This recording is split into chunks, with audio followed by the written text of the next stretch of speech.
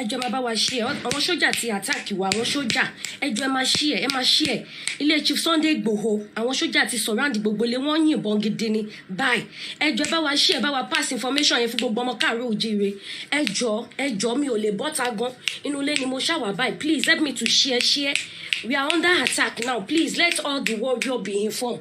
Please help us to notify everybody. Please call everybody to be at alert. We are under attack now in Chief Sunday Igboho house. Ẹjọ́ we are under attack already with Nigerian military. Confirm lele. Ẹjọ́ àwọn sójà ni Nigeria sójà. Ìbọn wọn lẹ ń gbọ́ yẹn wọ́n yìnbọn gidi ni confirm. Ẹ bá wa share, ẹ má bá wa pass information yẹn. Everybody wà at alert. Àwọn warrior kí gbogbo wọn wà at alert. Àwọn tó bá lè máa move bọ̀ bá anywhere tó bá wà. Confirm gidi ni o ìbọn lẹ ń gbọ́ tó yìn gidi yẹn. Àwọn Nigeria sójà lele. Please help me to share. Chief Sunday Igboho house ilé olóyè Igboho ṣe ń gbọ́ ẹ ń gbúrò bọn ẹjọ́ ẹ máa bá mi share ẹjọ́ ẹ bá mi share ẹ bá mi pariwo fún gbogbo àwọn ọmọ káàárọ̀ oòjíire àwọn Nigeria military wọ́n ti wá attack wa ẹjọ́ this to 2 ẹjọ́ torí Ọlọ́run wọ́n ti yìnbọn more than 10 minutes ó yẹ kí n ti gbé sí live látẹ̀kùn but I want to confirm láti mọ̀ bóyá òótọ́ ni kí n tó wá sí live kí n má bàa fún yín ní wrong information àwọn Nigeria sójà ni wọ́n kún táǹsì wọ́n surround wa ni ẹjọ́ torí Ọlọ́run wọ́n dẹ̀ yìnbọn gidi kì í ṣe ṣeré ẹ bá mi máa share ẹjọ́ ẹ bá mi máa share ẹ bá mi share ẹ jẹ́ kí gbogbo ọmọ Yorùbá mọ̀ nílé lóko gbogbo èèyàn àwọn tẹ́ bá lè jí ẹ jí wọn ẹ bá mi share confirm mo sọ fún yín ẹjọ́ àtọ́jú oorun lèmi náà ti gbúrò bọ́ lọ́ti bẹ̀rẹ̀ sí ní pé everybody lórí phone pé kí everybody wà alert ìgbà tí mo dẹ̀ máa confirm sí àwọn làwọn sójà ni mi lè bọ́ síta o but confirm lélẹ̀ everybody ìbọn lọ́yìn gidi yẹn kì í ṣe kékeré ó surround wa ni so ẹ bá wa share Nigeria sójà ni o àwọn ìjọba location 9 ni tó bá jí kúkú máa dàrú látòru yìí kó dàrú tó bá dẹ̀ máa níyànjú kó níyànjú ó ti ṣẹlẹ̀ nìyẹn mi ò lè bọ́ síta obìnrin ni mí wọ́n ní kí n má bọ́ síta but kí n gbé lọ sí live kí n jẹ́ kẹ́ mọ̀ bó ṣe ṣẹlẹ̀ PA bàbá ti confam fún mi sí pé àwọn sójà ni so ẹjọ́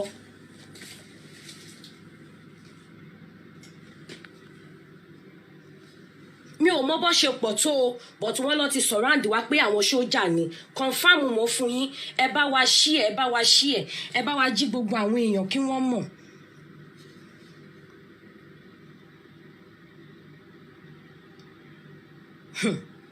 ṣe ti rí Nàìjíríà ẹjọ́ ẹ bá wa share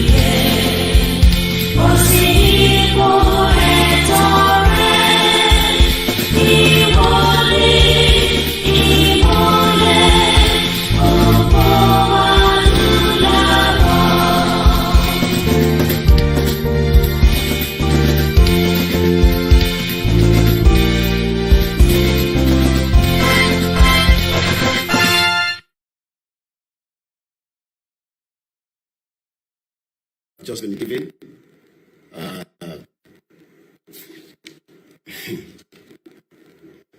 The situation, I could say, was extremely tense.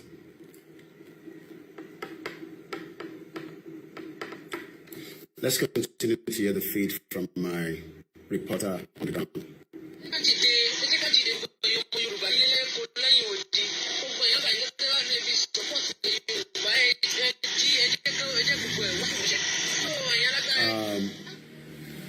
I can tell you, I won't go into too much details, but the situation was bad. the situation was extremely bad.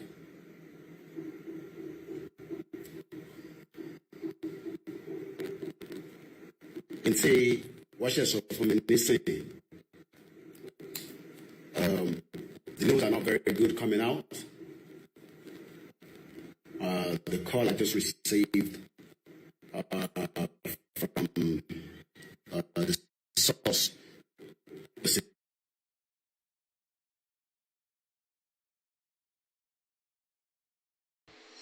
And a very good morning and welcome once again to 1st of July 2022.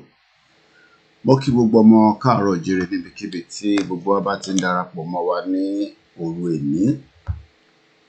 Mo kí wa pé a kú bójú ọjọ́ ṣe rí. Orúkọ tèmi a máa jẹ́ Ọláyọmí Kóìkì tí gbogbo yín mọ̀ sí KOIKIMEDIA. I say good morning, good afternoon, good evening from wherever you've joined the conversation. The time is coming up to 3:45 a.m. BST, British Standard Time, which is the same time as we have it back in Yoruba land, southwest of Nigeria. Mo kí wa pé a kú ìrántí, as today will continue to be a day that millions of Yorubas will not forget in time. And as we look into the timeline, we will definitely know that so much has occurred in Nigeria before. But 1st of July was another day that we will not forget in time. Bí a ti ṣe ń rántí ọ̀pọ̀lọpọ̀ ìṣẹ̀lẹ̀ tó ti ṣẹlẹ̀ ní Nàìjíríà, a tún máa rántí ọjọ́ ẹ̀ní níbi tí ìwòye ọdún kan olúkálukú níbikíbi tí a bá wà ni a ti gbọ́ oríṣiríṣi ìṣẹ̀lẹ̀ tí ó ń ṣẹlẹ̀ nígbà tí à ń wo aago ní ibi tá a bá wà, nígbà tí àwọn ìjọba Nàìjíríà tí wọ́n wá àtáàkì ilé Chief Sunday. Wọ́n sì wọ́n wọn lọ. Níbi tó ti wá àtáàkì ilé Chief Sunday Adéyẹmọ tí gbogbo wa mọ̀ sí Sunday Ìgbòho. Ọjọ́ tá à ń wí, ọjọ́ tó gba omijé lẹ́pọ̀lọpọ̀ látara ìṣẹ̀lẹ̀ tí à ń sọ yìí. Béèyàn bá rántí ọjọ́ náà, èèyàn á sì máa sunkún fún ìkúnlẹ̀ abiyamọ. Béèyàn bá rántí ìṣẹ̀lẹ̀ tó ṣẹlẹ̀ ní ọjọ́ tá à ń wí, èèyàn á máa béèrè pé ǹjẹ́ ó sì lẹ́tọ̀ọ́ kí a wà nínú irú ìlú tá à ń sọ báyìí? Àmọ́ lákọ̀ọ́kọ́ a máa rántí gbogbo ọmọ Yorùbá tí wọ́n ti pa nínú Nàìjíríà. A máa rántí wọn nítorí pé Nàìjíríà kò ní àníyàn tó dá fún ọmọ Yorùbá látijọ́ tí wọ́n ti so wá pọ̀, àwọn aláwọ̀ funfun. Ó lè pé àwọn aláwọ̀ funfun àmọ́ kò pé àwa tí wọ́n kó sáàárín wọn. Mo máa ń kí gbogbo wa lẹ́ẹ̀kan sí i. Mo kí bàbá mi dáadáa, bàbá lálùbáríkà, bàbá tí Ọlọ́run fi jíǹkẹ́ wa níbi ti ẹ̀mí, ní ti ọ̀rọ̀ sísọ. Mo kí bàbá wa nínú Olúwa nítorí pé ọ̀pọ̀lọpọ̀ àwọn ọmọ Yorùbá ẹ ṣì ń rò pé ó dìgbà tíyàn bá ní ṣọ́ọ̀ṣì tó tóbi tó pọ̀ tó ní èrò rẹpẹtẹ níbẹ̀ nìkan ni àdúrà ti ń gbà. Ìyẹn lọ́pọ̀lọpọ̀ ọmọ Yorùbá ò ṣe títẹ̀lé ìrìn àjò Yorùbá nation. Mo kí bàbá wa Prophet Ọlọ́ládé Àlàbá Ṣómúìwá. Orúkọ tí mo pè yẹn lè máa ríǹgì bẹ́ẹ̀lì lọ́pọ̀lọpọ̀ yín, àmọ́ a máa pè wọ́n ní bàbá confam. A dúpẹ́ lọ́wọ́ yín fún àdúrótì lẹ́yìn wa. Ọ̀pọ̀lọpọ̀ àwọn bẹ́ẹ̀ àti bàbá wa ọmọọba Bíọ́dún àtọ̀lọ́pọ̀lọpọ̀ àwọn tí a mọ̀ sí gbòógì àfáà bíi bàbá wa Chief Imam àtàwọn oníṣẹ̀ṣe ìyá wa ní Kogi State àti bàbá wa Gẹ́gẹ́ Ojó. Ẹ kú àdúrótì Chief Sunday Adéyẹmọ tí gbogbo wa mọ̀ sí Sunday Ìgbòho.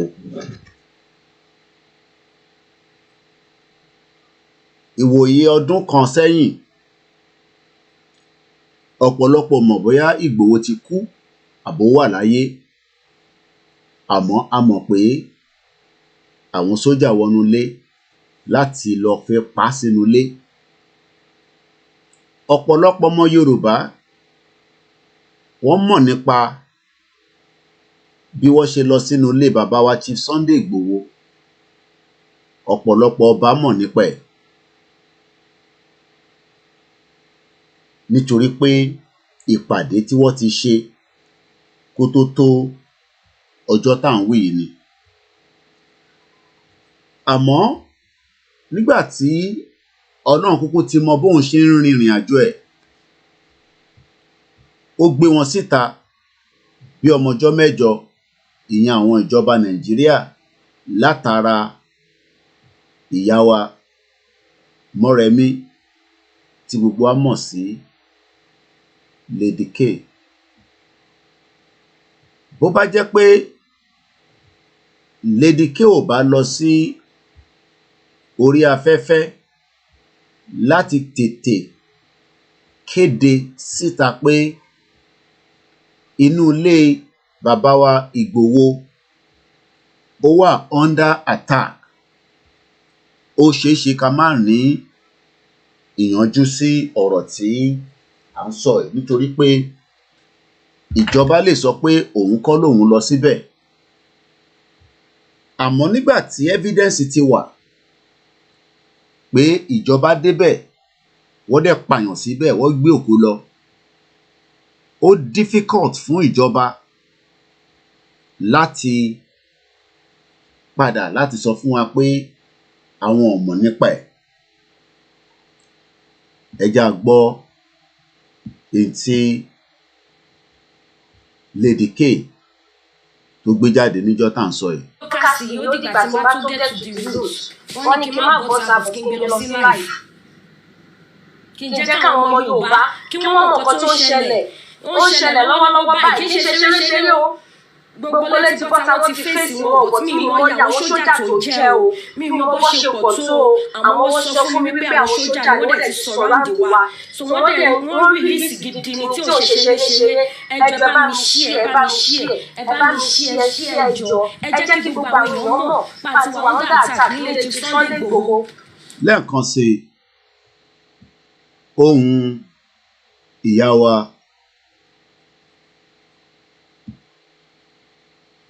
Lady K, òun lẹ gbọ́ tán yẹn.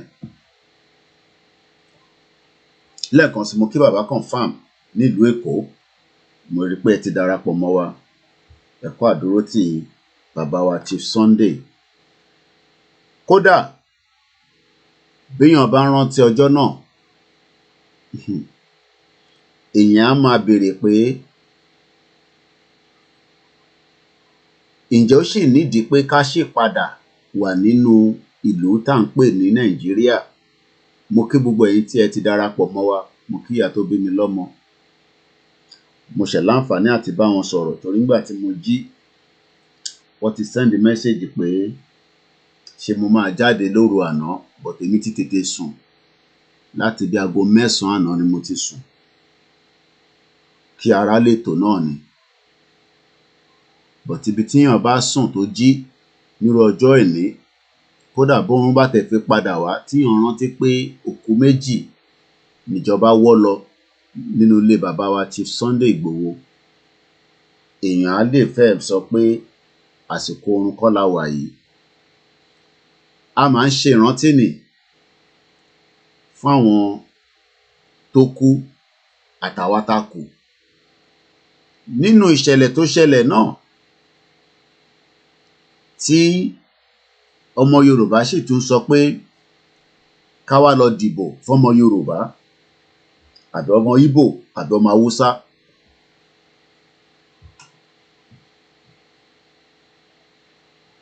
A máa béèrè pé ǹjẹ́ àwa àti ẹ̀yà Fúlàní ṣé kan náà ni wá àbí a kì í ṣe ìkan náà? Nígbà tá a bá dẹ̀ ti mọ̀ pé a kì í ṣe ìkan náà, kí wá ni ìdí tí a gbọ́dọ̀ jọ wà papọ̀ gẹ́gẹ́ bí orílẹ̀-èdè? Kí ló ń pè gan ní orílẹ̀-èdè?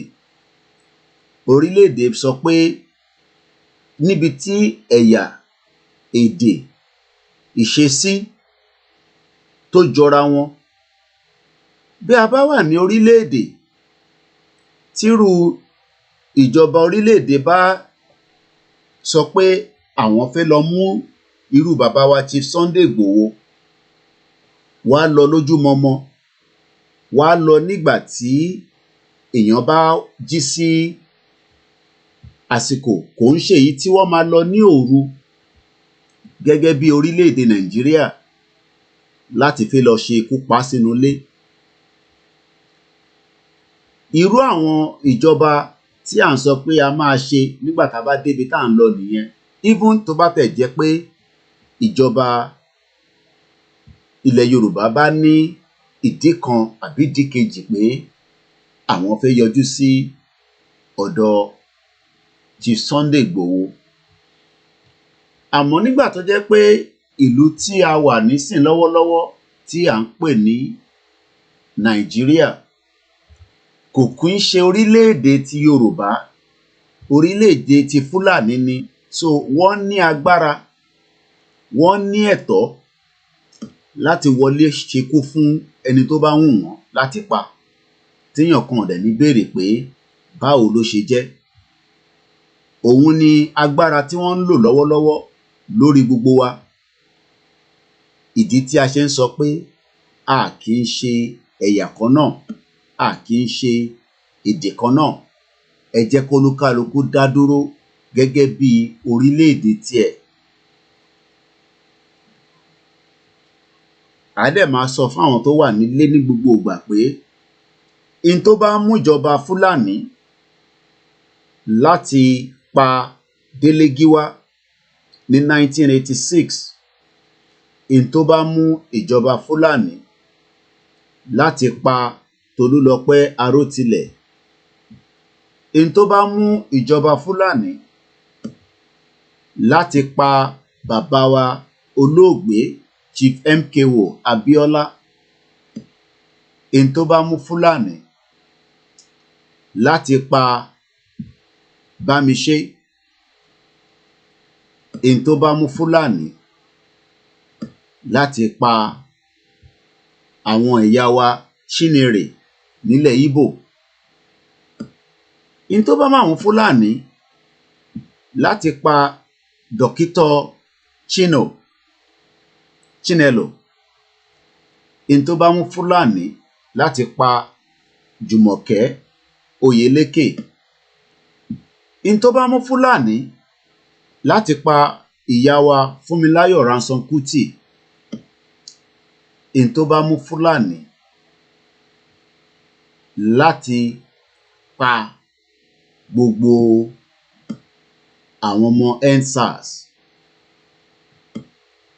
Ìbéèrè tí mo wá ń béèrè lọ́wọ́ ẹ̀yin tí ẹni ká ṣì wà nínú Nàìjíríà ni pé ǹjẹ́ Fúlàní ò ní jí níjọ́ kan láti fi ṣe jàǹbá fún gbogbo ọmọ káàárọ̀ òjíire? Ìyẹn la tún ṣe ń sọ fún yín ní ọjọ́ ìrántí báyìí pé ẹ má jẹ́ ká fi ọ̀rọ̀ tó wà ńlẹ̀ yìí, ẹ má jẹ́ ká fi ṣeré. In tó bá mú Fúlàní láti pa Uncle Bọ́lá Ìgè pẹ̀lú àwọn Yorùbá kọ̀ọ̀kan, in tó bá mú Fúlàní láti pa Fúnṣọ́ Williams àtàwọn ọmọ Yorùbá kọ̀ọ̀kan tó lọ́wọ́ sí, in tó bá mú Fúlàní láti pa Alhaji Adisa Saheed Adogan, in tó bá mú Fúlàní pa Alhaji Fatai. Fúlàní á máa pa ẹni tó bá tíyàn kan ní béèrè báwo ló ṣe jẹ́. Ǹjẹ́ gbogbo wa mọ̀ pé tó bá jẹ́ pé irú ọjọ́ tá à ń sọ yìí, Ọlọ́run tó ní ẹ̀mí bàbá wa ti Sunday Igboho kò fà lé wọn lọ́wọ́, in tá à ń sọ ìkọ́ la máa sọ. Nítorí pé irú ọjọ́ báyìí àákọ̀ máa fi rántí irú bàbá wa náà ni pé kọ́lọ́run bá wa tẹ́ wọn sáfẹ́fẹ́ rẹ̀. Àmọ́ nígbà tó jẹ́ pé Ọlọ́run ló ní ẹ̀mí bàbá wa Chief Sunday Adéyẹmọ Ìgbòho tí gbogbo wa mọ̀ sí Sunday Ìgbòho, kò jẹ́ kí ikú tí wọ́n gbé lọ bá nílé kó ṣeé ṣe fún ìjọba Nàìjíríà. Ó wù ìjọba Nàìjíríà pé káwọn pa sínú ilé, káwọn gbé òkú ẹ̀ lọ, ká má tẹ̀ tún rí òkú ẹ̀. Àmọ́ nígbà tó jẹ́ pé Ọlọ́run ló ń to ètò ẹ̀, ó dẹ̀ máa ń tò dáadáa. Ọlọ́run ò fún wọn ṣe, a dúpẹ́ fún Ọlọ́run. Ọlọ́run tó fún wọn ṣe láti pa bàbá wa, ọ̀rẹ́ tímọ́tímọ́, olólùfẹ́ wọn tó níyàwó tó lọ́mọ, ìyẹn Alhaji Adisa Adogan. Ohun Ọlọ́run bẹ́ẹ̀ ni. Ọlọ́run tó fún wọn ṣe láti pa Alhaji Fatai. Ohun wọn bẹ́ẹ̀ ni. Ẹ̀jẹ̀ Alhaji Adisa Adogan òun lẹ̀ ń wò nílẹ̀ ẹlẹ́yẹn tí wọ́n wọ́ látinú yàrá tí bàbá wa Chief Sunday Igboho ti ń gba àwọn èèyàn lálejò, tí wọ́n wọnú inú ilé tọ̀. Yàrá tí lẹ́ẹ̀kan sí ìbéèrè tí mo ṣe ń bi ọmọ Yorùbá láàárọ̀ yìí ni pé ǹjẹ́rú ìlú báyìí ni a fẹ́ wà? Nínú rògbòdìyàn yìí náà ni wọ́n ti kó àwọn 12 lọ tó jọmọ káàárọ̀ òjíire. Wọ́n máa gbé òkú wọn kúrò yàtọ̀ sí àwọn tó kó lọ tó lọ fìyà ìyà gidi jẹ wọ́n. Kò kúkú ń ṣẹ̀ní ní ìjọba Nàìjíríà tí ń gbé àwọn èèyàn wa lọ láti lọ fìyà jẹ wọ́n.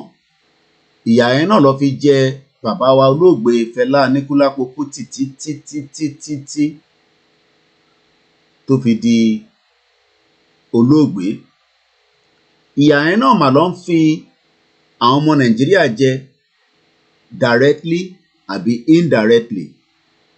Ìyà yẹn náà mà lọ ń fi àwa diaspora jẹ débi pé a ní any value gẹ́gẹ́ bí ọmọ Nàìjíríà ní ìta. Èèyàn kan pè mí lánàá ìyà náà ló fi tùlá Ọ̀yọ́ jẹ. Mo rántí pé mo láǹfààní àti rí bàbá yẹn nígbà tó wá bá mi ní sókà, ìyẹn ẹ̀gbọ́n mi tùlá Ọ̀yọ́. Tí ò bá ṣe pé a pariwo síta tá a dẹnu dúró, ó ṣeéṣe pé kíjọba Fúlàní pa tùlá Ọ̀yọ́. Ẹ̀yin náà ẹ máa béèrè lọ́wọ́ ara yín, èèyàn mélòó nídìílé ẹ, lọ́rẹ̀ẹ́ ẹ, lẹ́gbọ́n ẹ, ìyà yẹn náà mà ló ń fi àwọn ọmọ yunifásitì jẹ lọ́wọ́lọ́wọ́ báyìí, tí gbogbo wọn sì ń sọ pé àfi ká para wa sínú wọn Nàìjíríà ká lọ gba PVC. Màá tún máa béèrè lọ́wọ́ ara wa pé ṣé ìlú kan náà lájọ wà ní àbí ìlú ọ̀tọ̀ọ̀tọ̀? Nítorí pé evidence fi tó wa létí pé a kì í ṣe ìkan náà. Àwọn òyìnbó aláwọ̀ funfun àwọn lọ́kúkú dé,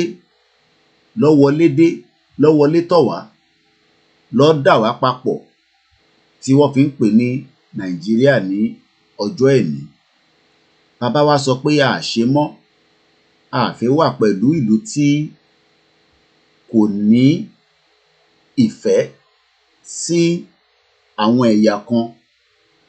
Kí wá ló dé tẹ́yìn kan sọ pé àfi ká ṣe dandan ká wà nínú ìlú náà nítorí olórí yín tí evidence show pé òun gan lọ́wọ́ sí ọ̀pọ̀lọpọ̀ ìṣẹ̀lẹ̀ tí ó ń ran ilẹ̀ Yorùbá lọ́wọ́lọ́wọ́ ní jàǹbá ṣíṣe, ìyẹn Tinubu.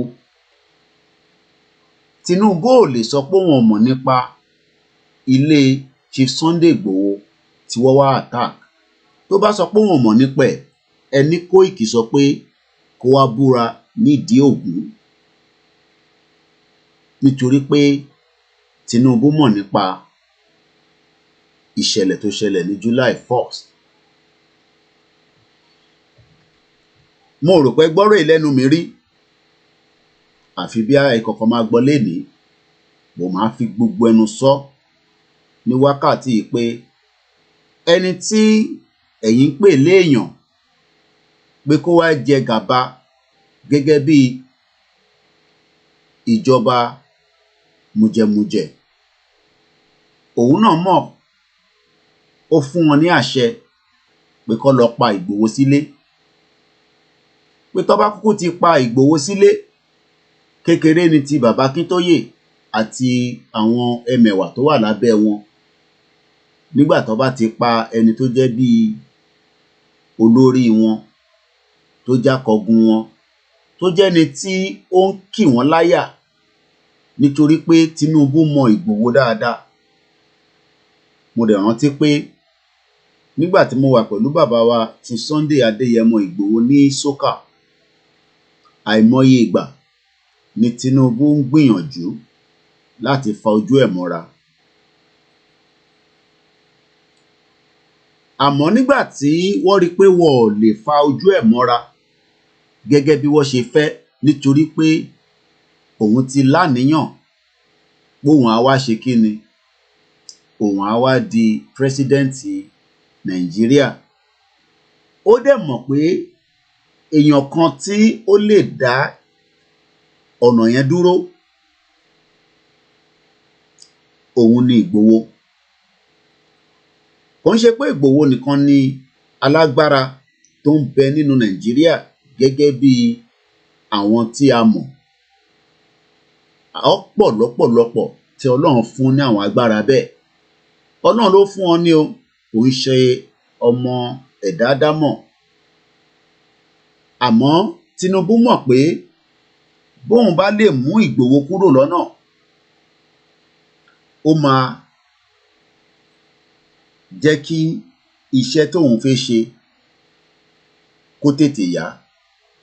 Ó ṣe àdéhùn pẹ̀lú ìjọba àwọn Fúlàní, gẹ́gẹ́ bí ó ti ṣe sọ fún wa nínú àwọn ọ̀rọ̀ tí ẹ ti gbọ́ lẹ́nu ẹ̀, pé òun sọ fún Buhari pé kó ṣe dáadáa sílẹ̀ Yorùbá.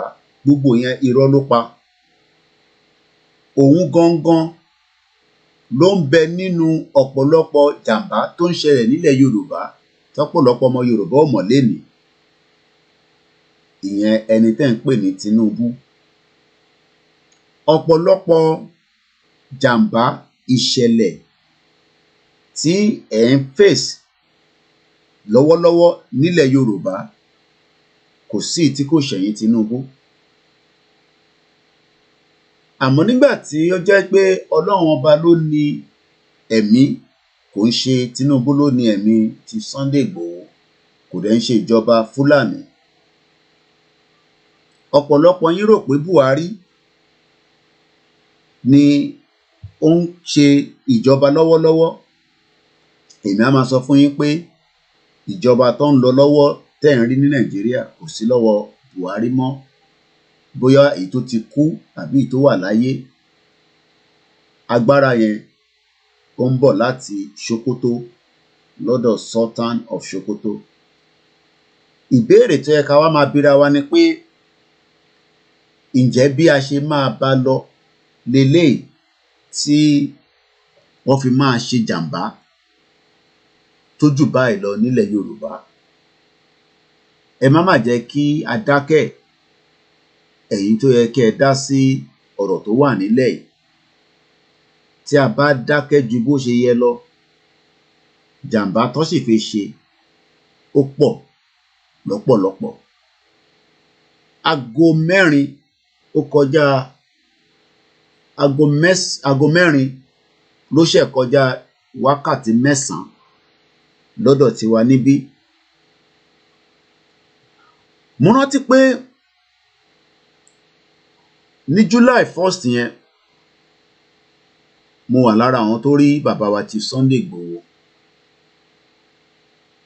lẹ́yìn gbogbo rògbòdìyàn tó ṣẹlẹ̀. Èmi rí wọn, àmọ́ ìjọba ò rí wọn. Ó pẹ́, á fẹ́ tó aago mẹ́sàn-án alẹ́ kíjọba tó lè jáde pé àwọn làwọn wá sílé Ìgbòho. Ìdí tó dẹ̀ ṣe pẹ́ ni pé lọ́kàn inú ìjọba wọ́n rò pé wọ́n pa Ìgbòho sílé ló ṣe gbé ológbò lọ. Nígbà tí àwọn bá kúkú gbé ológbò yẹn lọ, á padà di èèyàn. Ìyẹn ni tẹ bá gbọ́ gbogbo àwọn ọ̀rọ̀ táwọn tó wà nínú ilé nígbà tí ìṣẹ̀lẹ̀ ṣẹlẹ̀ pé wọ́n gbé àwọn babaláwo kan wá. Àwọn babaláwo tó gbé wá, àwọn ti gbàgbé pé Ọlọ́run ló ń ṣiṣẹ́, Ọlọ́run wà nínú àrà.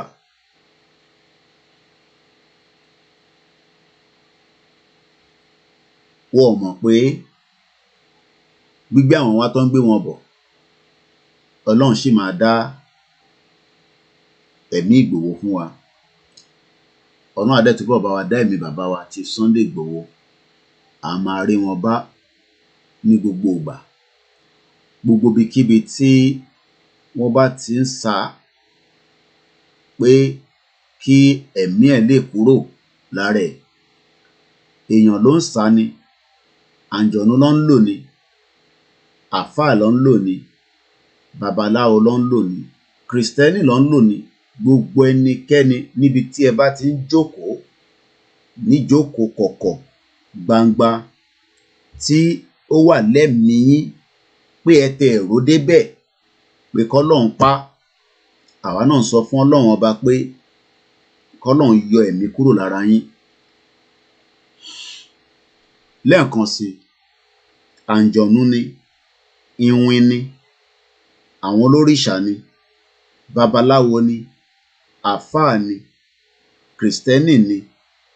Ìlú kan lẹ ti lọ dán wò ni, ìlú kan lẹ ti fẹ́ sá ni, ìlú kan lẹ ti ń gbé papọ̀ pé kó bá di bẹ́ẹ̀ láti fi gba ẹ̀mí bàbá wa ti Sunday Adéyẹmọ Ìgbòho. Mò ń bẹ Ọlọ́run tí ó mọ̀ pé àníyàn kan tí bàbá yẹn gbé dání, òun ni kí ọmọ Yorùbá ní àlàáfíà, nítorí pé gbogbo nǹkan lọ́lọ́run fún tó fi jíǹgẹ́ ẹ̀. Tó bá náà wọ́n bá wa dá sí tó wà nílẹ̀, kò kúkú ń ṣòun nìkan lọ́mọ Yorùbá. Ọ̀pọ̀lọpọ̀ ọmọ Yorùbá tó ń bẹ lálẹ́ yìí, tó ń bẹ lọ́sàn-án yìí, tó ń bẹ láàárọ̀ yìí, tí wọ́n ń wo bí ìṣẹ̀lẹ̀ ṣe ń ṣẹlẹ̀ nílẹ̀ Yorùbá tí wọ́n dẹ̀ dá sí. Àmọ́ bàbá wa Chief Sunday Igboho ó dìde tán.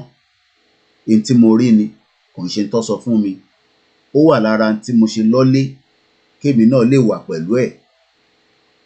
Ẹnikẹ́ni lẹ́ẹ̀kan sí bí àǹjọ̀nú ni yín, iwin ni, olórìṣà ni, àfáà ni, ìjọ kan ni, ìjọ mẹ́ta ni, lẹ̀ ń gbèrò.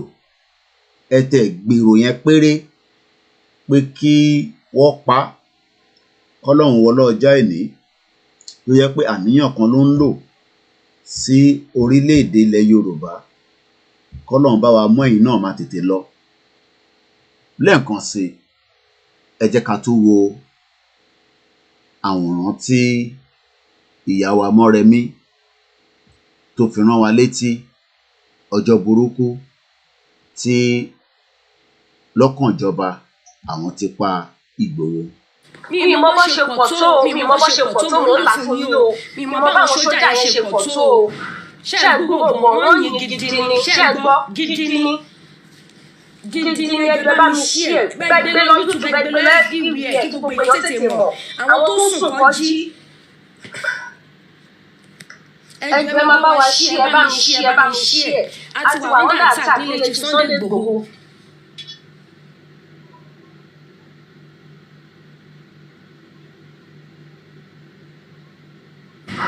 Wọ́n láyé wọlé ọkọ̀ àwọn wọ́ọ̀rọ̀ náà ti lọ fèsì wọn ta ìgbóhùn wọn lẹ́ ń gbọ́ ẹjọ́ ó bẹ́ ta ìwọ̀n wọ́ọ̀rọ̀ tó máa tó sí ẹjọ́ ẹjẹ́ kó wá fèsì wọn níta ìta ló wà àwọn tó dé bá dẹ̀ ń bọ̀ kọ́mọ bó ṣe máa rìn according to nǹkan tó sọ fún mi sìn wọ́n ní wọ́n sọ̀rọ̀ àǹdù wà bínú jáde ta ló ń pè mí why calling me ẹ pè sórí fífẹ́ WhatsApp ẹ má pè sórí messenger àwọn ni mò ń lò.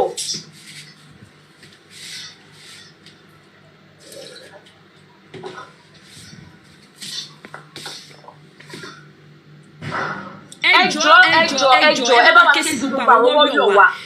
Ó pọ̀ kí ní tí mo gbọ́ ọ̀bọ̀ tí mo gbọ́ ìpọ̀ kọjá bẹ́ẹ̀. Ó kọjá bẹ́ẹ̀. I know no problem but we gbọ́dọ̀ mú wọn ní wọ́n gbọ́dọ̀ escape. Lẹ́ẹ̀kan sí mo mà kí gbogbo wa níbikíbi tí ẹ bá ti ń darapọ̀ sí ibi tá a ti ń ṣe ìrántí fún àwọn tí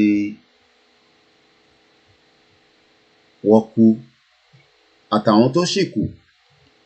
Tó jẹ́ pé tó bá jẹ́ pé irú ìlú tó wà civilized níṣẹ̀lẹ̀ yẹn ti ṣẹlẹ̀, wá sì máa gba treatment fún psychology nìkan tójú wọn rí. Àwọn tó wà nínú ilé lọ́jọ́ tá à ń wí nìkan ló lè sọ ìtójú wọn rí. Wọ́n dẹ̀ ní lè sọ tán níjọ́ kan, kò ní ṣe sọ tán nínú ọdún kan. Bẹ́ bá rí wọn tí ẹ̀ ń wò wọ́n níta, ìyẹn àwọn tíṣẹ̀lẹ̀ ṣẹlẹ̀ sí, àwọn kan ti lọ quietly tá a mọ̀ tó yẹ pé wọ́n ì tí lè jáde gan láti sọ̀rọ̀ síta. But Ọlọ́run fún àwọn kan ní ìta ń pè ní àlàáfíà àti ìmọ̀. Ìyẹn lẹ ṣẹ̀ṣẹ̀ ń rójú wọn. Bóyá àwọn tí wọ́n ń ṣe program nínú wọn àbáwọn tí wọ́n ṣe program but tí a mọ̀ tó yẹ pé wọ́n ṣì wà very active. But àwọn nìkan ni wọ́n lè sọ tí ojú wọn rí nínú ilé ní July 1st. Nígbà tó tẹ̀ di pé àwọn tí wọ́n rán wá tí wọ́n rí pé àbí àwọn pa Ìgbòho àbáwọn rí pa, wọ́n wá fi ìyà jẹ àwọn tó wà nínú ilé tó kù kó tó di pé wọ́n bẹ̀rẹ̀ sí kó wọn lọ.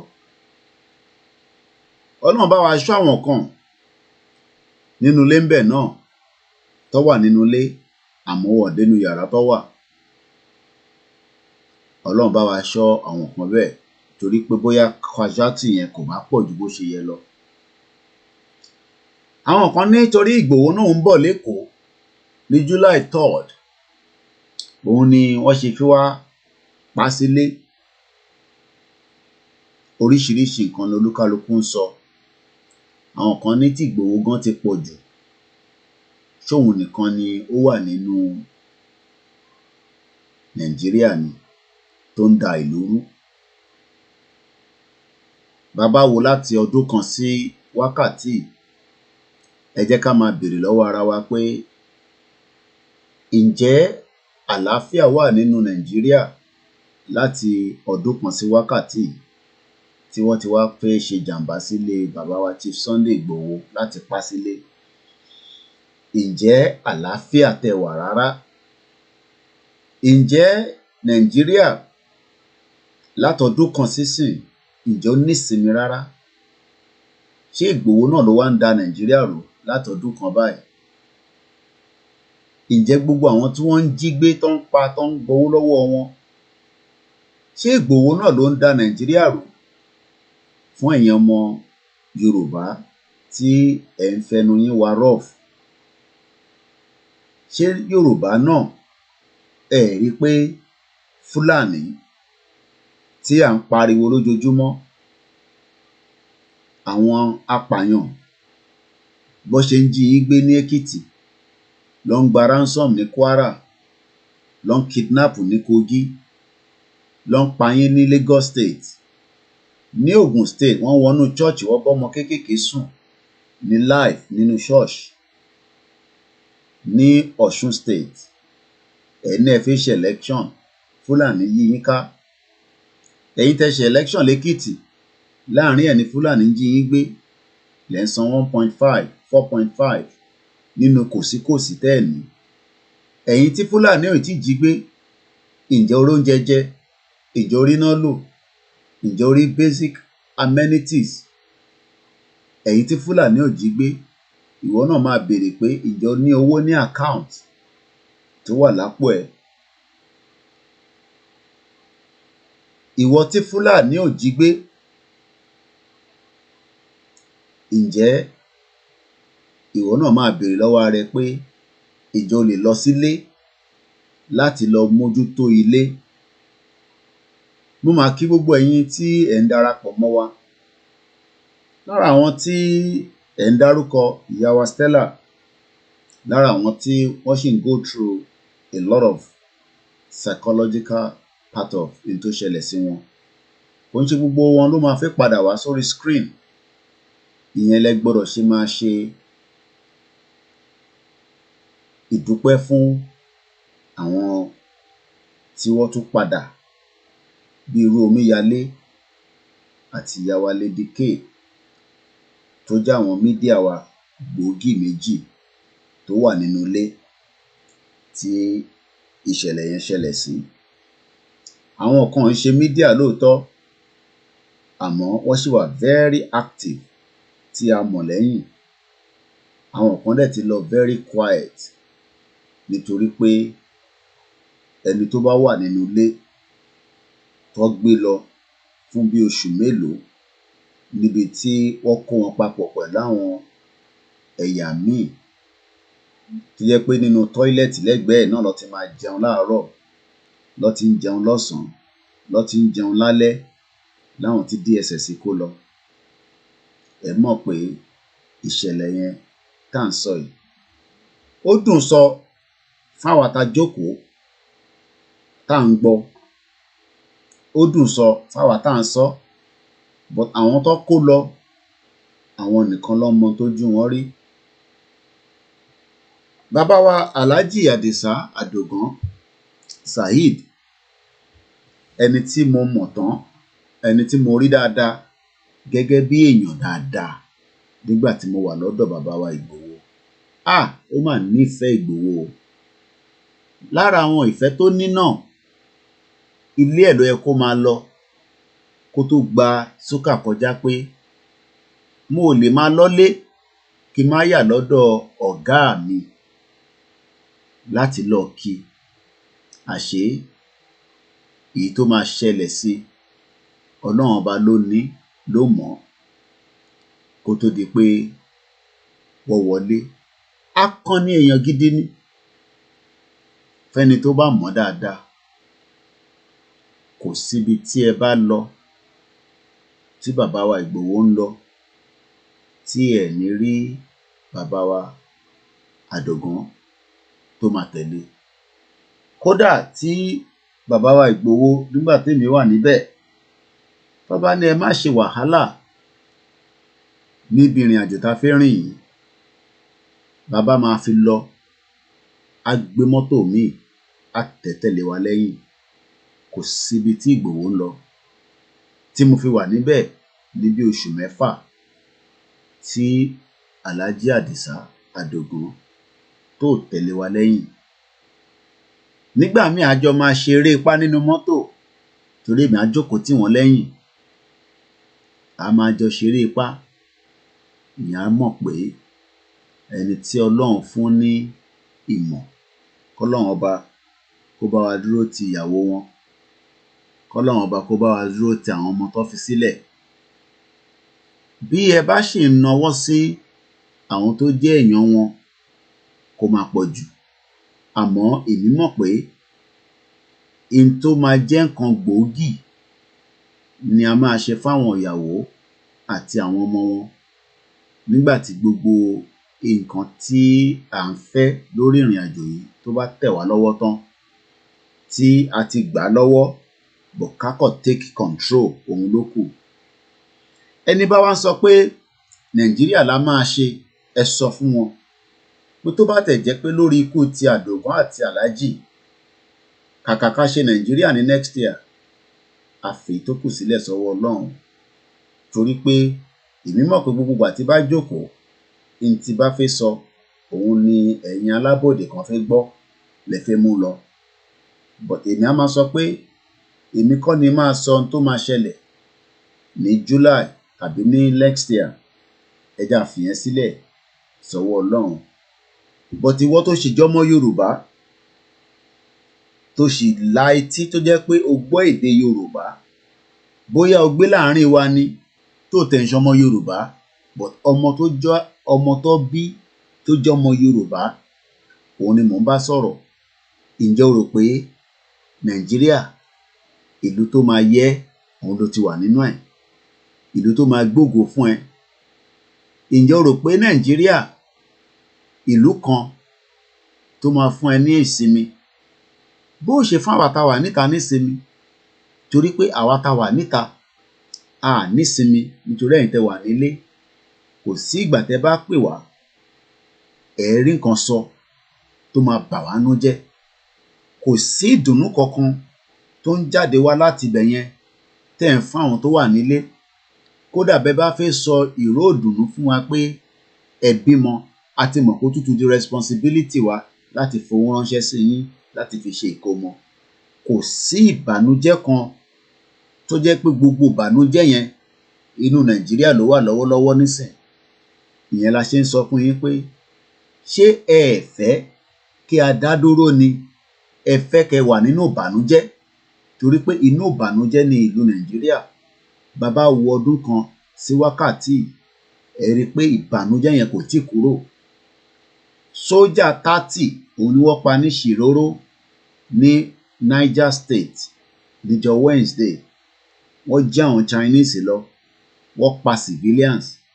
Mélòó la tẹ̀ fi rántí? Àtẹ̀ ti lose count èèyàn tó ń pa lójoojúmọ́ nílùú mùjẹ̀mùjẹ̀.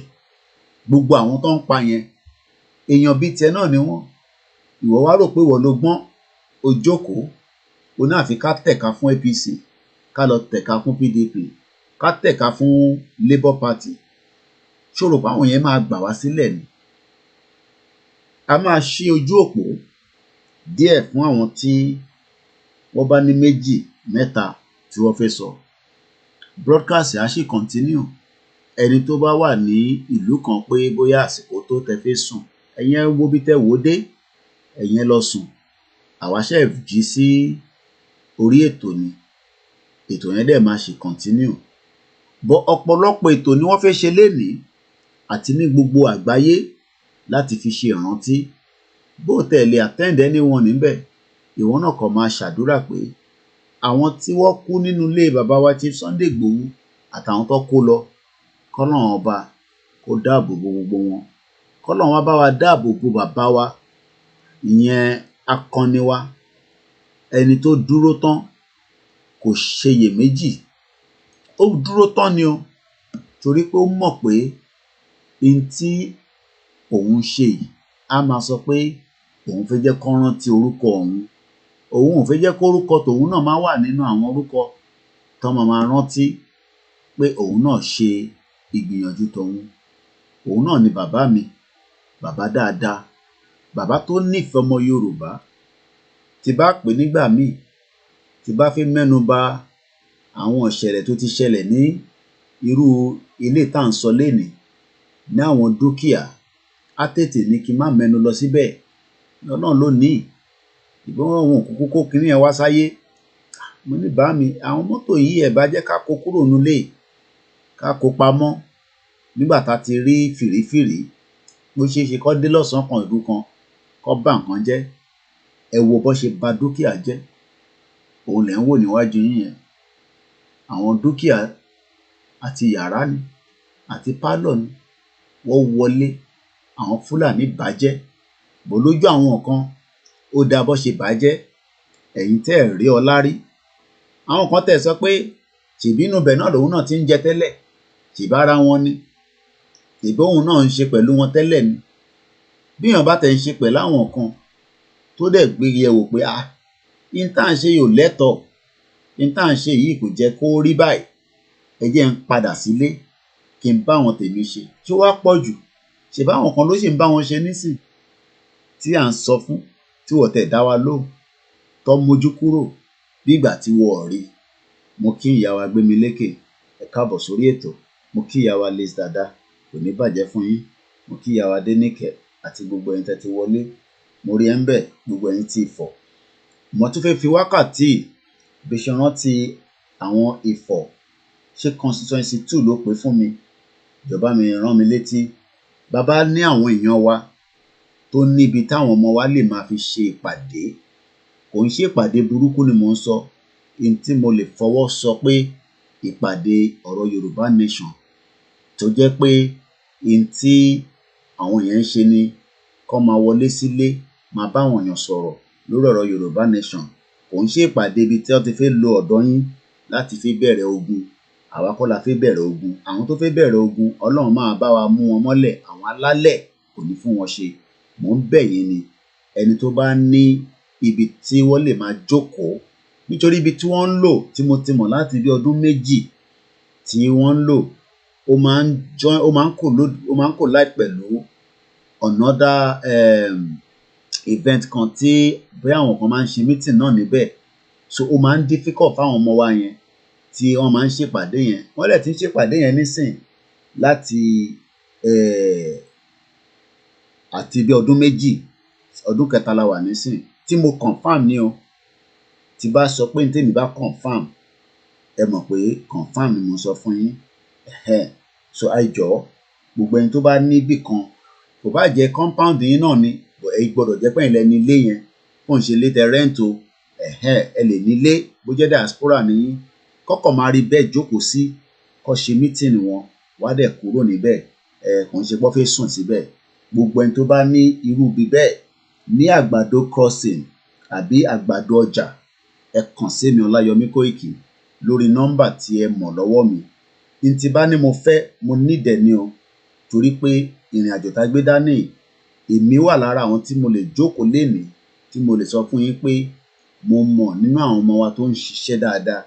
Tó bá dẹ̀ pè mí, tí mo dẹ̀ mọ̀ pé wọ́n need àwọn nǹkan kan méjì mẹ́ta, ó ṣeé ṣe kémi náà jáde kí n béèrè lọ́wọ́ ẹ̀yin tí a jọ ń gbọ́ ètò, tí ẹ nífẹ̀ẹ́ Yorùbá nation.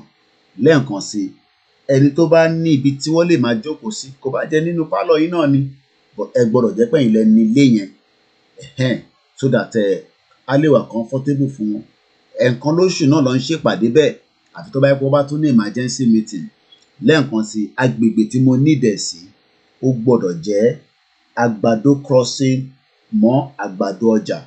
Ẹ kàn sí mi quietly. Tẹ́ bá ti sọ bẹ̀ fẹ́mi, ẹni tó jẹ́ bí ọ̀gá wọn á lọ wo bẹ̀, wá bẹ̀rẹ̀ sí lọ síbẹ̀.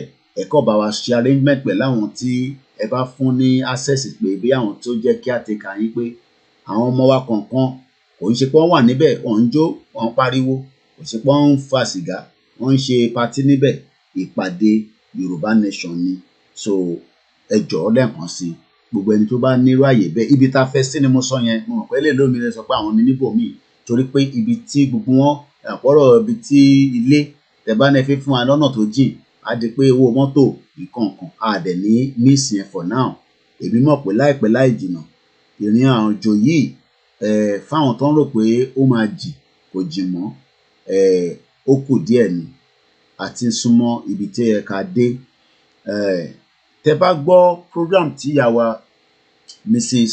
Modúpẹ́ọlá Onítìrí Abíọ́lá tí wọ́n ṣe ní àná wọ́n ní July 2nd ni wọ́n pa ọkọ àwọn náà ṣe rí i pé ìjọba Nàìjíríà ìjọba Fúlàní wọ́n work with date and time and that is how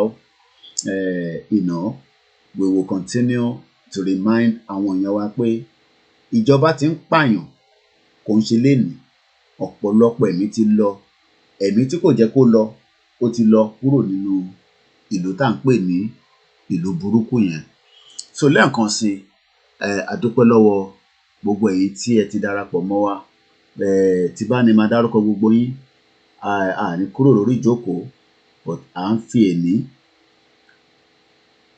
fi rántí àwọn tí wọ́n pa sínú ilé bàbá wa bí ṣe sọ oríṣiríṣi activities ló máa wáyé between èní sí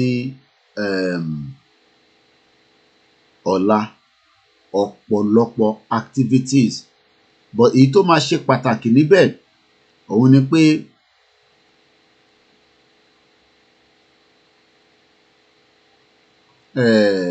ọ̀pọ̀lọpọ̀ ohun tó máa ṣẹlẹ̀ òun ni pé ní ọ̀dọ̀ bàbá wa Chief Sunday Adéyẹmọ Ìgbòho àwọn èèyàn máa wà níbẹ̀ ìyẹn ní èní fáǹfààní ẹ̀yin tí ẹ bá máa darapọ̀ mọ́ wọn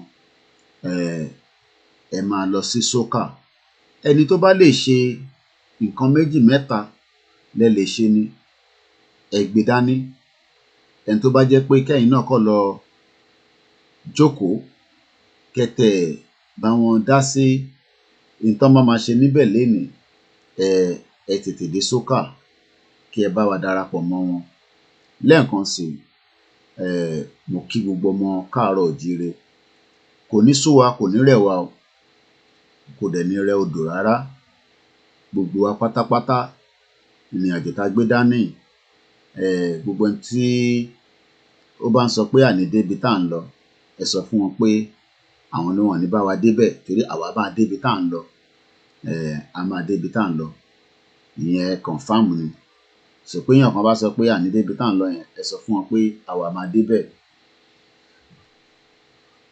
Once again a kí gbogbo ọmọ Yorùbá nílé àti lóko níbi tí ẹ ti ń darapọ̀ mọ́ wa bí ti ṣe sọ èní a fi ń ṣe ìrántí ni fún àwọn tí ìjọba pa sínú ilé bàbá wa Chief Sunday Adéyẹmọ Ìgbòho ìjọba rò pé àwọn pa wọ́n lọ ni but àwa mọ̀ pé Ọlọ́run ló ní àsìkò ó dẹ̀ máa ń ṣe ní tó wù ú Ọlọ́run mọ̀ pé ìṣẹ̀lẹ̀ yẹn máa wáyé ó dẹ̀ mọ̀ pé àwọn kan máa bá lọ nínú ẹ̀ but ó dẹ̀ mọ̀ pé kò ń ṣe gbogbo wa náà ni gbogbo àwọn tó wà níbẹ̀ náà ló máa bá lọ torí pé àníyàn ìjọba ni pé kó pa gbogbo àwọn tó bá nínú ilé yẹn kódà wọ́n náà gbé petrol wá láti fi sun ilé yẹn but nígbà tó dẹ̀ jẹ́ pé àṣírí wọn ti tú kò jẹ́ kí wọ́n lè ṣe jàǹbá yẹn ju bó ṣe yẹ lọ bí ti ṣe sọ àwa ò ní gbàgbé àwọn tí wọ́n kú nínú ìṣẹ̀lẹ̀ tí à ń sọ yìí and also ọ̀pọ̀lọpọ̀ ìgbésẹ̀ ló máa wáyé látẹ̀ní ẹ jẹ́ kí gbogbo wa ń kọ́ ká túbọ̀ máa wo gbogbo media platform fáwọn in tó ń bọ̀. Irú eléyìí tí a fi ń wọ̀nyí ó máa ṣẹlẹ̀ náà. Òun ló sọ pé Yoruba Self-Determination Groups and the Yoruba World Media, July 1st, to celebrate an unforgettable day in the history of Yoruba nation self-determination.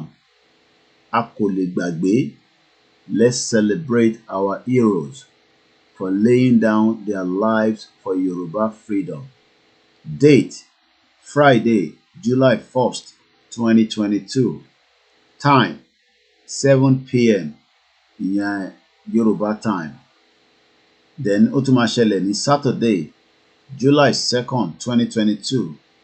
Níbi tó ti máa ní special 50 million naira fundraising to financially support our man and mountain legal bills.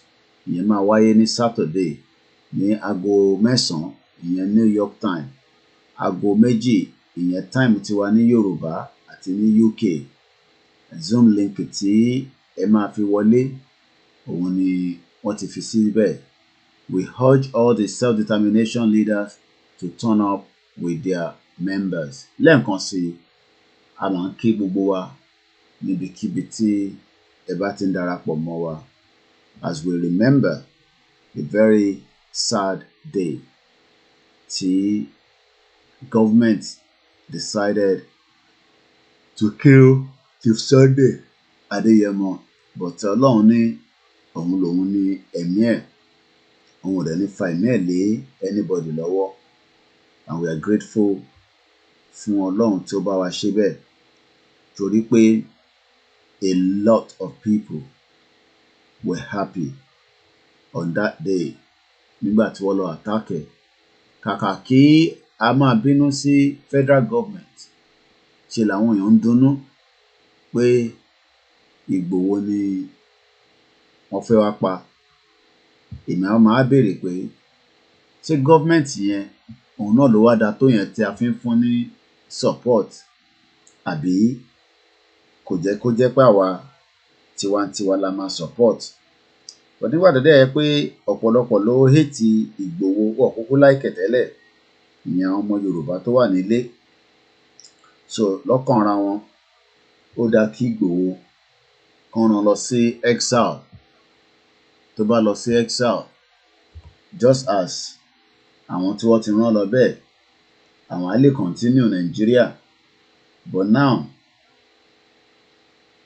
But nísìn ni gbogbo èèyàn ti wá mọ̀ pé it's not like that.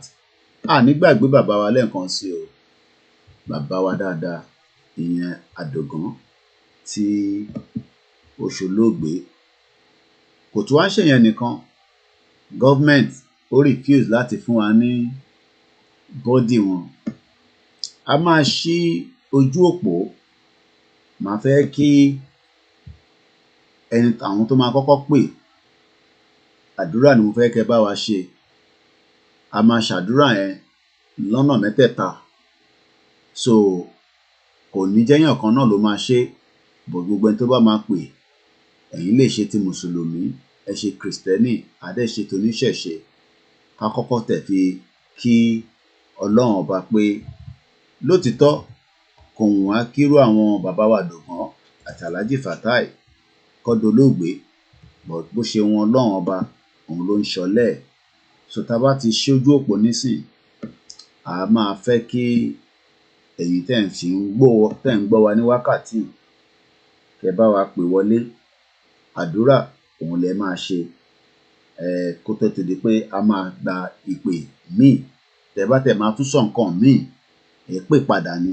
Ìta bá máa pè nísìn náà, ká tẹ̀ fi kọ́kọ́ ṣàdúrà fún àwọn olóògbé àtàwọn ẹbí wọn tí ìjọba tó dá sí ibi tí a máa sọ pé n tá máa dùnyàn lọ́kàn. So yẹn la máa kọ́kọ́ ṣe nísìn kó tó di pé a máa continue. Once again, as we say, for the benefit of our brothers and sisters that probably are not Yorubas, we're using today as we remember the atrocity and the killings. As you can see, those are the blood of Adogan that was dragged from that room into their vehicle without even respecting the bodies. And as you can see, the whole house was completely destroyed. You might not understand the magnitude of what happened on that very sad day. But if you were fortunate to have been there, you would understand the magnitude of the damage. But the reason we're always saying to those that still believe in one Nigeria is the Fulanis still have more agenda to destroy and kill and maim. And they will do so. And more so, we will still ask the question, are we one Nigerians or are we different nations that are all locked in together in this contraption known as Nigeria? It has not been like that alone in Yoruba land. The government visited MAZI NNAMDI KANU's house September 2017, and almost 30 innocent Biafrans were killed. And as usual, their bodies were dragged away, just as Oyigbo, so many innocent people were killed. Just as people were killed during the Lekki toll gate.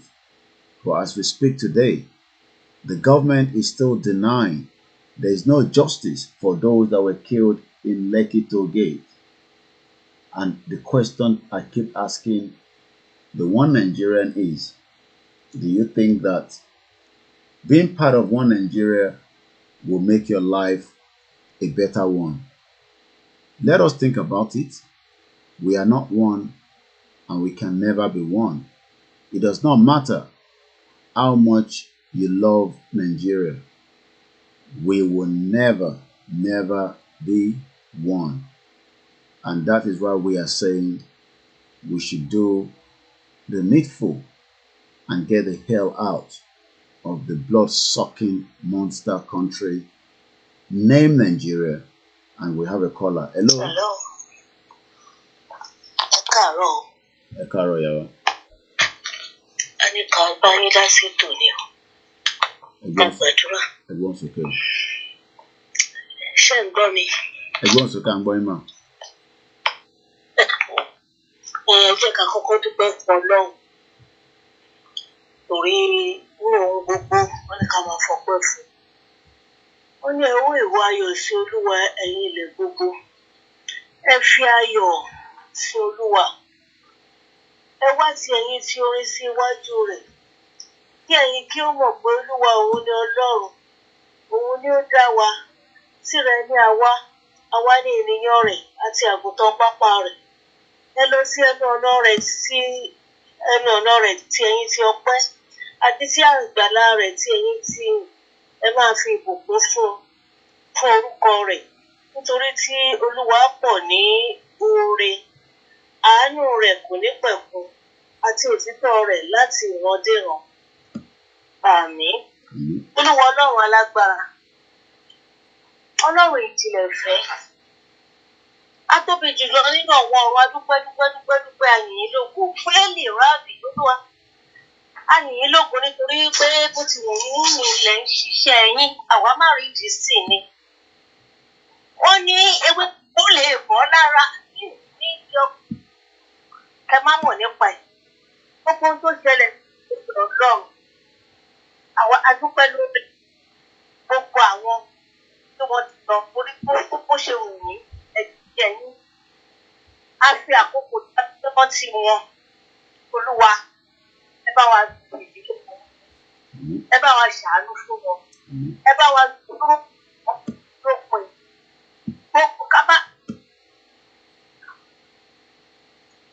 ṣe ìyanu láyé wọn. Mo wá gbé bàbá wa olóyè Sunday Igboho. Mo gbé wọn wá síwájú ní Ọlọ́run lágbà lórí ẹ̀yin lè bá wọn. Ẹ̀yin lẹ mọ̀ wọ́n, ẹ̀yin lẹ mọ̀ wọ́n. Ẹ̀yin lẹ gbé wọn dìde. Torí pé mi ò lérò pé wọ́n dánú ṣe iṣẹ́ náà láti ọwọ́ ara wọn. Olúwa mo wá Olúwa Ọlọ́run ẹ̀san. Ọlọ́run ẹ̀san. Mo fẹ́ kẹ́ fi ara yín hàn. Gbé ara rẹ sókè, ìwọ onídàájọ́ ayé. Sọ ẹ̀san fún àwọn agbéraga. Olúwa yóò ti pẹ́ tó. Tí àwọn ènìyàn búburú yóò ti pẹ́ tó. Tí àwọn ènìyàn búburú yóò fi máa lérí. Wọn ò ti máa da ọ̀rọ̀ nù. Tí wọn ò máa sọ ohun líle pẹ́ tó. Tí gbogbo oníṣẹ́ ẹ̀ṣẹ̀ yóò fi máa fi ara wọn lérí. Olúwa, wọ́n fọ́ àwọn ènìyàn rẹ tútú. Wọ́n sì ń yọ̀ àwọn ènìyàn rẹ lẹ́nu. Wọ́n pa àwọn opó àti àlejò. Wọ́n sì pa àwọn ọmọ aláìní bàbá. Síbẹ̀ wọ́n wí pé Olúwa kì yóò rí. Bẹ́ẹ̀ ni Olúwa Jákọ́bù kì yóò kà á sí. Kí òye kí ó yé yín, ẹ̀yin òpè nínú àwọn ènìyàn àti ẹ̀yin aṣiwèrè. Ní ìgbà wo ni ẹ̀yin ò gbọ́? Ẹni tí ó dá etí ó wà lè ṣe aláìgbọ́ bí? Ẹni tí ó dá ojú ó wà lè ṣe aláìríran? Ẹni tí ń na àwọn orílẹ̀-èdè ó wà lè ṣe aláìṣe òtítọ́? Olùrí wà lè ṣe aláìṣe olùtọ́? Òun ni ẹni tí ń kọ́ ènìyàn ní ìmọ̀. Olúwa mọ èrò ìní ènìyàn pé asán ni wọ́n. Ìbùkún ni fún ènìyàn. Olúwa Ọlọ́run alágbára dúpẹ́ lọ́wọ́ yín lẹ́ẹ̀kan sí i. Mo wá gbà á ní àdúrà.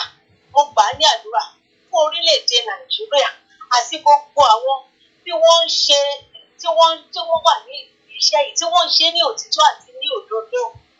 Ọlọ́run ẹ bá wa dì wọ́n mú. Ẹ bá wa gbé wọn lékè. Ẹ jẹ́ kí wọ́n borí gbogbo ìṣòro. Tá bá rí gbogbo àwọn tí wọ́n kó sí àárín wọn. Ẹjọ́ kó sí àárín olótìtọ́ láti da olótìtọ́ láti pa wọ́n lẹ́gbọ́ àwọn elérògbèrò, àwọn eléte, àwọn onírọ́, àwọn afi ọgbọ́n tẹ ọ̀rọ̀ ẹ̀tọ́ wọn fi kó sí ni lábẹ́. Olúwa ẹjọ́ alàgbà Olódùmarè Jésù ti bẹ́ẹ̀ ni Olódùmarè Olúwa alàgbà kó ìjẹ́jọ́ torí ní iwájú Ọlọ́run àti ènìyàn tí a kò gbọdọ̀ pé jẹ́rìí rọ́. Wọ́n ní ègbé ní fún ẹni tí a kò fi rán, ègbé ní fún ẹni tí a fi rán. Bí mo jẹ́ níbi ní ọ̀sẹ̀ tí ó kọjá sí ọ̀, I saw you ní iwájú Ọlọ́run àti ènìyàn. Èmi ni mo lálàá pé mo sọ alàgbà Sunday Igboho lórí òkèlè kan pé wọ́n rìlíìsì wọn ní January 7. Gbọ́dọ̀gbọ́ olóyè Igboho máa jáde, wọ́n máa rìlíìsì wọn. Bẹ́ẹ̀ ni mo tún rí Olúwa, bẹ́ẹ̀ ni mo rí White Lion. Orúkọ kò ní ṣubú lù yìí o, lórúkọ ti Jésù. Ẹnikẹ́ni tó bá dọ́gbọ́n rápálá fẹ́ wọ abẹ́ tó lérò pé àwọn ọgbọ́n tó fẹ́ dá ọgbọ́n ète lórí ìrìn àjò yìí lórí yín, ẹ̀mí ọ̀run á ṣe wọn mọ́ṣẹ́. Lórúkọ ti Jésù, mo ní ẹ̀mí ọ̀run á ṣe wọn mọ́ṣẹ́. Gbogbo ọgbọ́n ètekéte tí wọ́n lérò pé kí ìrìn àjò yìí kó máa bọ́ sí lórí gbogbo àwọn tó ń pèsè lórí olú ẹyẹ bàbá màmá onídìrí mi. Olúwa ò pé ètekéte bá ọ̀pọ̀ wa dàwọn lédè rú Jésù ọmọ Ọlọ́run bẹ́ẹ̀ dàwọn lédè rú ìbọn wọn kò ní jọ. Gbogbo ẹnikẹ́ni tó ń ṣiṣẹ́ ìní òtítọ́ àti ní òdodo, Olúwa á gbé yín dúró, Olúwa á sì tì yín lẹ́yìn, Olúwa á wà pẹ̀lú yín, ìdààmú ò ní dé bá yín, wàhálà ò ní dé bá yín.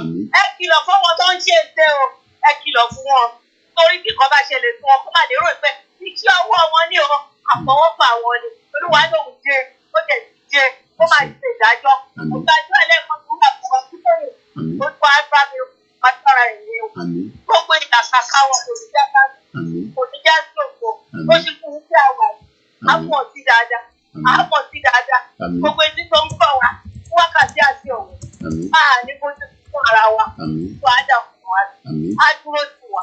Á tún lè wá ṣe á tún ọ̀nà wa ṣe gbogbo àwọn tó ń ṣọ̀pọ̀ lọ́wọ́ ọlọ́run alágbára Kristi ọba mímọ́ yóò tù wọ́n nínú yóò tù wọ́n yóò tù wọ́n nínú yóò tù wọ́n nínú olúwa yóò gbé ìrànlọ́wọ́ dìde láti fi kíkì gúúsù àríwá ìlà àwọn àdúgbò olúwa gbé ìrànlọ́wọ́ dìde fún Yorùbá ni á dúró ti dúró lọ́sọ̀rọ̀ ti dúró ni òṣìṣẹ́ tó bá ní kò ní dúró ilé aláàánú àgbẹ̀ wọn nítorí ìyá yìí pọ̀ bẹ́ẹ̀ ni yóò rí yóò sì rí bẹ́ẹ̀ bàbá mi máa bá ṣe é lọ bẹ́ẹ̀ ni olúwa Jésù olúwa wa.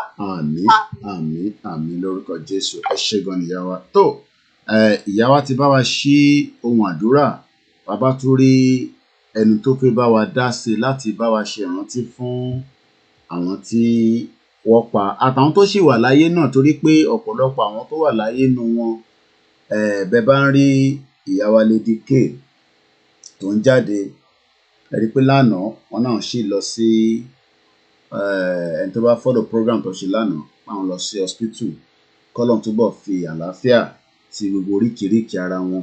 Gbogbo ìwà náà láti mọ nọ́mbà tí a fi ń pè sórí ètò +4474 044059117. Bó bá dẹ̀ pé ẹ kàn fẹ́ ṣe ìrántí náà ni ẹ jẹ́ ká gbọ́ láti ẹnu wa so that kí ẹ̀yin náà, torí ìwòye last year àtẹ̀ ìgbà call ju pé à ń fún yín ní update. Mo rántí so many of the videos tí mo ṣe ní last year, and I think one of those videos was this one. Let me just wind it forward and let's hear what I was saying here. Gbọ́dọ̀ àǹkè mi gan ìgbẹ́ bẹ̀rẹ̀ sí mú mi, oríṣiríṣi ló ń ṣe mí níjọ́ náà lọ́hùn. Mo rántí pé mo dìde ọ̀pọ̀lọpọ̀ mọ ète àwa náà face níjọ́ yẹn, wà á ṣàdúpẹ́ fọlọ́run. Àwa gbogbo fúnra lára wa ní láti destroy.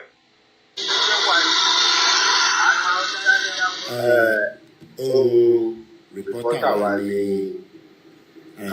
ẹ̀sìn gbọ́ yẹn. Orúkọ tèmi ni Ọláyẹmí Kóìkì, agbẹnusọ fún bàbá wa ti Sunday Ìgbòho, tí mo lè sọ fún yín pé ìṣẹ̀lẹ̀ tó ṣẹlẹ̀ ní àárọ̀ yìí. Okay, I think we're getting a signal from the house now.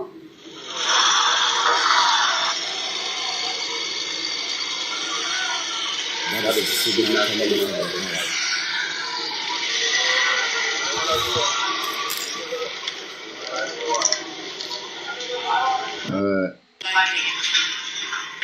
Ẹ jẹ́ ká tún gbọ́ láti. Hello, Mr. Koiki, ẹ káàárọ̀. Ẹ káàárọ̀. Ẹ kú ojúmọ́ o, ẹ kú ètò. Àwa ni. Àníkà dá sí ètò náà ni o. Gbogbo sókè à ń gbọ́ yín. Ẹ jẹ́ á gbàdúrà. Ọlọ́run ọba ló ń fún tó dáàbò bo gbogbo àdọ́jọ́ ìní. Ní orúkọ Jésù. Àmín. Ní agbára ẹ̀jẹ̀ Jésù. Àmín. Ní agbára mẹ́ta lọ́kàn. Bàbá àdúpẹ́ lónìí àyàn ológo, àdúpẹ́ àgbẹ̀ ọ̀gá, nítorí pé ìwọ lọ́pọ̀ iyẹ. Bàbá, bó ṣe wù ẹ́ ló gbé ìṣọ̀lá, bó ṣe wù ẹ́ ló gbé ìṣèyìn, bó ṣe wù ẹ́ ló gbé ìṣògo. Àdúpẹ́ pé ó dá bàbá wa sí. Àdúpẹ́ pé ó dáàbò bò wá. Ohun tó ta rò bàbá, àdúpẹ́ pé ẹ̀jẹ̀ kò ṣẹlẹ̀ lé wọn lórí. Bàbá ò, ìwọ máa ló ní àkókò, ìwọ ló ní ìgbà, Ọlọ́run Olódùmarè, ìwọ ló bá wa dẹ̀yìn àjò yìí. Àdúpẹ́ lọ́wọ́ rẹ̀, Olúwa ẹ̀kọ́ ìgbà ìyìn wa. Gbogbo wọn tẹ́tí pè sọ́dọ̀ náà Olódùmarè bàbá o. Tá a bá rí ẹ̀ṣẹ̀ kìíní àbí ẹ̀ṣẹ̀ kejì tó ti dèwú tó ti lè ṣe níwájú yín Ọlọ́run alágbára, Olúwa bá wa dáríjì wọn. Láti wákàtí ìwọ Ọlọ́run Olódùmarè bàbá, a bẹ̀bẹ̀ ní orúkọ ti ẹ̀jẹ̀ Jésù, gbogbo àwọn tákùn láti rọ̀ mọ́ Yorùbá ní ìṣe ìwọ Ọlọ́run Olódùmarè. Ó bẹ̀rẹ̀ látòrí bàbá wa, láti orí ìyá wa àti pé gbogbo àwọn tó jẹ́ pé tán jẹ́ pé aṣáájú fún wa lórí Yorùbá ní ìṣe Olódùmarè. Nítorí pé ìwọ Ọlọ́run Olódùmarè rán wọn gẹ́gẹ́ bí áńgẹ́lì rẹ̀, ìwọ Ọlọ́run alágbára oníkọ́ wá gbà kúrò nínú oko ẹrú. Ọba àánú, ọba tí ń rọ̀jò bùkún, ọba tí ń rọ̀jò ògo tí ń ìyanu Ọlọ́run Olódùmarè, Olúwa rọ̀jò bùkún ìyanu lé wọn lórí. Ààbò tó pé ní Olódùmarè tó máa fi kó wa délẹ̀ ìlérí, nítorí pé a ti wọ ọkọ̀ náà ní wákàtí ìwọ Ọlọ́run. Àti ìgbàgbọ́ pé ọkọ̀ yóò kú dídá kó débùté ògo Olódùmarè, Olúwa mú wa débùté ògo láti wákàtí. Gbogbo gbọ́dọ̀ wa tó jẹ́ pé Kóìkì Olódùmarè tó ń gba wájú, tó ń gbẹ̀yìn, tó ń bọ̀ tó ń bọ̀ sí ní gbogbo ìgbà Ọlọ́run Olódùmarè. Òun àtàwọn ti dídé rẹ̀ Ọlọ́run Olódùmarè, Olúwa bá wa dáàbò rẹ̀ bò wọ́n. Tá a bá wá rẹ́ nìkan tó sọ pé òun ní jẹ́ kó ní ìsinmi nínú ayé tó jẹ́ pé tó sọ pé òun mọ̀ ọ̀nà tó máa gbà láti lè gbọ̀dẹ̀ bú, láti lè sọ pé òun fẹ́ dẹ́bi wọn dégbodò Olúwa o. Bàbá bàbá ibikíbi tí irú ẹni bẹ́ẹ̀ bá gbé wà lónìí Olódùmarè bí afẹ́fẹ́ bá fẹ́ dára gbó bí afẹ́fẹ́ bá fi dára jù nítorí pé kò máa sẹ́ni tó wà láyé tí kò fún mi wẹ̀ bàbá wọn lọ́rùn Olódùmarè omi lápò wẹ̀ irú ìṣẹ̀dá bẹ́ẹ̀ kó lọ àjẹ́ kó dágbére fáyé pé ó dìgbò ṣe lójijì àbẹ̀wò lọ́dọ̀ Olódùmarè bàbá ẹ̀mí gígùn Olódùmarè Olúwa bá fi fún wọn àwọn tìdílé àti tìdáyà gbọ̀ngbọ̀n ní tara àti tìyá Ọlọ́run Olúwa bá fi fún wọn. Ọlọ́run àánú nígbà tí a bá délẹ̀ ìlérí ọba alágbára ò má jẹ́ afẹ́ni kankan ṣàwárí inú wa Ọlọ́run Olódùmarè àbẹ̀ Ọlọ́run Olódùmarè ó tó máa dùn wá ló tó máa pa á lẹ́yìn ayọ̀ tá a máa kẹ́gbẹ́ aleluya sọ̀dọ̀ rẹ Ọlọ́run Olódùmarè àfi fún wa nígbà náà láwọn àdúpẹ́ láwọn àyàn láwọn àgbẹ̀ ọ̀gá ògo ní forúkọ yìí ní orúkọ Jésù Kristi Olúwa wa àmín àmín àmín lórúkọ Jésù. Ẹ ṣé gan ni bàbá wa, thank you so much. A dúpẹ́ lọ́wọ́ gbogbo ẹ̀yin tí ẹ ṣì ń bá wa lọ nínú orí ètò ti wákàtí tèmi tí a fi ń ṣèrántí fún àwọn tí wọ́n lọ nínú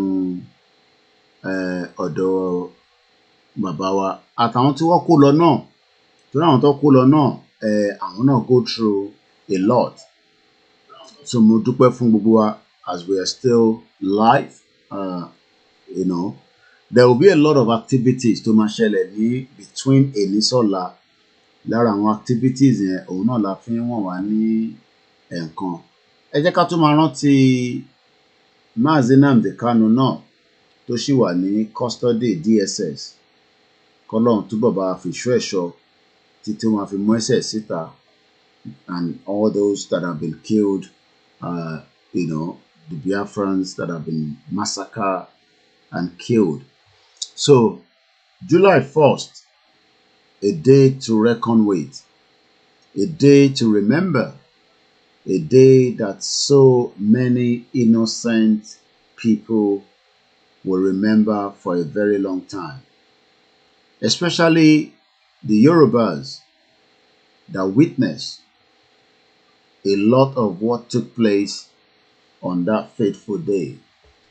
We will not forget those that were killed on this day that we are talking about.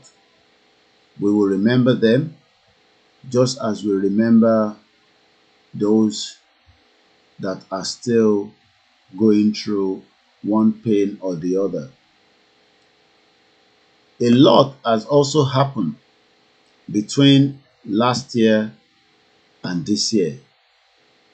There's so many things that we can all recollect that has happened, whether the good, the bad, or the ugly.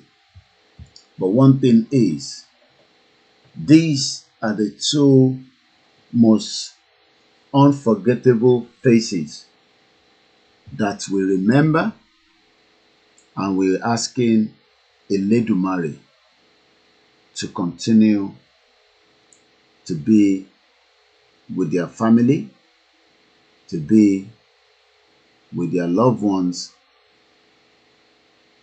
so that we would not in any way go through such a very painful time. We have a new caller. Hello.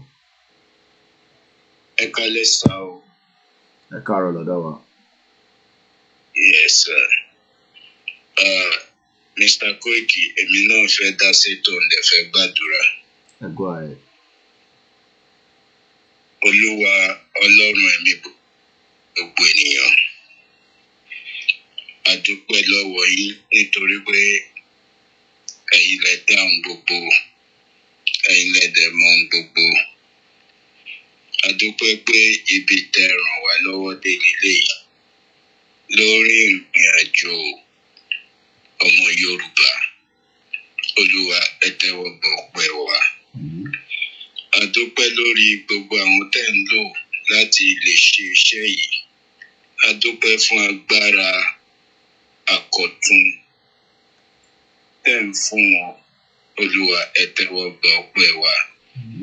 Lórí gbogbo àjálà tó ṣẹlẹ̀,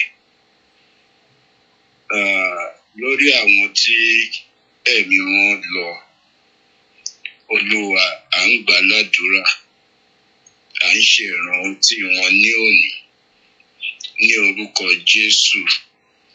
Ẹ wà pẹ̀lú àwọn ẹbí wọn. Gbogbo nǹkan tó fi sílẹ̀ ní orúkọ Jésù ẹ má jẹ́ kó bàjẹ́. Àwa tí wọ́n dẹ̀ torí ẹ̀jà ìjà yìí fún ẹ̀mí ìgbàgbé ẹ má jẹ́ kó yá wa lọ ní orúkọ Jésù. Gbogbo àwọn ọmọ ẹbí ará ọ̀rẹ́ gbogbo ń tá máa fi ṣe ìtọ́jú wọn Olúwa ẹ pèsè rẹ̀ fún wa. Bíbélì sọ ó ní ká máa gbàdúrà àti tí ayọ̀ wa yóò fi kún.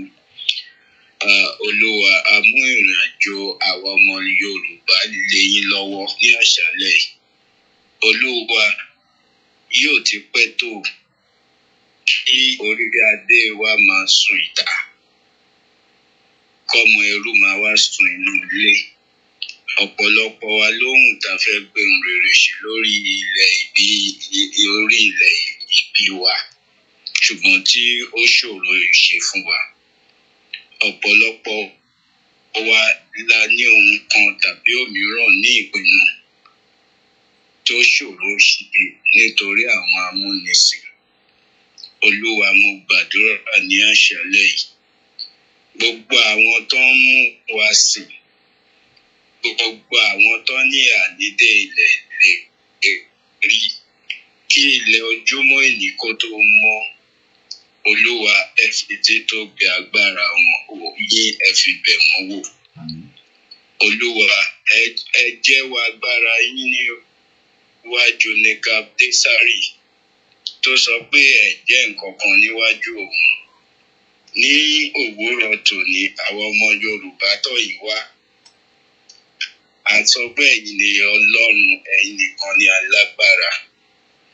Olúwa ìjà gbà á ládùúrà kí ilẹ̀ òní tó mọ́. Ìyanu tí ò ṣẹlẹ̀ rí ẹ jẹ́ kó ṣẹlẹ̀.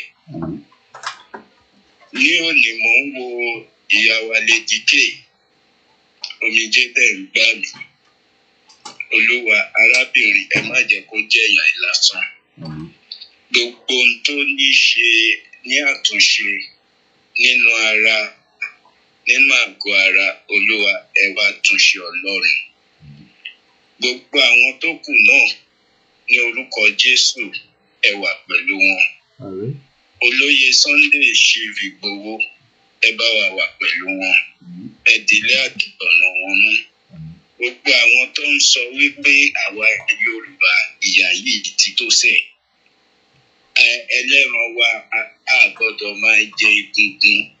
Orí adé ló dá wa. Gbogbo ibi tá a bá lọ ní orílẹ̀-èdè alààyè la máa ń fẹ́ gbìyànjú láti lo ipá àti ìmọ̀ tí Ọlọ́run fún wa. Ó ṣe wá jẹ́ wípé àwa làwa a tún máa jẹ ìyà lórílẹ̀-èdè wa ní ibi wa. Kò yẹ kó rí bẹ́ẹ̀ Ọlọ́run. Nítorí náà Olúwa dá sí ọ̀rọ̀ wa ní òwúrọ̀ yìí. Kí ilẹ̀ òní tó mọ́, ìyanu jẹ́ kó ṣẹlẹ̀ Ọlọ́run. Ní orúkọ Jésù ìyanu jẹ́ kó ṣẹlẹ̀ Ọlọ́run. Ní àwọn tó tẹ̀lé Yorùbá tó, ìyanu jẹ́ kó ṣẹlẹ̀ Ọlọ́run. Gbogbo àwọn amúnisìn, gbogbo àwọn tó ń sọ pé a jẹ́ aláìlágbára, tó ń fi ìyà jẹ wá, ní orúkọ Jésù lẹ́ẹ̀kan sí ẹ jẹ́wọ́ pé ìyìn Ọlọ́run. Alàgbà wa tó dẹ̀ ń ṣe atọ́kùn ètò yìí ẹ túnbọ̀ máa wà pẹ̀lú àwọn àtìdílé wọn. Nígbà tí ilẹ̀ Yorùbá bá délẹ̀, Olúwa ẹ ṣe ilẹ̀ wa ní àwòkọ́ṣe fún gbogbo ilẹ̀ tó kù ní àgbáyé. Ẹ gbọ́ àdúrà wa, Jésù Olúwa wa, àmín. Ẹ ṣé gan-an ṣe Kóìkì, ẹ má bínú pé mo gba àsìkò tó pọ̀. Ẹ ṣé. Yes sir. Ẹ ṣé gan-an ni. Tó a dúpẹ́ lọ́wọ́ bàbá wa tí àwọn náà ti bá wa dá sí ètò náà. Ojú òpó ṣì wà ní ṣíṣí láti fi ṣe ìrántí àwọn tí wọ́n kú. Okay, July 7 not 2 àti 7 àti 2 a ṣá mọ̀ pé ìjọba pa Chief MK Abiola, which cannot be denied. So whether the July 7 or the July 2nd, the same government that killed MKO is still alive to kill millions of people if we do not get the hell out of Nigeria in time. But we can all get out as quickly as possible if truly we want a better life for ourselves and likewise our loved ones. Lẹ́ẹ̀kan sí, bàbá ní ẹni tó ní ilé tí ẹ lè jẹ́ káwọn ọmọ wa ti máa ṣe ìpàdé ní Alágbàdo area, ẹ kàn sí mi so that kí a lè fún wọn ní information yẹn. Hello caller, ẹ̀gbọ́n mi. Good morning. Akudaji. My brother. Good morning. Ètò nìyẹn. Loud and clear. Èmi náà kọ́ fẹ́ ra fi àdúrà kékeré sí i torí pé ó jẹ́ ohun àgbọ̀dọ̀ máa fi ohun bá ọ̀rọ̀ àmì ẹnu sọ burúkú láàárọ̀ nítorí pé nǹkan tó kì í ṣe nǹkan ìdùnnú lójú èyí tó jẹ́ ọjọ́ ọ̀rọ̀ tí àwọn tó ti lọ tó ń jìjà agbára yìí tó ń dẹ̀fẹ̀ ní àwọn lílẹ̀ fọ́rọ̀ yìí. Àdúrà mi ní pọ̀ ṣókí náà ni màá ṣe. Mo gbàdúrà pé gbogbo tó ń dẹ̀ ti gbà náà Ọlọ́run á bá mú wọlé àṣẹ. Ọlọ́run á lò fún wa láti fi gbọ́ ìlera wa. Jehovah Jésù Kristi Michael Ajagunṣẹ́gun Òjòrò ọba láíláí ọba tó kò yípo padà a pè ọ́ ní kùtùkùtù òwúrọ̀ yìí nítorí pé ìwọ ló sọ nínú ìwé Jeremiah 23 wípé olórí tó da àwọn ọmọ òun sílẹ̀ ipò òun náà fi ìyà jẹ tó máa lọ kà wọ́n á rí ìfẹ́sọ́ ìfẹ́fà ó pọ̀ bọ̀ olórí gẹ́gẹ́ bí Olúwa ṣe sọ ìyà ń bẹ fún àwọn tó ń fi ìyà jẹ wá lórílẹ̀‐èdè wa. Ìwé Jeremiah 23 yẹn gbogbo àṣẹ gbogbo ọ̀rọ̀ tọ́lọ́run sọ ń bẹ̀ Ọlọ́run á fi jẹ àwọn olórí wa gẹ́gẹ́ bí wọ́n ṣe ń pa wá tó ń pa wá tó ń pa á lọ́mọ tó ń ṣe fún wa lórí ilẹ̀ wa Ọlọ́run á fi ìyà yẹn jẹ wọ́n nítorí pé àwa gbọ́kànlé Ọlọ́run náà dẹ̀ sọ nínú ìwé mímọ́ ẹ̀gbìn náà nínú Psalm 121 wípé àwa yóò gbójú wa sórí òkè wọn ibo ìrànlọ́wọ́ wa yóò ti wá ìrànlọ́wọ́ wa yóò tó wọ Olódùmarè ọba tó dá àwọn ayé ìrànlọ́wọ́ awọ́ ẹ̀ ló wà ó dẹ̀ ti gbà wá láti kò yí mo mọ̀ kó ti gbà wá yóò dẹ̀ ṣe fún wa gbogbo ẹ̀dákẹ́dá tó bá wá nípa wípé kí òun da ojú gbogbo tẹ̀ ń ṣe àtàwọn bàbá wa àtàwọn ìyá tí wọ́n ń ṣe lórí ọ̀rọ̀ yìí tí wọ́n ń ṣe polówó abáwa bí wọ́n bolẹ̀.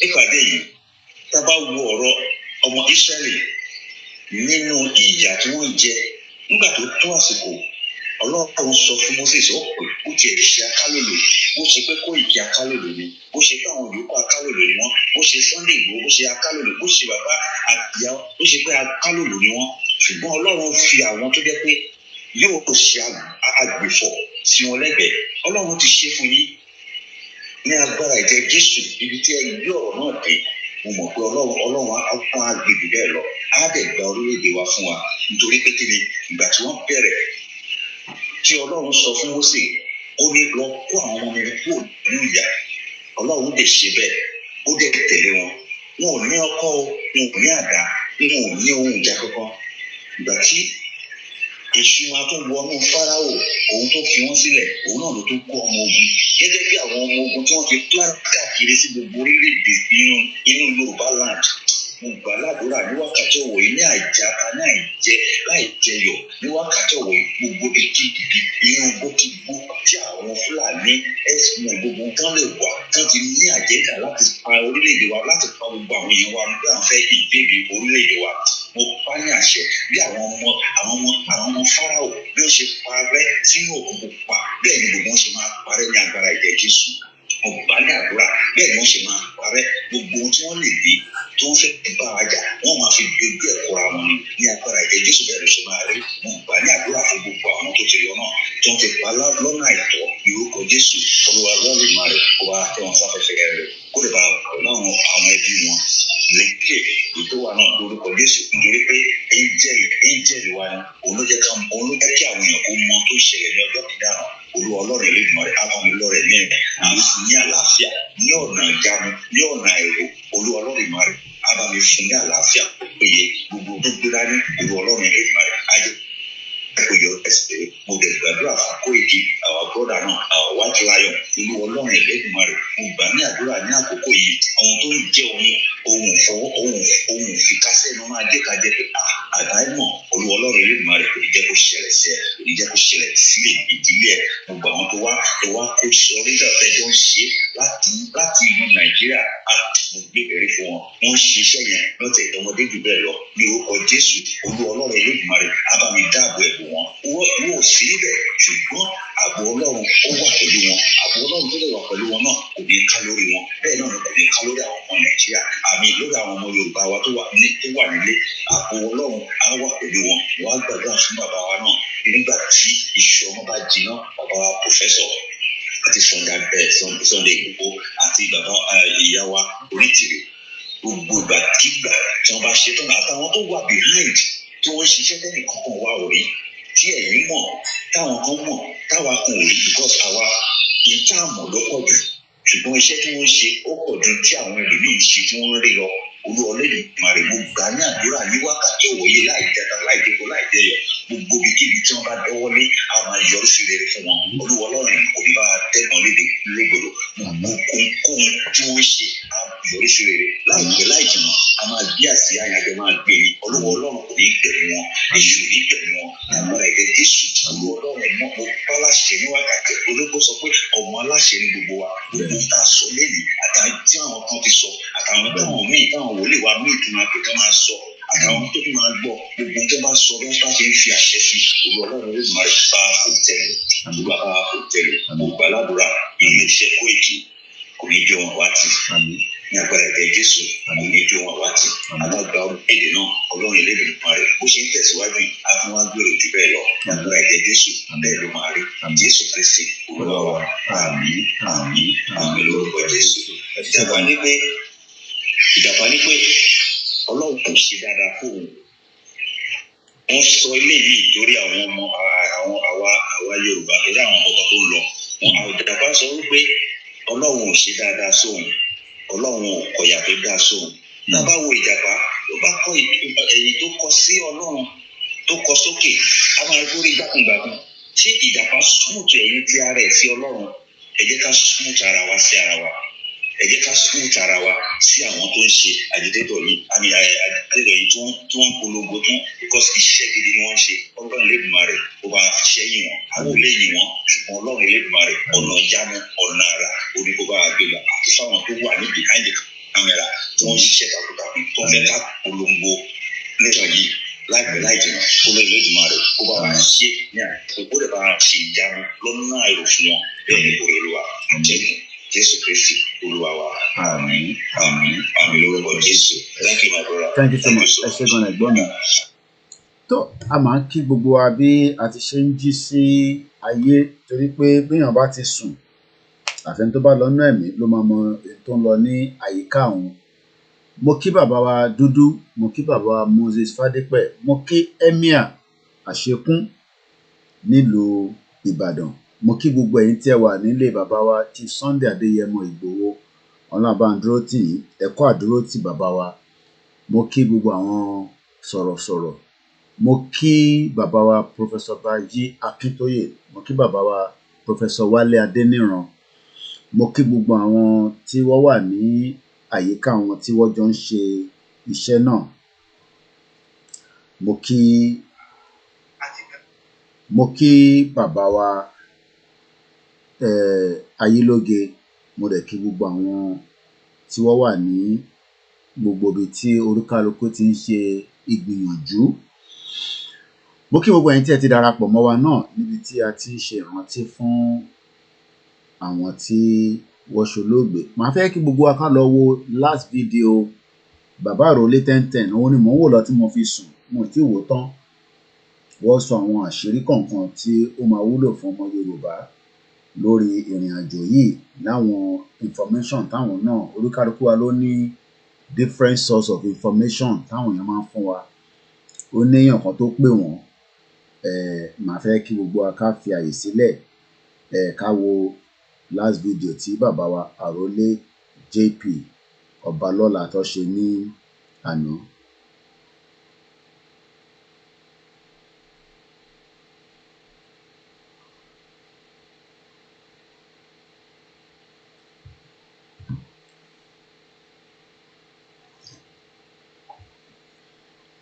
Lẹ́ẹ̀kan sí a dúpẹ́ fún gbogbo àwọn medias wa working round the clock from different perspective. Kò ń ṣe àwa nìkan là ń ṣiṣẹ́ o, everybody náà ni ó ń tiraka ló ń gbé ìgbìyànjú ọ̀dẹ̀ ní já sásán. Ẹ já lọ sí Island where we have a new caller. Hello caller. Ẹ káàárọ̀.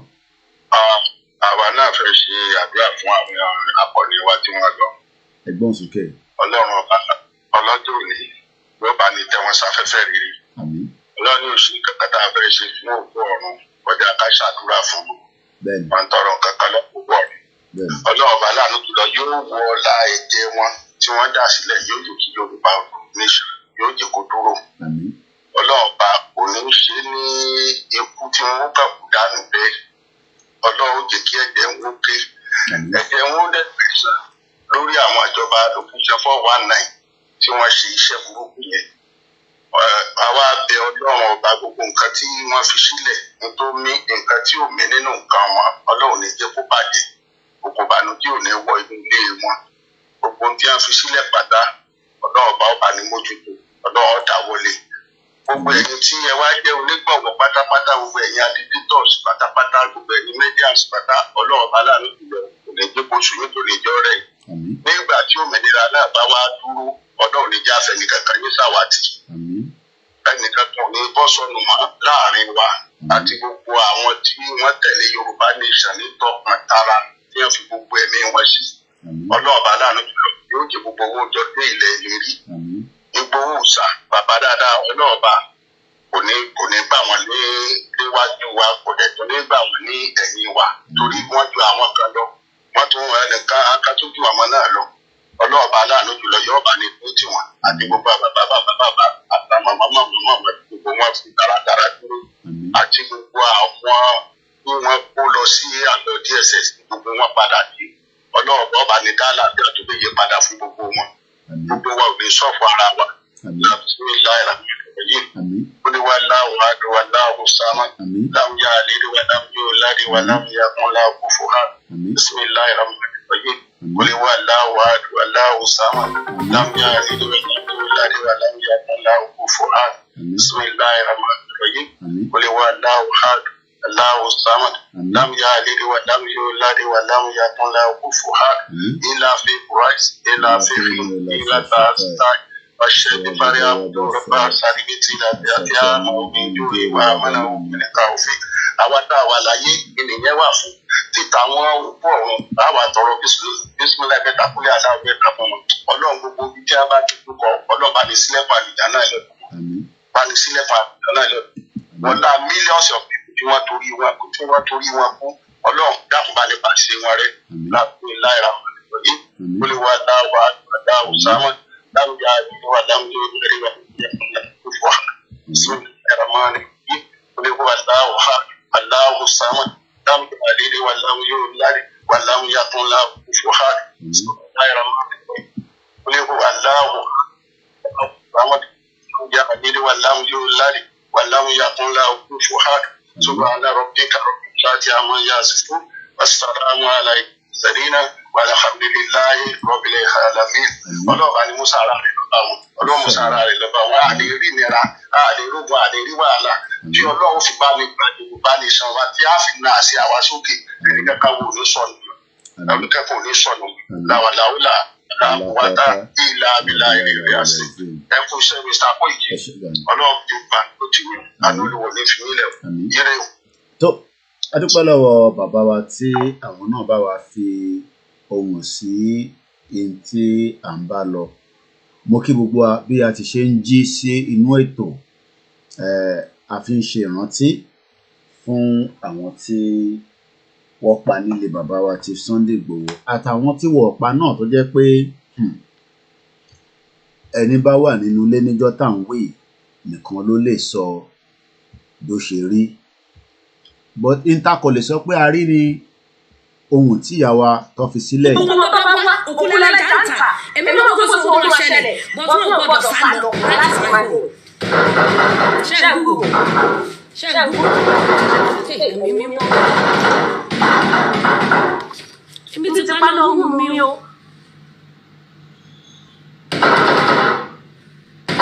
ẹjọ́ bá wa ṣe Jésù.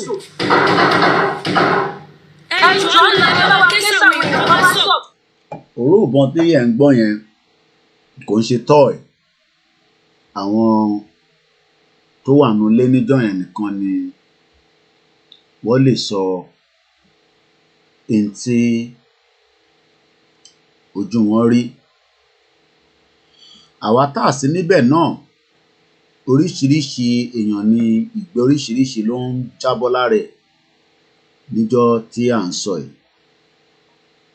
àmọ́ bàbá playback lénìí we give thanks pé lóòótọ́ àfẹ́ jẹ́ kíyàn kankan lọ àmọ́ òkú méjì lọ níjọ́ tá à ń wí.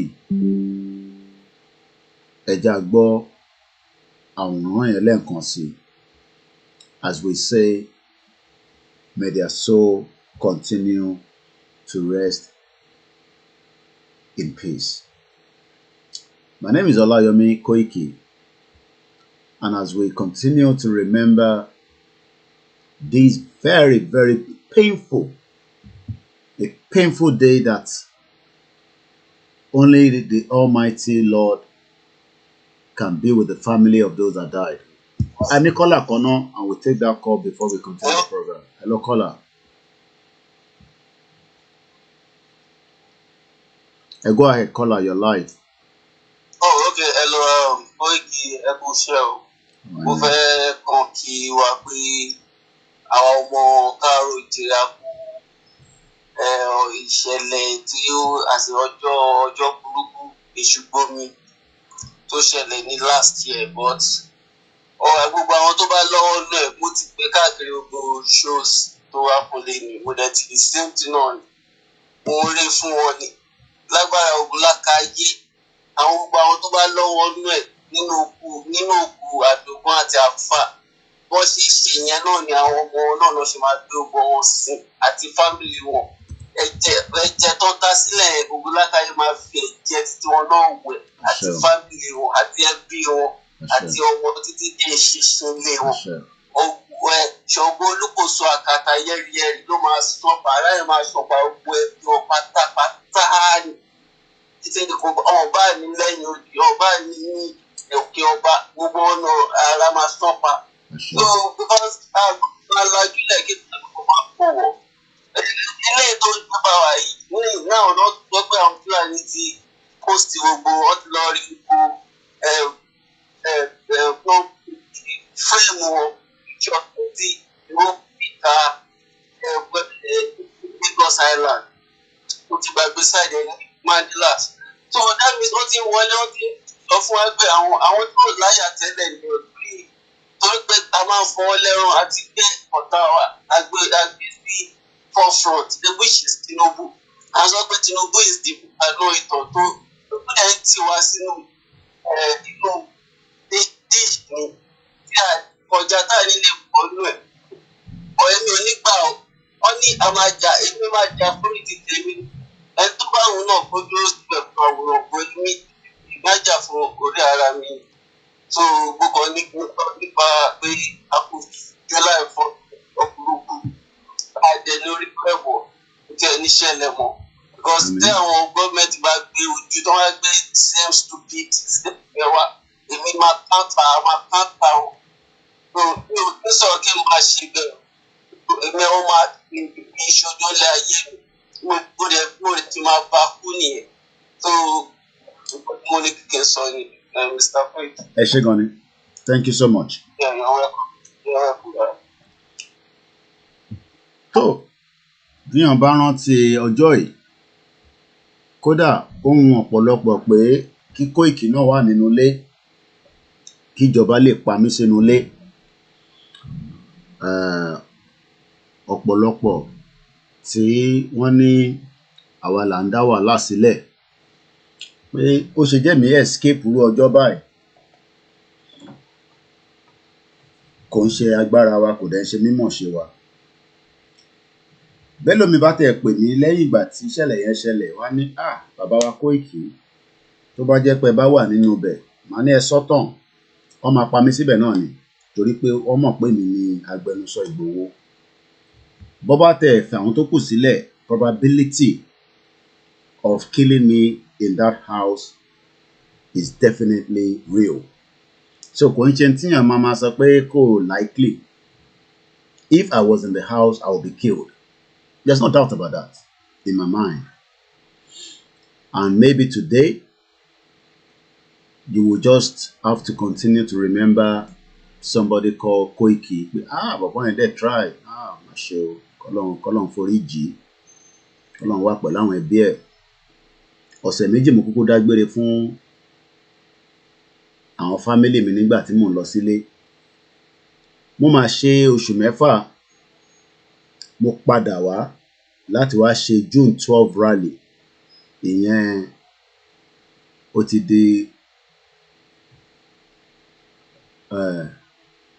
ti di ọdún kan nísìn. Mo padà wá but unfortunately mo lè join rally yẹn because COVID wà níta. So I was restricted into the house.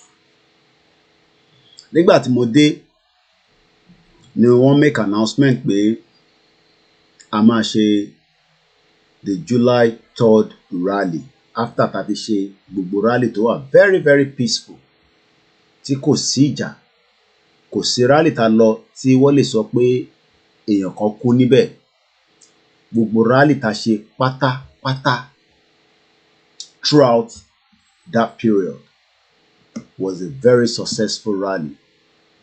Even in the midst of àwọn èrò tó ń wá sáwọn rally yẹn mo rò pé èèyàn kan lọ tó fara pa pé well I mean we had some few hiccups and that's based on the bad road láwọn tí wọ́n drive lọ sáwọn ibì kan nínú àwọn rallies yẹn tí mọ́tò wọn ní hiccup but apart from that there was not much thing tá lè sọ pé èèyàn kan fara pa so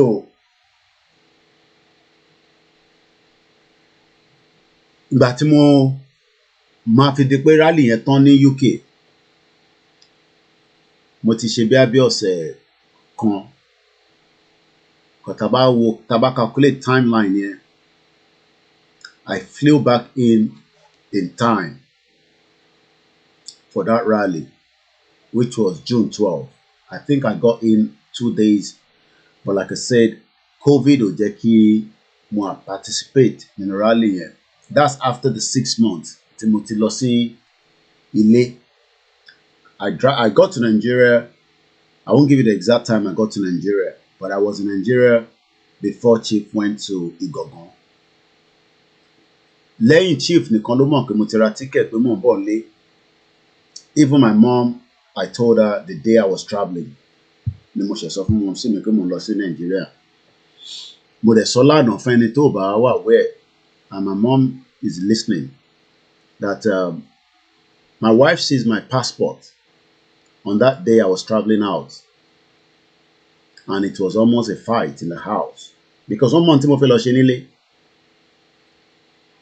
she knew that my going home would be very very hot and she was probably not comfortable for me to travel.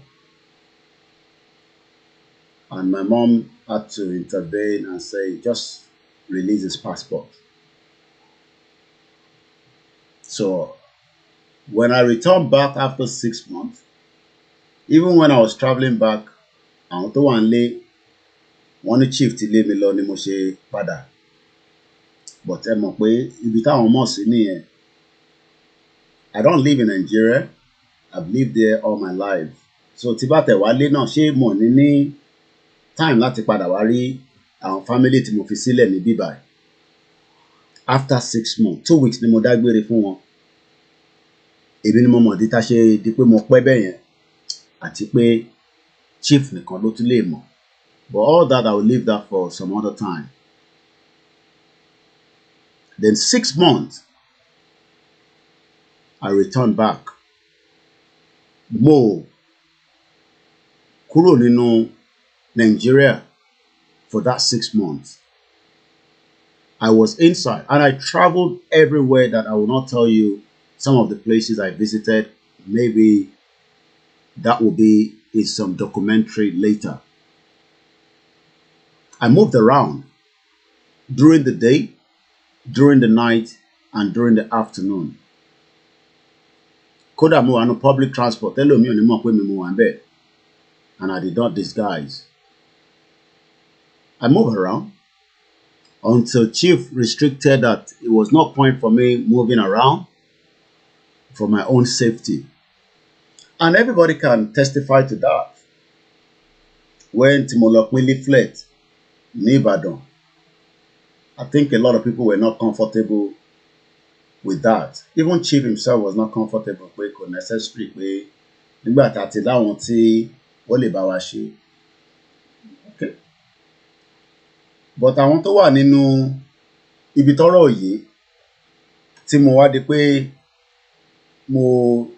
èmi ti sọ fún chief pé máa padà láti darapọ̀ mọ́ àwọn èèyàn mi náà ní UK láti wá ṣe June 12 rally, which we have planned. A lot of people said I run away, but nobody knew I was coming back again, so they were shocked. When I flew back again into Nigeria before the rally. So nígbà tó ti confirm July 3rd rally, mo promise chief pé he will not be going alone. I will come back and be with him. Because the rally tá lọ ṣe ní Ọ̀ṣun, that we travel together, I made it known that all the rallies, we will move together. And I knew the July 3rd rally in Lagos was going to be a very big outing.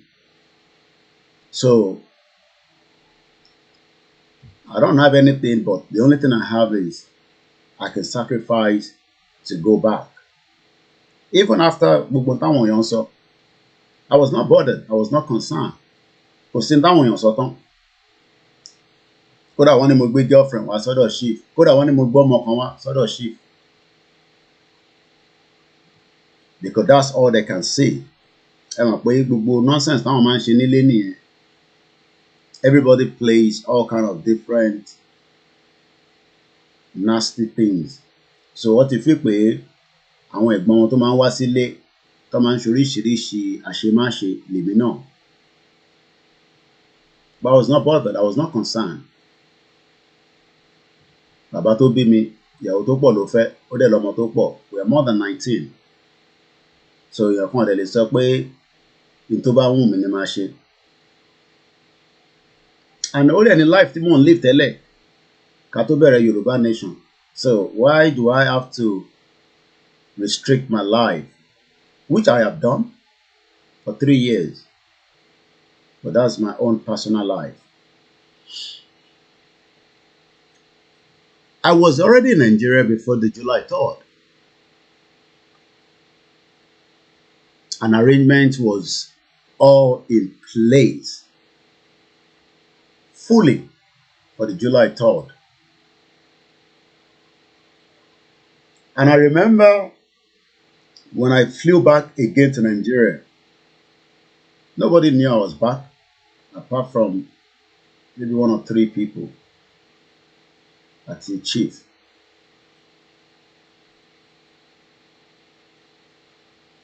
If they've moved that attack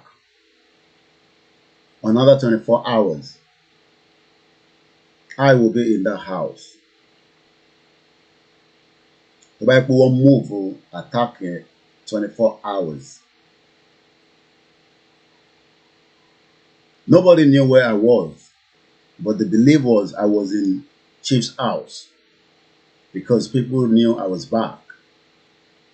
But Chief came over for 6 months.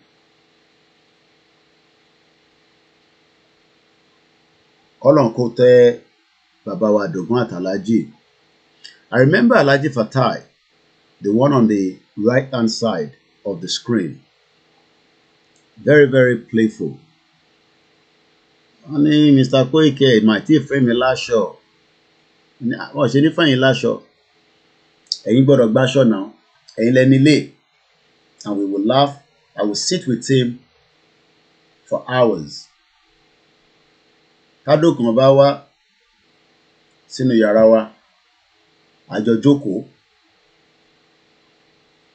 Tá bá máa jáde, gbogbo wọn máa fẹ́ kí n wà láàrin wọn nínú mọ́tò. Because we always have great time when we travel, in convoy.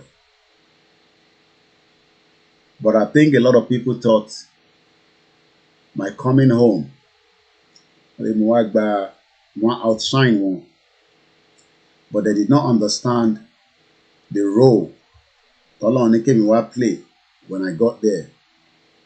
And I played my role, and I'm still playing that role till date. But one thing we can always learn is we will learn from a lot, and I believe a lot of people, especially the diaspora, that had that doubt mind after all the different allegations against me. Some were probably also thinking that I would have been killed in that house based on all the allegations they had. The way allegation tí ó tẹ̀ tó yẹn náà lè fẹ́ kọ́ pa mí sínú ilé. But Ọlọ́run ní àsìkò tèmi ò tí tó, just as àsìkò tí Chief ò tí tó. And that is the reason why I'm still here today. And we will continue to be here until we fight it to the last man standing. Akúkú máa ń sọ pé mi kọ́ ni the bravest among all the Yorubas. But I will remain absolute, one out of the millions that will stand till we achieve this Yoruba nation. Ẹ̀yin lè ní doubting mind pé kò ní bọ́ sí. That's not my business. I know we're already where we are going, and the job has not yet been completed, but we are there.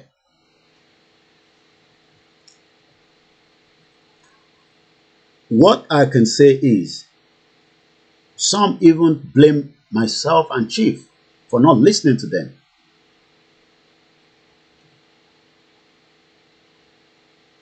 And when I look back, I ask myself, it is easier said than done.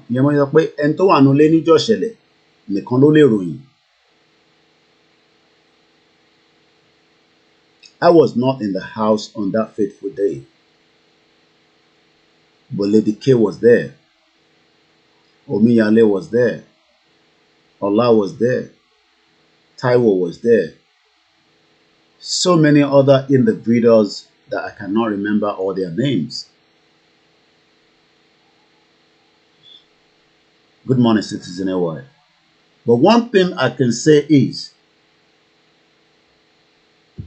the role that I played in the little time I was in Nigeria whether it was good, bad, or ugly, whether the decision I made while I was there that did not favor some of you, because everybody thought I must listen to their own decision. My decision was based on my own instinct, and I have no regret for that. As long as those decisions was okay with my boss, Chief Sunday Adeyemo Igboho, that's all I'm concerned about. Because the loyalty I gave him is the reason why I told him I'll be coming down to Nigeria, not for anything else. I went to give him that moral support that is different from somebody sitting 6,000 miles, just as a lot of us are doing now and complaining about Ìlànà, Baba Akintoye, Baba Adeniran, Igboho, àwọn tó wà nílé. It's easy said and done.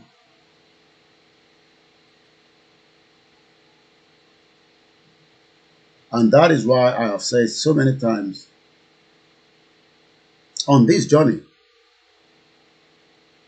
I will play my role to the last man standing.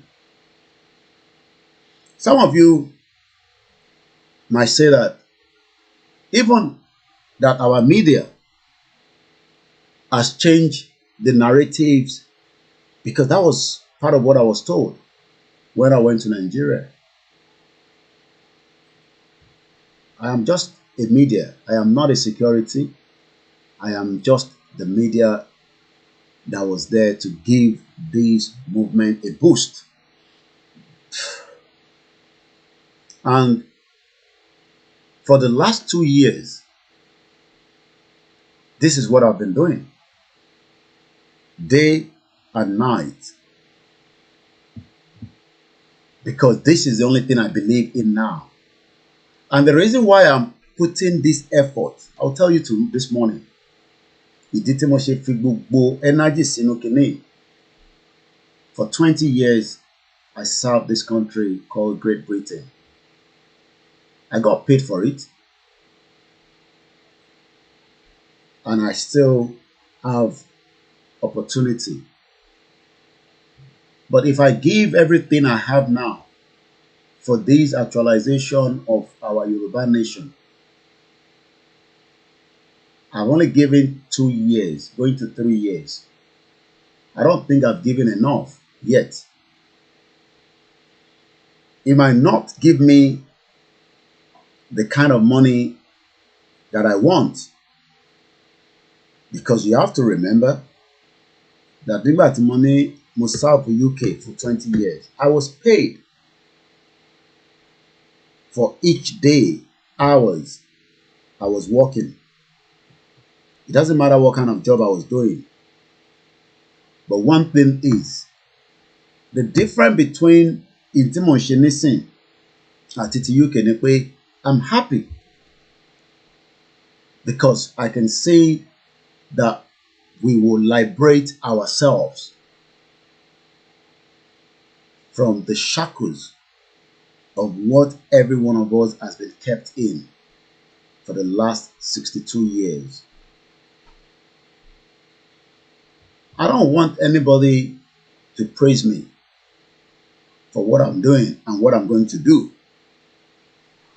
I just want you to continue to pray. We call on Mafi Abwe. That's all. Because a lot of people want me to have been killed in Igboho's house on that same day the attack came. They were shocked when I came live, because they knew that that means I was not in the house. But nobody knew where I was. Could I have gone more and even the Republic? Maybe that was their assumption.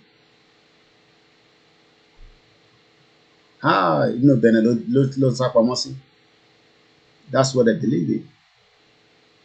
But throughout my 6 months, I was in Nigeria. And when I went back, I was in Nigeria.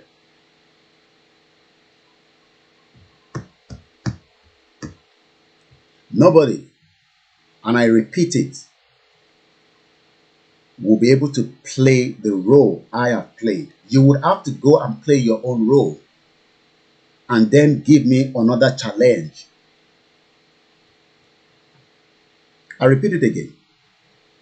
Role tí mo play from last year, January, all the way through, you will have to go and play that role. So tí bá wá rí role yẹn, but yes, ẹni náà ti play role tí mo play, then I will give you another challenge that you will run after. Most often, I have millions of things sitting there. I might not have the kind of fund to execute everything I want. But Sherry screen tí mo jókòó sí, I can use it to tell the government that our people will go out of Nigeria peacefully. And I use that word carefully because everybody knows when I say peace, the other way around, you know the meaning. Mo tún sọ lẹ́ẹ̀kan sí, without mixing my word. Anyone this morning, ọkùnrin ni ẹni, obìnrin ni ẹni, to beat my role that I played for 7 months, you would have to go and do what I've done. Then tí bá wá rí, then I will play another role and give you that challenge. All the allegations against me, and I'll state again today, let anybody bring a proof of those allegations. They can tell you that they have anything against me. I repeat it again today. Tẹ́ ẹ bá mú jáde, ọmọ àlè ni gbogbo yín. Ọkùnrin ni yẹn ni, obìnrin ni yẹn ni. I'm putting it out categorically. Put it out for the world to see. That gbogbo tí ẹni lọ́wọ́, because that's what they normally say. We have evidence. I am now giving you that challenge, being the first month of July, a year of those that I stayed with, that we all sacrificed. Do you know how many times that we could have been killed while we were all moving around, apart from maybe Alaji, because it doesn't go along with us when we're traveling out. I'm talking about myself, Chief Adogan, and the rest of Chief Sunday Igboho's cabinet. Ṣé torí pé a sọ síta àwọn nǹkan míì tí ojú wa ń pàdé lọ́nà, so that we do not want those of you to be concerned. Ǹjẹ́ mo so many times toríṣiríṣi nǹkan ti ṣẹlẹ̀ as we go out, whether in the morning, in the afternoon, or in the daytime, that we just keep it to ourselves. I repeat it again. Ẹni tó bá náà ní any allegation with proof tó mú jáde, ọmọ àlè ní. But ẹ bá mú jáde, that I can see top point pé Koiki ẹni tí mú jáde, then I'll come and give you a response. But if you do not bring it out, ó máa parẹ́ sínú yín ni. Because I played that role without any doubt. I don't want anybody to praise me. I leave that for Elédùmarè and my family to praise me. But like I said, all these baseless allegations, from the point of me going home, killed part of this movement that I saw. Because everybody just wanted to be relevant, especially with the relationship I have with Chief Sunday IGBOHO. And that made this movement to be where it is today. We will not allow that to stop the engagement. We will continue to remain stronger. I spoke with Chief very well on my way to the studio. We had a long conversation, just as we do all the time. But one thing is, he is still as strong as how he was prior to even his arrest. Nígbàgbé gbogbo àwọn tí wọ́n ti náwó sí family àwọn Adogan that I'm aware of. There's a particular group in US that continue to support the family, even though they do not want us to mention their names directly. It doesn't come through me, but they send it, or they share me the receipt, which I have proof. Ọlọ́run ọba ló ní ẹ̀san tí gbogbo wa jọ ń play. I am just this person playing my role in what is called actualization of our Yoruba nation, to reclaim it back. Nobody will tell me how I will play my role. I will take your advice. I will review it. I will listen to everyone. But one thing is, I will only be guided by the Creator, even if what you think you want to tell me. And that's all I can tell you. Because a lot of people say, and they know that I'm playing my role, and they want to change the narratives. But one thing is, you cannot change the narratives of this nation that we are about to encroach and get. Nítorí pé intervention ni pé, when I look at our mother that just popped up and doing her own push, I'm talking about Chief Mrs. Modupeola Onitiri Abiola. A lot of you out there are seeing her as a threat, just as a lot of you saw IGBOHO as a threat before you start calming down. If anybody thinks that she's doing otherwise, that is not benefiting you for one reason or the other, and you know, come and play role in your law. Maybe you do not know that Nigeria is a big elephant and we want to kill it from different sources. Source kan ni Chief Mrs. Modupeola Onitiri Abiola. Source kan ni IGBOHO Òòṣà. Source kan ni Professor Banji Akintoye. Source kan ni Ìbà Gani Adams. Source kan ni àwa media. Source kan ni ẹ̀yin tẹ́ ń tẹ̀lé wa tá a jọ ń fi ẹ̀mí bá lọ. But nobody will pull one source down as long as I'm here. Play your own part and let others play their own role. Ṣé bá wọn kan ní Global Directorate, source kan làwọn náà. Wọ́n play part wọn as long as nobody is disturbing each other. And nílẹ̀ Yorùbá ò lè jẹ́ fún èèyàn kan. Èèyàn kan ò lè control. That's what everybody don't understand. Èèyàn kan ò bá máa ṣe jura wọn lọ. Koiki ò bá máa ṣe ju everybody lọ. Kò mí pé mi ni máa lọ control. No, it's not going to be monopoly.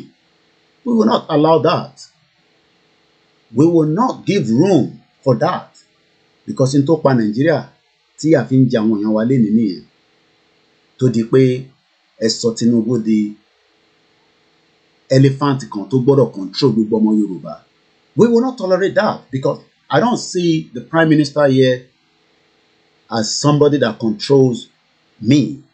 He can control his cabinet, but kò lè control me as long as tèmi ò bá ti rúfin ìlú yìí. And that's one thing we must understand that we want.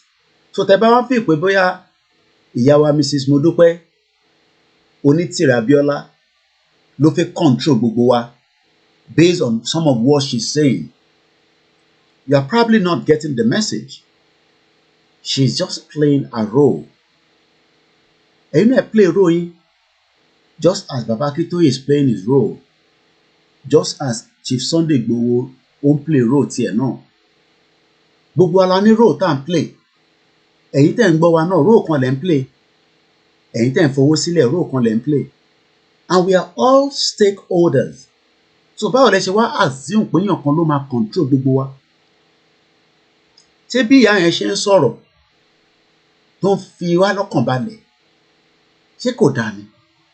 Ṣé ní ìgbà kan mo tẹ̀ rántí nígbà tí mo lọ́lé, mo sọ fún àwọn kan, mo ní ẹ lè ṣe awareness tí Ìgbòho bá wà aware of.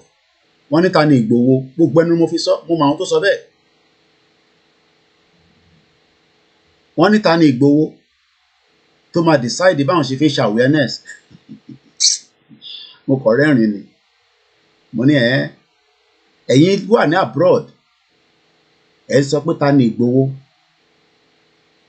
ẹ dẹ̀ fẹ́ káwọn ọmọ wa tó wà nílé kọ́ lọ́ máa ṣe awareness. Ẹ̀yin ò mọ̀ pé orúkọ Ìgbòho ló fi ń jáde, àbí wọ́n sọ fún yín?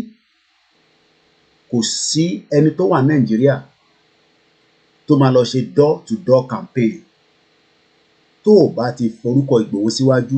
Not even orúkọ Baba Akintoye, gbogbo ẹni mo fi sọ. Bọ́bá lórúkọ Baba Akintoye, ó máa mú wọn. Ẹni Koiki ló sọ bẹ́ẹ̀. Báwọn ọmọ yẹn bá jáde pẹ́rẹ́, tọ́lọ́pàá bá dá wọn dúró, tó bá dá Baba Akintoye wò, ó máa gbé wọn lọ sí custody, tó máa tì wọ́n mọ́lé. Wọ́n ní Ìgbòho, wọ́n ní rọ, a máa ṣe campaign, a máa ṣe door to door. Mo ní okay, bóyá ẹ máa rí ṣe, bí ẹ̀ ní rí ṣe, kájọ máa wòran. I'm sure they can now play back and now listen to me. Ẹ̀yin fẹ́ lọ ṣe awareness tí Ìgbòho kò fi àṣẹ sí, tí Ìgbòho sọ pé ẹ nìṣó. Ibi tẹ́ fẹ́ gbà ṣì máa rí. Ẹ mọ tó wà nílé, ẹ̀yin tẹ́ wà níta. Tẹ́ bá mọ tó wà nílé ni, orúkọ Ìgbòho nìkan has saved a lot of our Yoruba nation movement that are going from point A to B.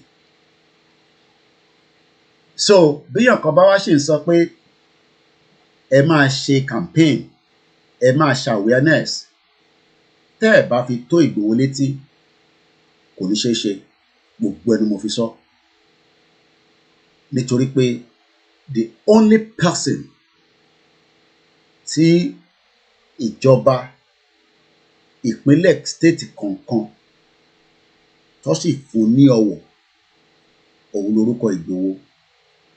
Wọ́n dẹ̀ mọ̀ pé àwọn ọmọ Ìgbòho, torí tó ń pè wọ́n nìyẹn, wọ́n ní àwọn ọmọ Ìgbòho, wọ́n ti instruct gbogbo àwọn ọlọ́pàá tó wà ní state kọ̀ọ̀kan. Gbogbo àwọn ọmọ Ìgbòho, ẹ jẹ́ kó rọra máa lọ bó ṣe ń ṣe awareness and campaign wọn. Torí pé Ìgbòho sọ ní gbogbo ìgbà fáwọn ọmọ yẹn, tó dẹ̀ máa ní kí n lọ sọ fún wọn lóòrèkóòrè while I was there throughout, that no one should attack any security operatives.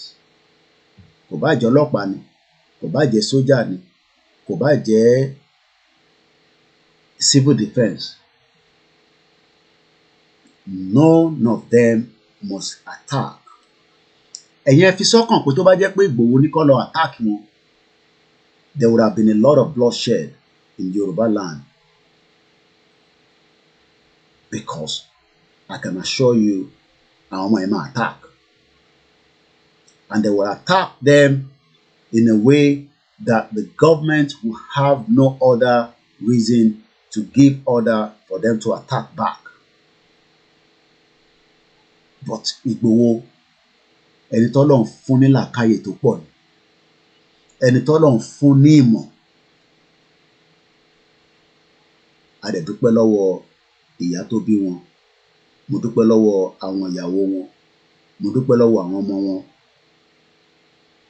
So tó bá dijọ́ Saturday, gẹ́gẹ́ bí àwòrán tí a fi wọ̀nyí, a tún máa ṣe fundraising fún bàbá wa olóyè Ìgbòho.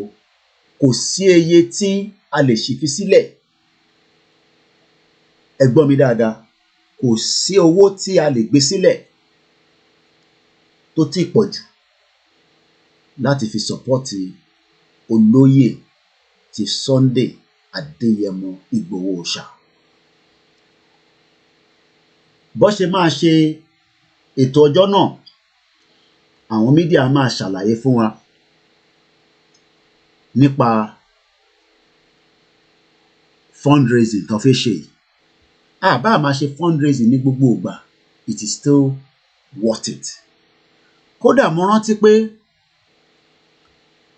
lára àwọn mọ́tò wọn kan tí wọ́n ti rà, gẹ́gẹ́ bí wọ́n ṣe sọ fún mi, tó pẹ́ délé. As we speak today, he has not even been able to sit inside that vehicle to enjoy it. Ǹtẹ̀ rántí orúkọ mọ́tò náà mọ̀ ẹ́ pé mi ò dákàn mọ̀ báyìí. Lórúkọ mọ́tò yẹn náà. Bí ẹ̀ tẹ́ bá ti rí picture àwọn mọ́tò yẹn, àwọn ọmọ àwọn tó wà nílé tó fi ya picture tó máa ń post ẹ̀. Can't remember the car. Bí a ti bá rẹ̀wọ̀n tó jẹ́ àwọn tán. Ẹni kí lórúkọ mọ́tò àlàyé yẹn náà tó gbé wá? Mo ti rí kan náà ọmọ wa kan, Ẹniọlá. Kí lórúkọ mọ́tò bàbá tó gbé wá sílé? Bá mi dárúkọ mọ́tò yẹn. Prado lẹ́gbẹ̀ẹ́ Prado. Tí a mọ̀ pé bàbá ò ti wọnú mọ́tò yẹn pé kó tẹ̀ fi ṣe fàájì kó drive ẹ̀ kiri. Do you understand that? And the same vehicle, the government destroyed that. Tí a mọ̀ pé àwọn mọ́tò yẹn, nígbà tá a bẹ̀rẹ̀ sí ní access damage tó wà lára mọ́tò kọ̀ọ̀kan. Tí a mọ̀ pé mọ́tò míì pátẹ̀ ò sí ní Nàìjíríà rárá. Láwọn mọ́tò tẹ̀ máa ń rí nínú ilé yẹn. Pátì mọ́tò yẹn kò sí nínú Nàìjíríà. Ìmí àwọn ṣe máa lọ ọ̀dẹ̀ láti Amẹ́ríkà, ìmí Canada, ìmí Germany. And this Fulani government, ìbáwọn picture ní ilé yẹn lẹ́rí ní on the left, destroy everything. Wọ́n fẹ́ jó ilé yẹn délẹ̀ ni. Because tẹ bá gbọ́ àwọn èmi ò sí nínú ilé, but wọ́n pè kan ní eyewitness. Àwọn eyewitness told us pé wọ́n gbé petrol wá. Pé bí a tó bá pa gbogbo èèyàn tó wá kọ̀ dáná sí wá dẹ̀ sún wá dẹ̀ ní unknown gunmen. Wọ́n lè ní àwọn hip-hop gan ló wá ṣiṣẹ́ yẹn. Mo sọ fún yín pé wọ́n kọ́ àwọn machineries wá tó ń sọ French. Àwọn kan ní báwo lèmi ṣe mọ̀. Mo sọ fún yín pé Ṣèyí Mákindé mọ̀ nípa ẹ̀. Àwọn kan ní báwo ni mo ṣe mọ̀. Mo lè sọ fún yín pé àwọn ọba wa mọ̀ nípa ẹ̀, nípa àtàkì ilé bàbá Ìgbòho.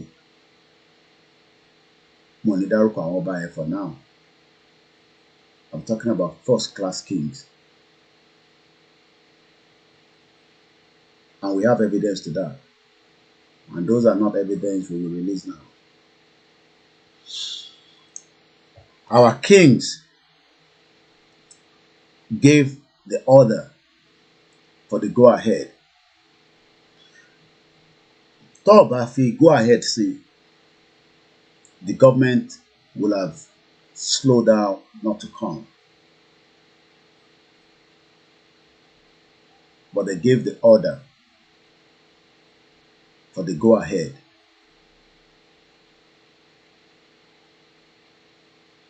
But I will leave the names of those kings for now. But one thing I've got to tell us is, in the midst of all these, after the attack, after Igboho was stopped, on his way to Germany. So many people continue to still say negative things around him. Ọ̀pọ̀lọpọ̀ ṣì ń sọ in tọ́mọ̀, especially those that think that it was Igboho that is a terrorist. So my question for your Yoruba and those that are not Yorubas is, do you still think that Igboho is the terrorist that is creating the damage? 10 minutes past 6, 1st of July, as we continue 1 year remembrance for those that have been killed. Ǹjẹ́ ṣe rò pé Igboho ni ó ń da ìlú rú? Because that is the narrative that everybody was told. Ẹjọ́ tá bá rá àwọn tó lè fún mi ní mo need the MTN the data. Kò ṣe ìtẹ́ wà nílé o, ẹ̀yin má bother, because sometimes people at home want to buy it. No, I'm talking to the diaspora, so that àwọn ọmọ wa tí a máa fi ránṣẹ́ sí, they will be going to Chief's house later today. There will be a lot of activities there, and I want them to be online as much as possible, just to carry us along. Àkókò sí nílé, I would like to have the feel of what is going on in around Chief's house. Ẹ̀yin tẹ̀lé ń lọ náà, tabara ohun tó máa support wọn, ẹ pé omíyalé, ìtẹ́ bá lè fi ránṣẹ́ síbẹ̀, omi ni, gbogbo tẹ́ bá feel pé, you know, you can sacrifice to send to them directly. Nobody should send any money to my account on that. But if you think that you want to help them, Omiyale is on the ground. Is a go-to person guy that we believe and we trust that whatever you tell him to do, he will do it. You know, and there's so many other people like that. Emir is at home, but Emir is not somebody that anybody can get through straight away. But Beba Omiyale, Beba Pe Tani Motule, Befan, you see, Omiyale can link you with, you know, those on the ground as well. So if you think that you want to, you know, we call it Jaume Sibe, call it drinks Sibe, because there will be activities there. They're going to be very busy, and you can imagine, you know, if people are coming, you know, at some point, they will want to have one or two things to eat and drink. And we don't expect everybody to go there just sitting down all day, come away no around. So we want them to be there all day. Hello? Hello, Mr. Oige. Yes, sir. Yeah. Unlike what is just mentioned now about the guys at home, NTN or something like that. Yeah. You more, I don't know, you more don't say shaking. I don't know, but tomorrow night, we are counting to Moshi. Airtime with yeah. So, can you speak to Omiyale, because members or the man so the way they are in Shesi, because she also could have connected my own part. Okay. Or what do you think? Well, the MTN, I want to send it to the team, the KOIKIMEDIA team, because I want it to be live throughout the whole day. Yeah, pè mí later. About the number, I have an MTN number. I can share the data. The barra data, so they may send the same one. So whichever one, but I can sort later. All right, then, all right. Because I'm going to tell about the Genesis. I've been able to send extra power bank to them. Lára àwọn tẹ́mi lò personally níbí by tá lò fún June 12. And kò sáyẹn kò mọ send nìkan lọ́lé. So mo ti fi méjì ránṣẹ́, mo tẹ̀ ní láti pe ìkànnù wọn nísìn. So he needs to make his way láti lọ fún an extra. And there's also a lot of people on the ground. We want the place to be busy, but not busy without people also having the feel that they are, you know. So, like I said, ẹ lè fi mọ́tò yín ránṣẹ́ sí wọn pé kó lọ drop nǹkan síbẹ̀ ẹ bá ṣàti débẹ̀ gbogbo ilẹ̀ mọ ọ̀dọ̀ chief ní soka. So oh yeah, people will be, there will be vigilant. There will be extra security, so there's no reason for us to be, scared.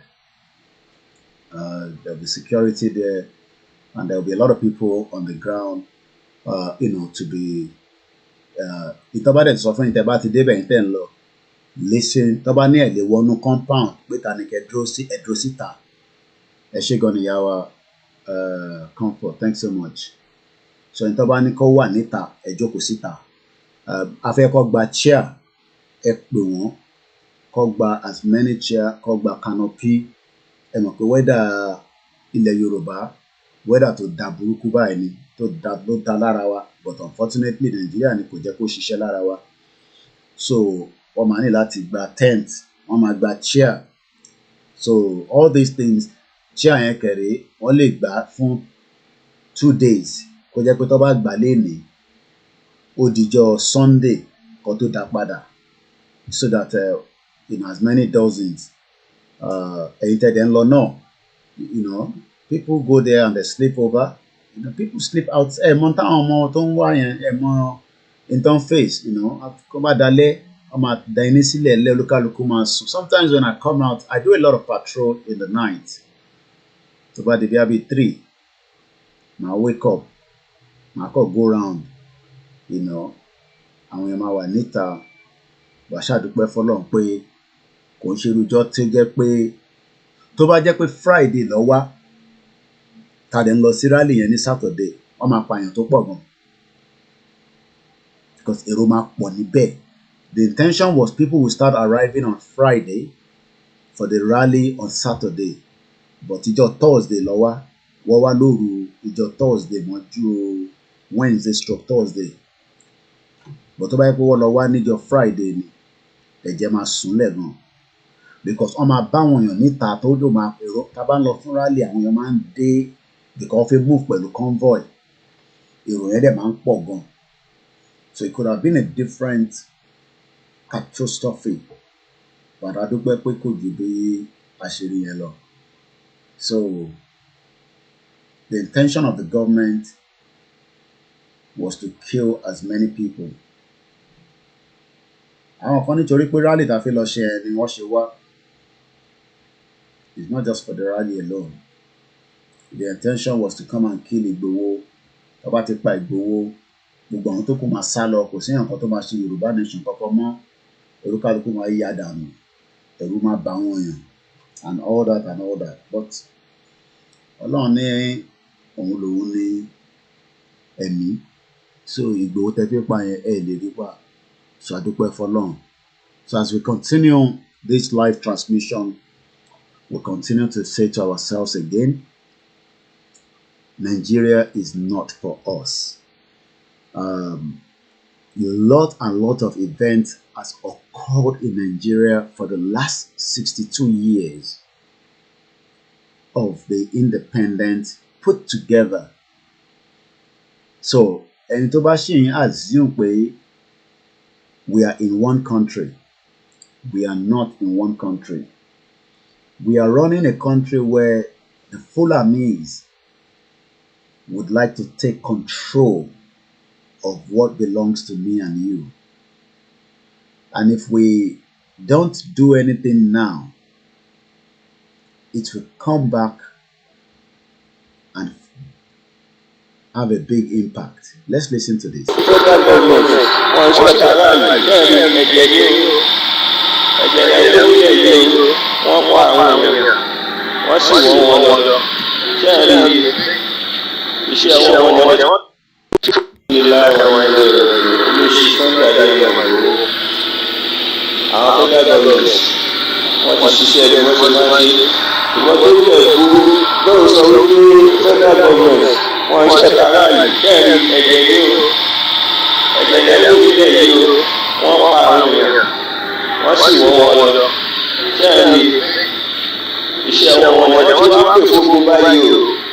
Torí gbogbo yẹn náà ti kò sí tí Ìgbòho ṣe fún wọn ẹ̀wọ̀n wọn ìpa yẹn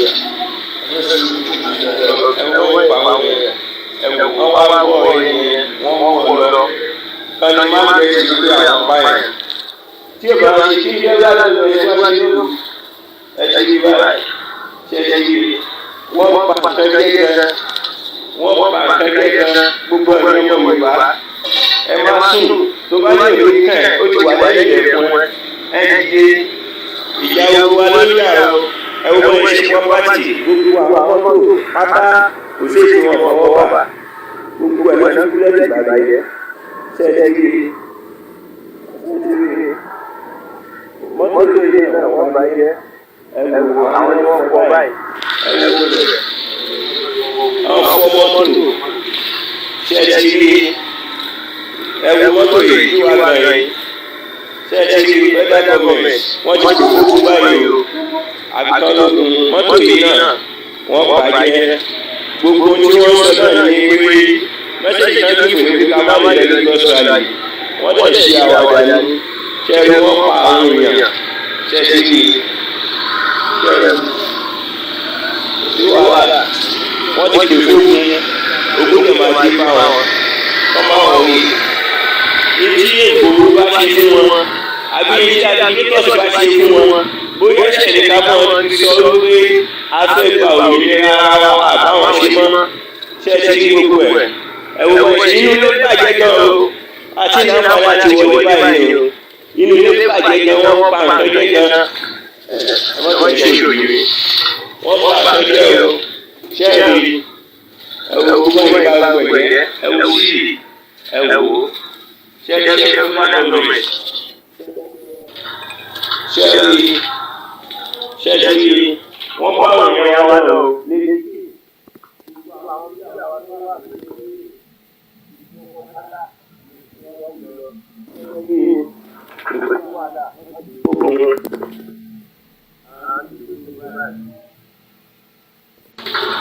Gbogbo àwọn tó lè pátá gbogbo ẹ̀ wọ́n fọwọ́ wá.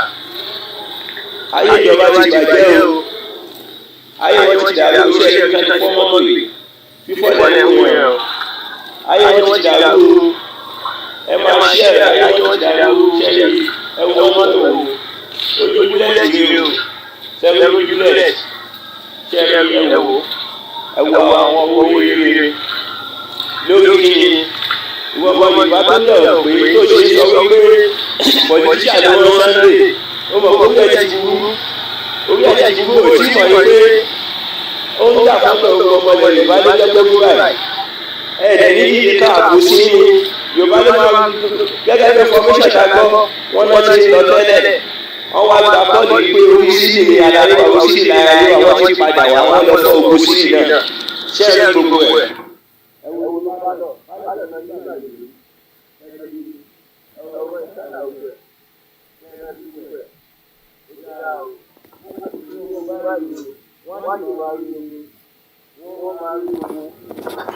Gbogbo èèyàn wọn ti káwọn ọmọ ayé kó lè mọ́lẹ̀ lórí Australia kò wá sí kẹ̀kẹ́ wọn bá àti ogun mu wọ́n tó ní tí ó ṣe fún wọn tó wá dára gbogbo wọn bá ṣe báyìí wọ́n á sọ fún yíyọ ẹ̀ wọ́n á sì sọ fún gbogbo àgbáyé. Àwọn sọ̀rọ̀ lọ́rọ̀ mi wípé Tinubu wọ́n ní àṣẹ Tinubu Tinubu àwọn Tinubu ẹgbẹ́ tó bá wà láyé gbogbo àwọn tó wọn bá jẹ́ owó sílì wọ́n ní kọ́ padà wá fún ọwọ́ owó sí pé wọ́n mọ́ aláyé ṣẹlẹ̀ kiri àwọn ọmọ ilé ọ̀sán àtòkò kí ń pàdé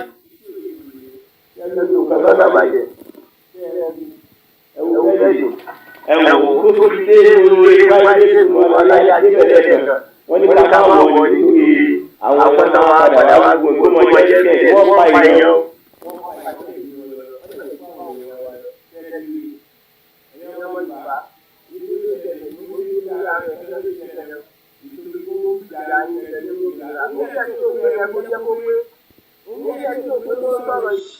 tó lára àwọn ìṣẹ̀lẹ̀ tí ó ṣẹlẹ̀ nílé bàbá wa Chief Sunday ẹ ṣé fún èyí tí ẹ ti fún wa ní super chat òun náà ni a sì ń sọ̀rọ̀. Aago 6:30 ló ṣẹ̀fẹ̀ lù.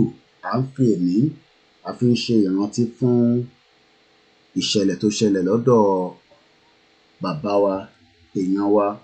Bẹ́ẹ̀ là ń rántí kòkòrò, bẹ́ẹ̀ là ń rántí àwọn tí wọ́n pa ní Ọ̀wọ̀, bẹ́ẹ̀ la máa ń rántí gbogbo ọmọ Yorùbá tí wọ́n ti pa nínú Nàìjíríà.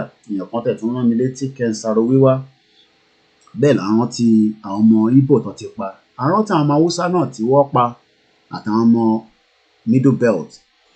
Every Nigerians are facing a very tough time in what is called Nigeria today. Chief Sunday Igboho's only crime, according to the evil government, is that he is trying to liberate his people. He is not a criminal, and he has not committed any crime known to the international community. He is not a wanted man, but yet the government wanted to label him as a criminal. The same government that could not stop, Mr. Fatai Aborode, the same government that could not stop the terrorist activities in Nigeria were able to travel all the way to Kenya, kidnap and rendition MAZI NNAMDI KANU.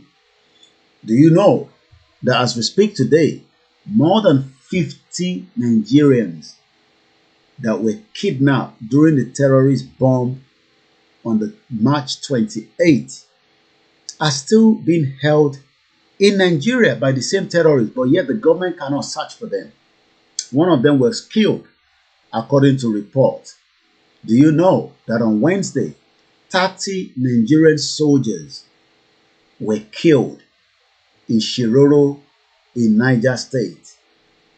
Do you know how many Nigerians are being killed on a daily basis? Whether because of the negligence of no hospital, the negligence of the basic things of lives. Nigeria has become a death trap, and we are now saying, should we continue with Nigeria, or should we call it time to reclaim back what belongs to us? As we also asked and demand the immediate release of all those that have been killed on the 1st of July and their bodies taken away. We are talking about no one more than Adogan and Alhaji Fatai, that the two bodies were removed, dragged, and then taken away after being killed, because the government thought by taking them away there will not be evidence. But the evidence is already there that Alhaji Adisa Said Adogan, a businessman and a very good friend to Chief Sunday Adeyemo Igboho, and Alhaji Fatai, the younger brother to Chief Sunday Igboho's mother, both were in the house and both were murdered by the same Fulani government. And yet, their bodies, bá ti ṣe ń sọ̀rọ̀, wọ́n ti gbókù wọn lọ. Ọdún kan ti pé pákó báyìí lénìí, àìmọ̀ tí rí òkú wọn gbà padà. Kódà kò ń ṣèní níjọba ti ń pa àwọn èèyàn. Ìyá wa Chief Mrs. Modúpẹ́ Ọlá Onítìrẹ Abíọ́lá, wọ́n jẹ́ kó yé wa pé lẹ́yìn ikú olóògbé bàbá wa MKO Abíọ́lá, gbogbo àwọn tí wọ́n pa ní Ìkòròdú road ni gọ́ọ̀mẹ̀ntì gbókù wọn lọ. Àárí òkú yẹn títí di wákàtí. Àwọn tí wọ́n pa ní Lekki toll gate, wọ́n gbókù yẹn lọ. Àmàrí òkú yẹn títí di wákàtí. So kò ń ṣèní ni gọ́ọ̀mẹ̀ntì ti ń pààyàn tí wọ́n ń gbókù lọ. Àmọ́ à ń sọ fún ìjọba pé ibikíbi tí ẹ bá gbókù àwọn èèyàn wa sí, Alhaji Adisa Saheed Adogan, àti Alhaji Fatai ẹ bá wa dá òkú yẹn padà fáwọn tó ní òkú kí wọ́n lè sìn wọ́n gẹ́gẹ́ bí ìlànà ẹ̀sìn tí àwọn méjèèjì ń ṣe.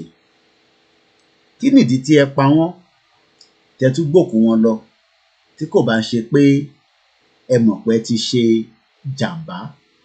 Gbogbo àwọn tí ìjọba bá wá kó wá sí ọjọ́ tá à ń sọ yìí, láti ìwọ tó rán wá àti àwọn tó wà lábẹ́ àtàwọn ìdílé ẹkún lẹ́yìn náà máa sun nínú ilé yín.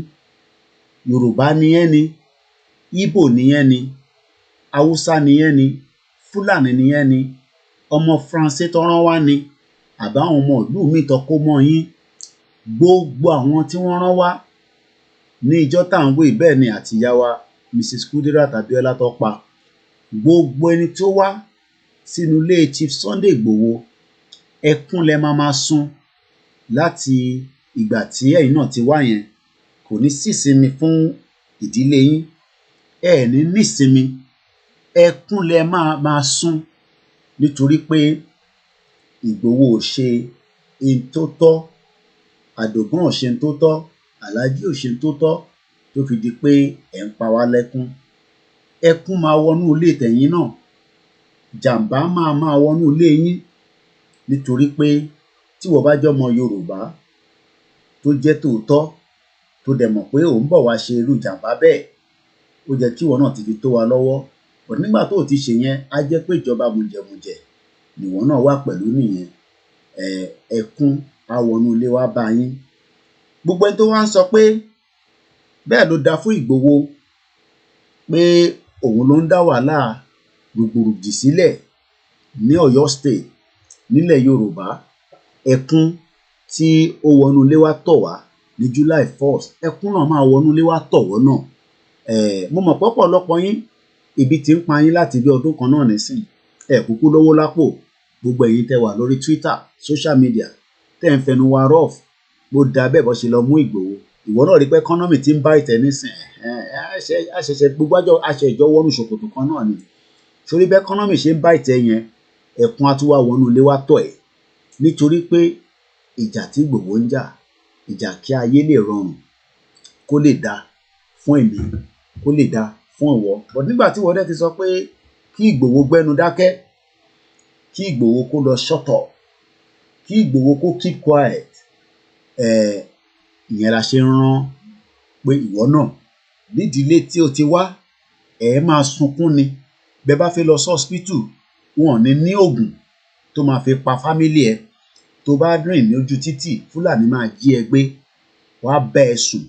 Ìwọ tó bá jẹ́ ọkùnrin, wàá gé ọwọ́ ẹ, wàá tún ní káwọn fámílì ẹ sanwó, nítorí pé ara ìdí tí Ìgbòho ṣe ń jà, tí wọ́n ń wọ ẹnu rough, tó fi ń bá Ìgbòho, tó fi ń sọ pé ó dà bọ́ ṣe lọ bá.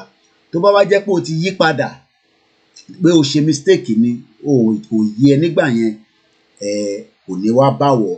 But tó bá jẹ́ pé o ṣe wà adamant, tó ń ṣorí kunkun pé bí Ìgbòho ṣe wà ní exile, tó ò sí nínú Nàìjíríà, peace ti wà nínú Nàìjíríà, peace yẹn ó máa wá bá ẹ nídùúlé ẹ. Peace tó ń rí yẹn, táwa mọ̀ pé kò ń ṣe peace, because Nàìjíríà ò ní peace, kò sálàáfíà fún yàn kankan.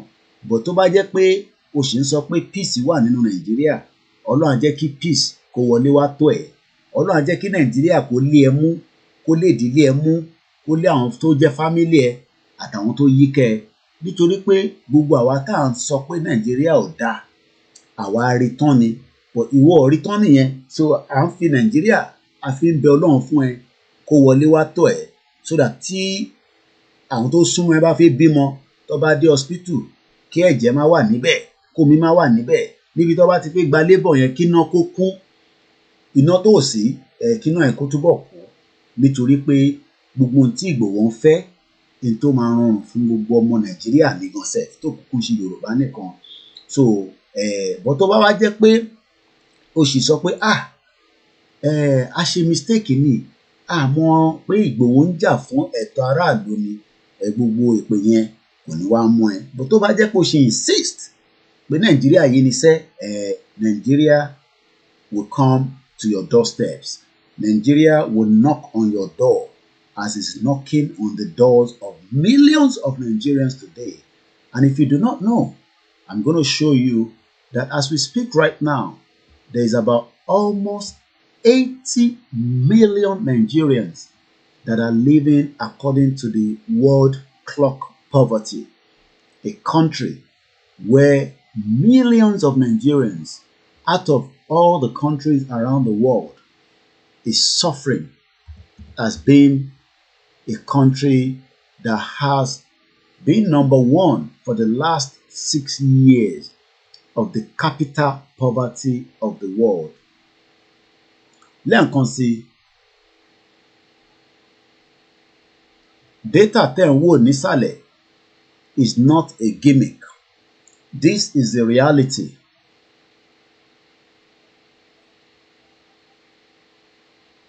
Gbogbo tẹ́ ń wò nísàlẹ̀, it shows that 80, even though we know that this data is even up to date, it's not up to date, because according to what we know, 20 million people have been added to this, but they've not updated this. Ẹlọgbọ́n kan tí Peter Obi sọ láìpẹ́. So, but I'll just stick with this data. 83 million Nigerians, only God knows how many millions. Ẹ káàárọ̀ ìyá wa tèmítèmí. A ti wà lórí ètò yìí nísìn, ó ti ń lọ bí almost 3 hours. Yes, they're about 3 hours exactly now. And we are still live. Today is the 1st of July, 2022. Aago mẹ́fà àbọ̀, òun ló ṣe lù. We started about 4 o'clock this morning, and we're still running the program. If you want to also add your voice, the line is still open so that you can also have your voice in. The data, let me increase that data for us to see. The data that you're looking right now, I'm talking about this particular data.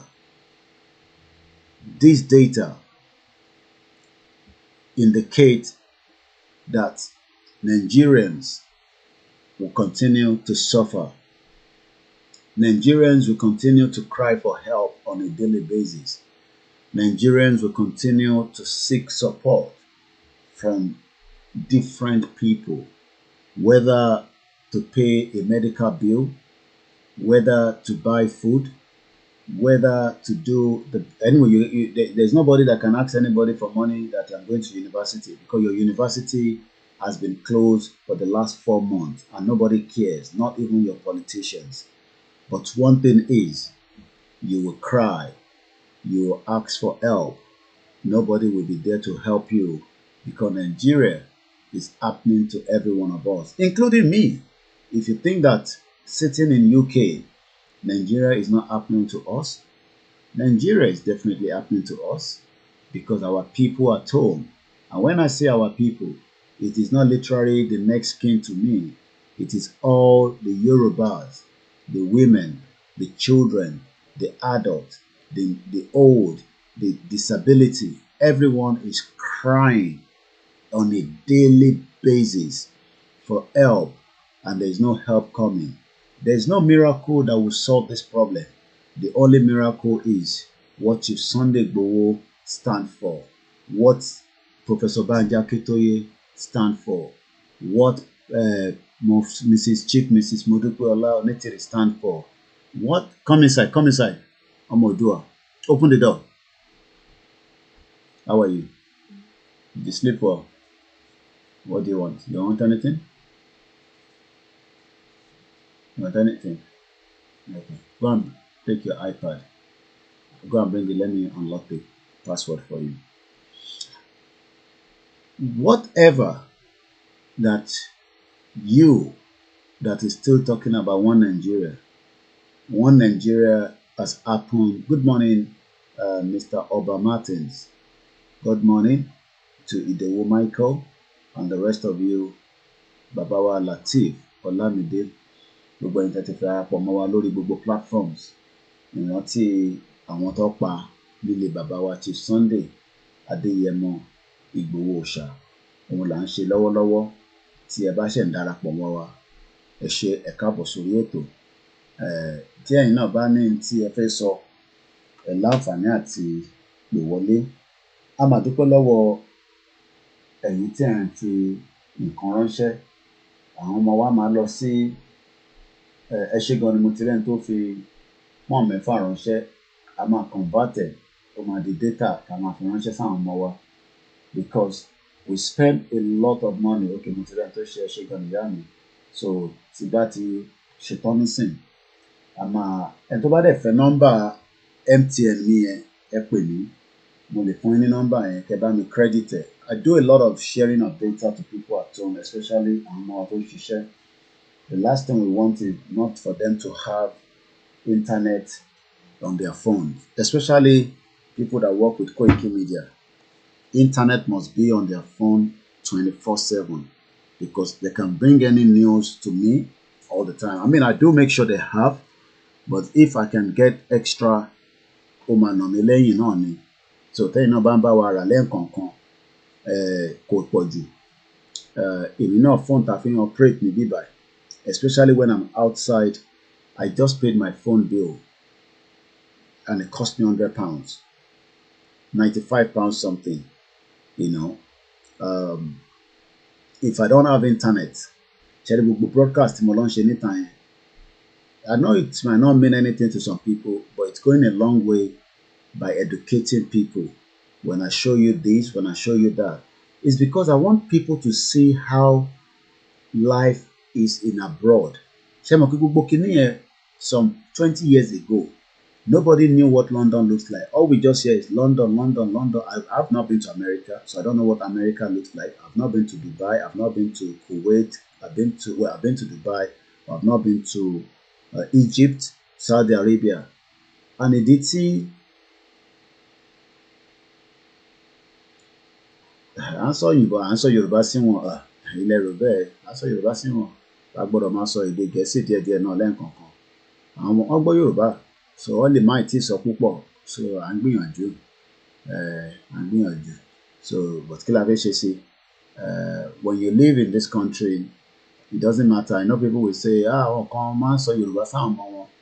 It's a difficult one, and that's why tó bá yẹ pé ẹ mọ̀ pé tó bá yẹ pé Nàìjíríà ń ṣiṣẹ́ dáadáa ni, everybody should be taking their children home for holiday tó ń bọ̀ nísìn. Do you know that majority of the people are not going to take their children to Nigeria for holiday? They would rather go to Cyprus. They will go to Italy. They will go to Spain. All these short holiday trip where they can go. Nobody is going to ask them for money. Ẹ mọ̀ pé holiday tẹ́ bá lọ sí Nigeria, taking average of 4 families. It's not just you alone. When you go home, you're also taking care of maybe another extra 10 families. And where is the money? And tó bá fẹ́ lọ Nigeria nísìn, you'll be talking about £5,000 after ticket if you want to really live comfortable for 2 weeks. And iṣẹ́ mélòó náà là ń ṣe ní bíbáyìí? Ibi iṣẹ́ náà là ń ṣe tí gbogbo wa ń ṣe. Even iṣẹ́ tá à ń ṣe tẹ́ pé half of it àti fi ṣe charity. Ẹlòmíì owó tó ń fún ẹlòmíì tí kò mọ̀ rí, because àwa ọmọ Yorùbá a ní ojú àánú tó pọ̀. Ìdí tá a dẹ̀ ṣe lójú àánú ni pé ẹ̀yin náà wo data tẹ́ ń wò níwájú mi, kò ń ṣe gimmick. These are Nigerians that are living in poverty. Ẹ káàárọ̀ ìyá wa Búsàrè. Àbọ̀rọ̀ mi yé yín nísìn.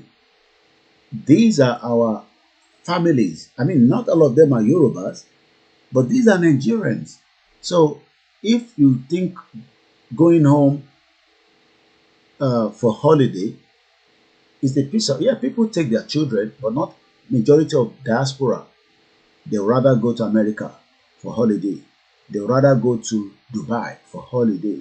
They would rather go to, short holiday destination where nobody's going to ask for money, nobody's going to kidnap them, nobody's going to kill them. Yes, does not mean that one you can lolly. People take their children. I mean, some people have already booked their holiday to take their loved ones to Nigeria for the summer holiday. But they will come back whether miserable, whether happy, whether unhappy. The children might enjoy the environment. It depends on which part of Nigeria they are going to be staying. Because when people say we're going home, some go home and take their children to Kwara State, and some will never take them as far as that distance, especially with the insecurity in Nigeria. Because if they get kidnapped, be lucky, maybe you'll be able to rescue them back if they don't kill them. And if not such happen, you will feel pain because àwọn ọmọ mi tẹ́ máa lọ rí ní Nàìjíríà yẹn, they will be looking at your children as báwo làwọn lè ṣe look like this, tó fine báyìí, tó dá báyìí, as against, and that's why all this witchcraft, all these different thoughts come to the minds of those at home. Àwọn ọmọ lájágbájá lélẹ̀, ìbò láti kún wọn wá, wọ́n ṣẹ̀dí láti ìlú òyìnbó. Then people start having negative thoughts. But tẹ́ bá lọ sí Cyprus, nobody's going to have negative thoughts against each other. You are all the same. Tí mo parọ́ ni, èyí tẹ́ ń gbọ́ mi. When I take my children to Nigeria, for example, they will be different from the Nigerian children. And that's why, people don't want to go with their families to Nigeria. Because if you go to Nigeria with your family, even if your own family there do not think like that, what about the neighbors? Àwọn ọmọ Alhaji lóde yẹn. Àwọn lórí báyẹn. It's both ways. It's either they are happy for you or they are not happy. And that is where these negative thoughts start coming in our minds, for those that are evil anyway.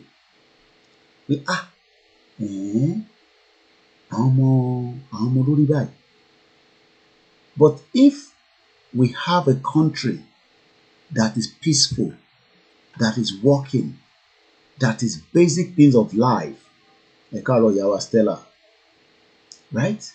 Mo kẹ́ ń tẹ́ wọ́n wá láti Dubai, mo kẹ́ wọ́n tẹ́ wà ní Togo, Abidjan, Oman. Àbúrò mo yẹ yín nísìn, àwọn èèyàn ní really concern pé èèyàn kan dé láti abroad tó bá dé láti abroad kí ni ká ṣe sí yẹn? Nobody will, yes, we have retained back our nation by the grace of God. Nobody will be concerned. Everybody will just look at them as, okay, wow, welcome home. But right now, èèyàn kan sọ fún mi pé tí o bá ń jẹun ní Nàìjíríà nísìn, tó bá gbóúnjẹ yẹn sílẹ̀ tó sáré wọlé, ọ̀rẹ́ ẹ̀ máa jẹ oúnjẹ yẹn kó tó dé. Tó bá dẹ̀ jáde bá sọ fún ẹ pé akọ̀dà sí rọ́ọ̀fù ni, ebi ń pa ló ti jẹ́. There's a lot of poverty in Nigeria. Àwọn tó ra data tó ṣe ń gbọ́ wa yẹn náà, wọ́n struggle ni o. Wọ́n kàn fi keep up pẹ̀lú nǹkan tó ń lọ ní work. Ẹlòmíì fẹ́ ebi panú tó fi ń ra data yẹn tẹ̀ ń rí yẹn ni o. Àwọn tí ẹ̀ ń rí tán wò wá láti ilẹ̀ Yorùbá, wọ́n fi ebi panú pé kọ́kọ́ keep up. Àwọn kan wà comfortable. Not everybody at home is living in poverty life. Some people are comfortable, but the comfort is becoming miserable for them because owó tó fi ń ṣe business kò mú turn around kankan wá mọ́. Everybody ṣáà ń yemọ German. I think àwọn tẹ́ ń lo German, àwa la máa ń lo German ní UK. Àwọn tó wà nílé wọ́n máa ń hustle ni. Mo kẹ́yìn tẹ́ wà ní South Africa, àwọn tó wà nílé kàn máa ń hustle ni. Tẹ́ bá béèrè lọ́wọ́ ni àṣà ń hustle ni. Àwa táwa lábúrò la máa ń German ní pé o lè sáré lọ faṣẹ́ kan láàárọ̀ yìí báyìí. Àwọn kan ti lọ ṣiṣẹ́ morning, wọ́n sì wà lẹ́nu iṣẹ́ nísìn. À ń jìyà nílùú yìí. Mo ṣiṣẹ́ ní sinimá kan ní Bayswater. O gbọ́dọ̀ débẹ̀ ní ṣúra pé 5 kan la máa ń resume láti lọ clean nínú sinimá yẹn. Gbogbo iṣẹ́ yẹn kò ju 2 hours lọ, but ẹ̀mí àfẹ́ ìbọ́kù tó parí ẹ̀. Tẹ́yìn kan bá ṣe 2 hours tán, láti bẹ̀ ó tún lọ resume full time job ẹ̀ gangan. Ìyẹn la ti máa ń sọ pé German ní tó mọ̀ nìyẹn German. So ẹni tó ti sùn á lọ resume. I can't remember bí i 5 ni máa resume or 6, somewhere around there. Ó ti pẹ́, I'm talking about some 15 years ago. Bayswater ní sinimá náà wà báyìí. Wàá resume ní 5 or bí i ní 6. Wàá ṣe fún 1.5 hours or 2 hours. Then from there, èèyàn kan náà kàn fáwọn pa I do that too. Ẹ rò pé àwọn tó wà lábúròdì iṣẹ́ kan tó gbòógì kan là ń ṣe. Now, kó ló dé tí mo kó máa ṣiṣẹ́ sinimá yẹn náà ní Nàìjíríà tó bá yẹ pé Nàìjíríà function dáadáa, tó dẹ̀ máa san salary yẹn fún mi, tó dẹ̀ ní disrespect mi pé iṣẹ́ cleaning ni mo ń ṣe. So kò ń ṣe pé life tá à ń gbé labroad òun náà ló da tó yẹn, but it's just that ó ṣì wà manageable. Ẹlòmíràn ni but pound sterling yẹn ó heavy gan, owó yẹn ó da gan. Tó bá yẹ pé Nàìjíríà dá ni, ó yẹ kó owó Nàìjíríà strong gan ni, so that 1 naira will be 1 pound. Ṣèbí bó ṣe wà tẹ́lẹ̀ náà nìyẹn in the 80s kó tó di pé wọ́n bàjẹ́.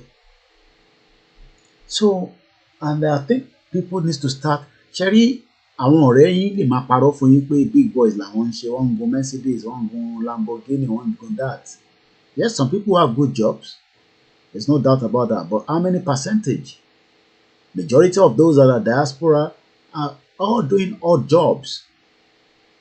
Ṣé àwọn kan ń ṣe car wash nílùú yìí? Car wash, àwọn kan ṣì ń ṣe car wash. Ó lè má jẹ́ nílùú yìí gangan, àwọn kan ń ṣe ní abroad ní àwọn ibì kan. But they're happy. Ẹni tó ń ṣe car wash nílé nísìn, ẹ máa disrespected because of inferior complex. Ìyẹn la ṣe pé ká dá dúró so that ká lè create enabling environment fúnra wa. Ẹ̀gbọ́n yẹn kan ní you're right, I do borrow data every night to watch your program. Kò easy fáwọn tó wà lé o. Kò easy rárá. So if we are able to have a society to work, tó ń ṣiṣẹ́, then kí la ṣe labroad? Kí la fẹ́ máa jókòó ṣe labroad for 30 years? Èmi tí wà ń bá yín nísìnyí fún 20 years. Kí la fẹ́ jókòó ṣe ní UK for 20 years? Ìyẹn mo ṣe sọ pé mo ti serve UK government for 20 years. So tí bá sì serve Yorùbá nation, tí mò ń ṣe iṣẹ́ takuntakun lórí ẹ̀, yes, nínú ẹ̀ adúpẹ́ ẹ̀ ń fún wa ní ìrànlọ́wọ́ tó fi keep wa going, because tẹ́ ẹ̀ bá fún mi ní ìrànlọ́wọ́ yẹn, ó máa difficult fún mi báwo mo ṣe fi san bills. Màá láti wà force láti lọ ṣiṣẹ́ ni. Màá wà force láti lọ ṣiṣẹ́ because aṣáà ni mi ṣáà láti ṣe ẹ fi pé nǹkan táwa náà ń lò ní bíbá ọ̀fẹ́ ni kò ń ṣọ̀fẹ́. Iná tí mo tàn sílẹ̀, íńtánẹ́ẹ̀tì, máa sanwó ẹ̀. But what we are saying is we want to live in an environment that my security is guaranteed. My life is not at threat. Ẹni tó ń gbé Nàìjíríà gan tó jẹ́ olówó, life ẹ̀ wà at threat because anybody lè attack ẹ̀ for being olówó. Ìyẹn ló ṣe máa ń gbé ọlọ́pàá, tó máa ń gbé sójà, tó máa ń gbé mọ̀pó, tó máa fi ń káàkiri because wọ́n ò lè gbégbé ayé tó dáa. But if we come out of Nigeria now, ẹ rí i pé gbogbo àwọn politicians yẹn wọ́n máa sit tight. Aráàlú politician láti máa bẹ̀rù aráàlú ni. But it's a reverse ní Nàìjíríà tẹ́ ń gbé lénìí. So àwa táwa ti gbé ní abroad for this amount of years, tèmi ti gbé níbí báyìí for 20 years ni mo ti wà ní UK. Àti rí bí nǹkan ṣe ń lọ. So nígbà tèmi dé yẹn, kò tí ì sí the kind of engagement tí a fi lè máa project bí ìlú òyìnbó ṣe rí lélẹ̀. But nísìn a ti lè project it based on the technology tó wà nílẹ̀. Tí bá fẹ́ fi London wọ̀nyí báyìí nísìn, I can do it. Mo lè connect the phone mi nísìn, kí ni kó fún mi ní signal. Ìkìyàn kan tẹ̀ ń pè wá láti bí báyìí. Mo tẹ̀ mọ̀ fún yàn. Hello? Hello? Network. Hello? Àbọ̀rọ̀ mi ò yé yín nísìn. Mo lè fún wa ní view ìta London live bó ṣe wà báyìí nísìn. Ẹ jẹ́ ń ṣe nǹkan kan nísìn. Mo fẹ́ lọ connect phone mi. Màá ní kó connect phone camera mi. Tí màá dẹ̀ fún yín ní signal London. Ẹ rí London live nísìn. Mo mọ̀ bí a mo ti lo fóònù yìí rí. Mo lè sáré download the apps yìí.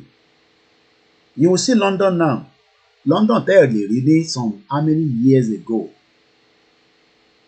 Okay, ilé ń bèrè password. Bọ̀, ìrántí password ìtẹ̀jẹ̀ ń lélẹ̀.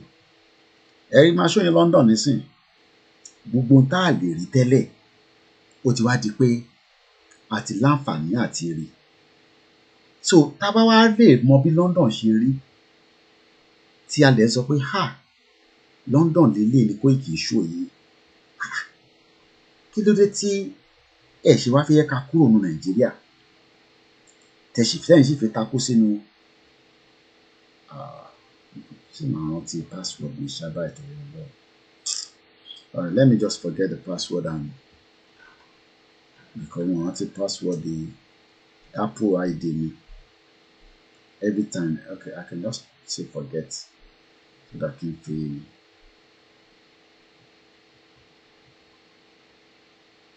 Màá show yín nísìnyí mo ń bọ̀ ẹ ṣáà ṣe sùúrù fún mi. So gbogbo kinní tá a wá ń sọ fún yín nítorí pé àwa ti rí tán. Politician lè máa sọ fún yín pé àwọn máa ṣe omi ọ̀rọ̀ wọn fẹ́ ṣe ní kán má bá wa ṣe omi tó ọ̀ ṣe láti jọ ẹ̀ lọ́sẹ̀ wa náà fẹ́ ṣe is all lies. Irọ́ ló bá dé, irọ́ ló bá dé, irọ́ òun ló bá dé. Ẹ̀yin jẹ́ kí a bẹ̀rẹ̀ sí ń bíòdì ilẹ̀ Yorùbá, ẹ rí pé ayé tó dáa ni gbogbo a máa gbé. Ayé tó ṣe kí ni? Ayé tó dáa, ayé tó rọrùn, ayé tó máa dáa fún gbogbo wa náà là ń sọ. So kí la wá fẹ́ jókòó pa sínú ìlú kan tí kò ní value, ìlú kan tí kò respect human right, ìlú kan tí kò ní làákàrí kankan tó fẹ́ ṣe fẹ́ anybody. Why do we want to now waste our energy? Ẹ ṣe jẹ́ ká kúkú lo energy yẹn ká fi wà nínú a country that will work for us, not the one that is not working. Forget about it. Nigeria cannot work. Peter Obi cannot fix Nigeria. Gbogbo ẹnu mo fi sọ. He cannot. They can tell you all kind of things off his head, when I get there, we will cut, how government is run and all this nonsense. It's all bollocks. Ironic. Where will I fix in Nigeria? How does he want to fix Nigeria? With what constitution? Mumbo. My phone feed you anything. Ó ti pick technology. Ó ti pick iPhone mi nísìn. Accept. Tí ní kí n gbé phone mi sí landscape. Bring my camera to my front camera. Now I'm going to show you something now. Technology. Ọmọ technology. Original. Now ṣé ti rí pé intent wò nísìn. That is me right there. Using a different view. Ẹ jẹ́ kí n yọ background. Ẹ jẹ́ n reduce eléyìí tí a fi ń wo data yìí. Ṣé ti rí pé camera mi ti jáde. This is now my camera using my mobile phone. Phone mi ni mo lè rí. Ṣé rí nísìn pé tí bá move by. Ṣé rí pé ń rí laptop mi. Right? This is how technology has become very powerful. So now I'm going to show us London. Ṣé fẹ́ wo London àbí? Mo máa fi London wà wá nísìn. So I'm going to turn the camera around. Back camera. So tí rẹ̀ anything nísìn ìdí ni pé now mo máa fi ó dark nísìn but mo máa show yín ní London nísìn láti ojú window mi. Ṣé pé tí ń rí London báyìí. That is the view of London. Àbọ̀rọ̀ mi ò yé yín nísìn. Everybody ló ń rí. Let me take this one off and let's bring this one right there. So intent wò nísìn gbogbo ẹ̀yin ará ilé, ẹ̀yin èèyàn mi nílé ní London lẹ́ wò yín nísìn. Ẹ̀yin náà wo environment yẹn bó ṣe rí. And I think I'm going to be doing more of this now. Tí bá ń ṣe program. The only thing is I can only show you from the back. I will not show you from the front. London lẹ́ ń wò nísìn báyìí. That is what it looks like. That is London. Ẹ wo gbogbo àwọn mọ́tò yẹn. Ẹ wo títì bó ṣe rí. This is the kind of life we want to live. App tí mo ń lò nísìn is OBS, but èyí tí mo fi ń ṣe kámẹ́rà mi wọ́n pè ní XSplit. I can show you that mo ti fi sọ fún yín so many times. So ilé tí mo ń lò nísìn tá a bá wá sí bíbá òun ni XSplit kámẹ́rà ni mo ń lò. Wọ́n pè ní XSplit VCam. So bó ṣe rí lélẹ̀. So what I'm actually doing now is phone mi ni mo fi connect. Mo ti download apps yẹn sórí phone mi. Ẹ jẹ́ kí n increase ilé kẹ́kọ̀ọ́ fi wo bó ṣe rí. So tí mo ń lò òun lélẹ̀. Okay? So camera tí mo fi ń connect nísìn kò ń ṣe camera orí laptop mọ́. Ṣé rí mọ́tò tó ń drive wọlé nísìn? Ṣé ti rí mọ́tò yẹn? Mọ́tò, in tó ń pè ní technology lélẹ̀. Okay, rí mọ́tò yẹn má bínú kọ camera yẹn ti kíní mi ti block lẹ́ẹ̀kan. Ìgbà XSplit tí mo fi wọ̀nyí yẹn. In tó ń pè ní ayé lélẹ̀. And I think I should even still be able to bring myself in. I think I should be able to bring myself in as well. So tí bá padà sí integrated camera. Èmi lélẹ̀ nísìn. So integrated yẹn mi pé èmi lè ń wò nísìn. Right? But I think there's a way that I can have ó dà pé mo ní láti ra kíní ẹ̀ ní láti máa change láti ní camera so ó lè show mi ní 3 different angles. I think I need to download that.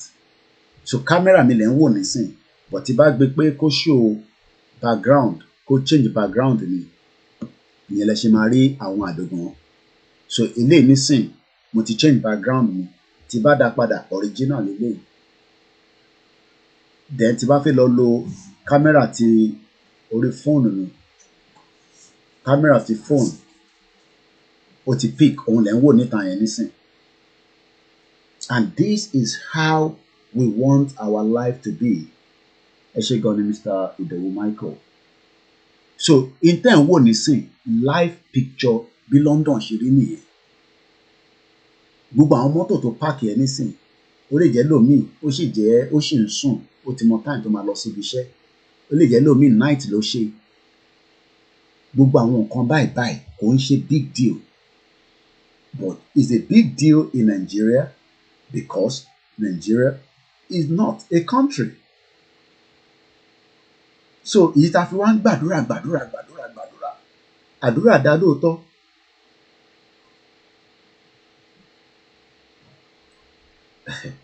Àdúrà dá lóòótọ́. But àdúrà without action kò lè work.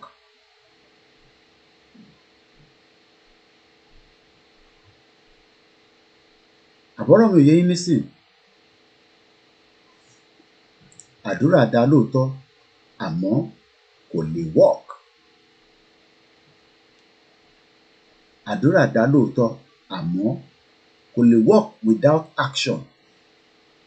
And this is why we are saying let's get the hell out of Nigeria before Nigeria consume us. Okay, ṣé gan-an ẹ̀yin tẹ́ ń béèrè MTN wa. Ibo ni nọ́mbà yẹn wà náà? Tó dà kó wà lórí fún. Ẹ tó bá need MTN mi ẹ jọ̀ọ́ màá fi ránṣẹ́ sí yín. Ẹ ní láti send owó ẹ ṣáà bá mi ra credit sórí ẹ̀. Tẹ́yin bá ti ra credit sórí ẹ̀ okay. Ìyá wa kan ti béèrè ẹ̀. Mo ti fi ránṣẹ́ sí yín mọ́mì ẹ ṣé gan ni. Ẹni tó bá need the telephone number MTN line mi owó gbọ́dọ̀ máa wà lórí ẹ̀ because I do a lot of sharing data with those at home, not just our team. Àwọn ẹlòmíì náà mo máa ń share data pẹ̀lú wọn. I don't want to put the number out. I'm sure you know why. Iná àtijọba mo jẹ́ gbọ́dọ̀ mọ nọ́mbà yẹn anymore. So nọ́mbà yẹn láti wà as it is. So ẹ̀bọ̀ ẹni tó bá fẹ́ nọ́mbà yẹn màá fi ránṣẹ́ sí yín. Kẹ́ bá mi fi owó lé lórí. Ẹ̀gbọ́n mi kàn send àwọn picture kankan sí mi just to remind me. Ẹ ṣé gan ni ẹ̀gbọ́n mi Mr. Wale Cornell. Some of my previous videos tí mo ti ṣe Face TV Africa ló lélẹ̀. I've done a lot of videos. Ẹ̀rí mọ́tò tó ń jáde yẹn nísìn. Ẹ̀rí kan tó tún tẹ̀lé lẹ́yìn. Inú ilé mi ni mo wà, and I can monitor what is going on outside. And this is the way we have technology. Àwọn kan ní kámẹ́rà tó yẹ pé wọ́n ti gbé síwájú ilé wọn.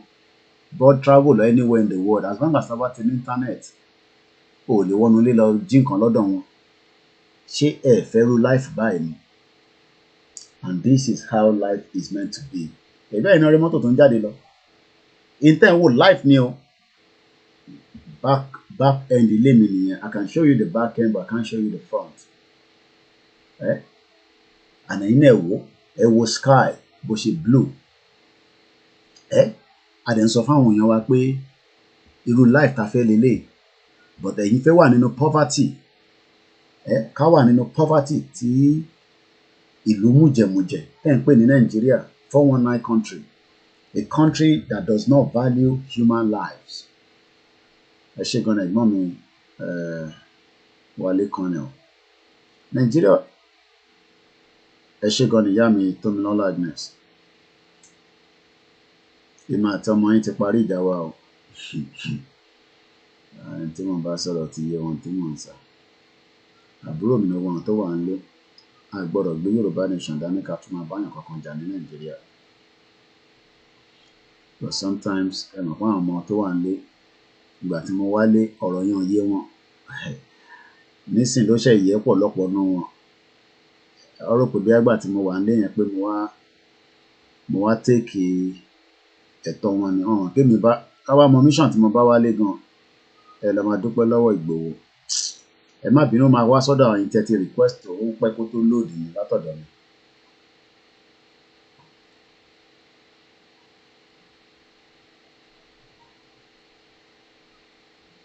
So lẹ́ẹ̀kan sí mo kí gbogbo ẹ̀yin tí ẹ wà nílé. As we continue to say to ourselves, we want our lives to be better. Our lives will not be better in Nigeria today. Ṣé rí àwọn tó wà níta wọ́n ní so much láti offer.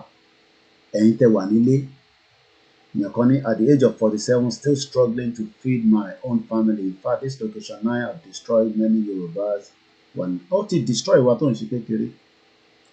But so many people probably do not even understand that.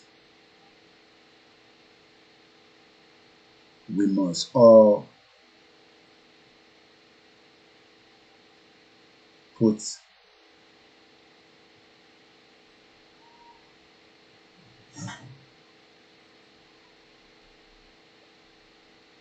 bí ti ṣe sọ gbogbo ẹ̀yin tí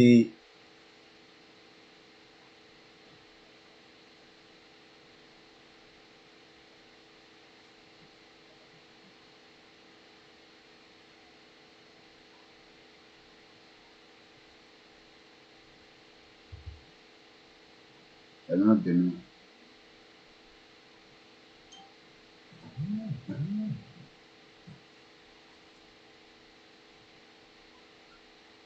So we love you at home. This is the way life is meant to be.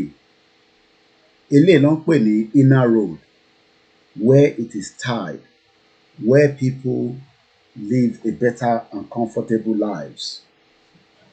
But in Nigeria today, ẹ jẹ́ n tún switch, ẹ jẹ́ n tún ọ̀rọ̀ turn it sí another angle, kẹ́tù another angle. That is from another angle. All this is the reason why I want to say we don't want to be part of Nigeria. A fẹ́ gbé nílùú tí kò fún wa ní tí kò respect wa. A fẹ́ gbé nílùú tí kò ní any value system. Àwọn ò fẹ́ gbé níbẹ̀. A fẹ́ gbé nílùú tí ọkàn wa máa balẹ̀. A fẹ́ gbé nílùú tí we are going to a beautiful and serene environment. We have this kind of beautiful view. Soon Yoruba nation now. A fẹ́ gbé nígbé àlàáfíà. Kò ń ṣe gbogbo ẹni tó wà nínú òyìnbó ló lówó lọ́wọ́. But ọkàn wa balẹ̀. A dẹ̀ guarantee pé a máa jẹ 3 square meal. A dẹ̀ guarantee pé èèyàn kan ò ní dẹ́rù bara wọn. And this is the reason why we do not, want to stay in Nigeria. We don't want to be part of a country where there's a threat to our lives. Mo ṣe fẹ́ gbé nílùú tó yẹ pé àyà mi á máa já tí bá wà nínú ilé. Èmi ò fẹ́ gbé nílùú ìlú bẹ́ẹ̀. Mo ò fẹ́ gbé nílùú ìlú tí ọkàn mi ò ní balẹ̀. Tí màá máa wò pé ṣé tá bá sùn ṣé olè ò ní wọlé wá ká wa mọ́nú ilé. Àwa ò fẹ́ gbé nínú ìlú bẹ́ẹ̀. A fẹ́ gbé nínú ìlú tí àlàáfíà máa wà. A fẹ́ gbé nínú ìlú tẹ́mi wọ̀ ní máa kó sókè tá bá ń lọ fún holiday lọ sí ìlú náà. Ibo lẹ́yìn ti gbọ́ pé èèyàn kan ń bọ̀ ní UK táyé á máa já. Even ẹni tó ń bọ̀ ní UK gan tí kò tí mọ̀ tó fi wá ṣe. Ó mọ̀ pé tóun bá dé ní UK ó ṣeéṣe kí ayé òun kó bẹ́tà. Kódà tó bá tẹ̀ jẹ́ pé ó bá fi ara balẹ̀ torí ẹlòmíì náà farabalẹ̀ tó bá dé ìlú yìí. Pé tó bá farabalẹ̀ oríṣiríṣi nǹkan lẹ máa padà jàǹfààní ẹ̀ lẹ máa jọrò ẹ̀. Ìdí tá a ṣe ń sọ pé ká kúrò ní Nàìjíríà nìyẹn náà. Ẹ̀yin náà ẹ wo bó ṣe calm. Kò sí ará àdúgbò kan tó ń threaten ara wọn. Kò sí pé èèyàn kan ló máa jí pé lá máa pariwo church àbí mọ́ṣáláṣí lá máa fi disturb everybody. Ẹ̀yin náà ẹ wo environment yẹn bó ṣe rí. This is what we expect when we talk about a country. A tún fi èní lẹ́ẹ̀kan sí fi rántí bàbá wa tó kú tó dolóògbé. Gbogbo ẹni tó bá ní kọ̀rọ̀ bámbọ̀ máa ṣe kíní ẹ̀ máa try láti ṣe lénìí. Mọ̀ kọ́ ọjọ́ tí ń súnmọ́. Máa try láti send ẹ̀ lénìí. No matter how small, bó lè yẹ 20k ní tí bá lágbára náà ni màá lè ṣe. Màá fi ránṣẹ́ lénìí. Màá share receipt yẹn tí bá ti ṣe. Mo kí gbogbo àwọn tájọ lọ sí school, àwọn àdìsóbà. Ọ̀pọ̀lọpọ̀ náà ló mọ̀ pé Nàìjíríà need help. Wọ́n lè má agree, mi ò ní kí gbogbo èèyàn agree pẹ̀lú views wa pé kí Nàìjíríà kó pín. But ìbéèrè ni pé ṣé tí Tinubu bá tẹ̀ ṣe kí ló máa ṣẹlẹ̀ after 8 years? Ìwọ̀nba ló máa lè ṣe. But after 8 years ṣá tún máa padà sí square one ni. Èèyàn kan ní why is it so hard to have freedom? Because ọ̀fẹ́ yẹn ká ní òyìnbó ọ̀fẹ́ yẹn ká ní freedom. Ẹ jẹ́ n gbé kámẹ́rà yẹn wá sójú mi again. Ẹ jẹ́ n yọ kúrò ní àbí ṣé kí n ṣe fi sílẹ̀ kẹ́ máa wo view yẹn lọ. London náà jù báyìí lọ Ọlọ́run. Council Studio. London ò jù báyẹn náà lọ. Ẹ wo bó ṣe lé títì. Ó dàbí ìgbà tí èèyàn kọ Y orúkọ mi tẹ́ bá wo lọ sí left and right ó wá ní ìsàlẹ̀ nígbà tó kọ Y. Ẹ wo ọ̀gbìngì. Gbogbo ètò ẹ̀ kó wà ní gbogbo àwọn villages wà nílé. Gbogbo kìíní is nothing. Kò ń ṣe pé láwọn tó lè plan ẹ̀. But tí yàn tó bá ti kówó jẹ. How are they going to plan our lives for us? Wọ́n náà ń ṣe politics láti 1999. Politics àmàlà tẹ̀bà tó ń ṣe. Politics tó support aráàlú. Politics tó ní any policy láti fi support èèyàn. Tí bá gbé kámẹ́rà báyìí nísìn as long as tó bá connect mọ́ iná mo bá lọ Amẹ́ríkà kí n lọ tọ́rẹ́ mi bá ń bọ̀ ohun tó ń ṣẹlẹ̀ nínú ilé mi máa rí. Ibi tí bá páàkì mọ́tò mi sí mo lè fi kámẹ́rà síbẹ̀. Ibẹ̀ máa rí gbogbo àwọn fídíò yẹn lórí Instagram pé tẹ bá wọ́ndà pé báwo lọ ṣe rìkọ́ọ̀dì kìíní yẹn òun lẹ́ ń wò yìí. Ó kọ́ ẹ̀ pé fóònù mo fi ń ṣe léè nísìn bọ̀ tí bá máa ṣe mo gbọ́dọ̀ ní èyí tó yẹ kó máa connect as long as iná inú ilé mi ò bá ti kódà tí iná yẹn bá kú gan tí bá ní emergency pé ó lè back ẹ̀ up iná á ṣì máa ṣiṣẹ́ as long as internet ò bá ti cut off. And these are the reason why ẹni tó ń gbé abroad ó máa difficult láti settle down sí Nàìjíríà. Ó máa wà extremely difficult. Mo kí yan ìyá wa Joyce Bọ́dúnrìn kí bàbá wa Déwálé Adéṣọpẹ́. So when you see that people that are living outside the country and you ask them to come and relocate back home, relocate to where? To a system that have made life miserable for everybody. How do you expect them? Yes, people can come home for 3 months, 2 months, 1 day, 3 days, 1 week, but we are talking about long-term coming home to come and invest, where the economy is crashing on a daily basis. So again, the camera that I'm showing you is just the back view of my house. So let me bring it back to my own face and we can continue with the conversation. My name is Olayomi Koiki. As we continue to say, Nigeria is not a country that we walk. And right there, I brought the camera back to the integrated one, which is now going to show me. So you can see that is me right there. I still have my camera on my phone. Okay, yeah, my face is back. So you can see there and there, right? Nothing special in what I'm discussing, but if you look at it and break it down, you will understand that the lives of those in Nigeria with this passport, let me show you. This passport that has given us miserable. This one. That passport is a big pain. Actually, going to Yawa list that Kazo studio. So it's either we leave Nigeria for the Fulanis. Even now, Yoruba to face politics, they know that the Hausas does not want anything to push local because Otiri Bubunti Buhari face dead or alive. People think Buhari is still alive. I tell you, it doesn't make any difference. He's alive. What impact has he made to you? He's dead. What impact has he made to you? Buhari has not made your life better.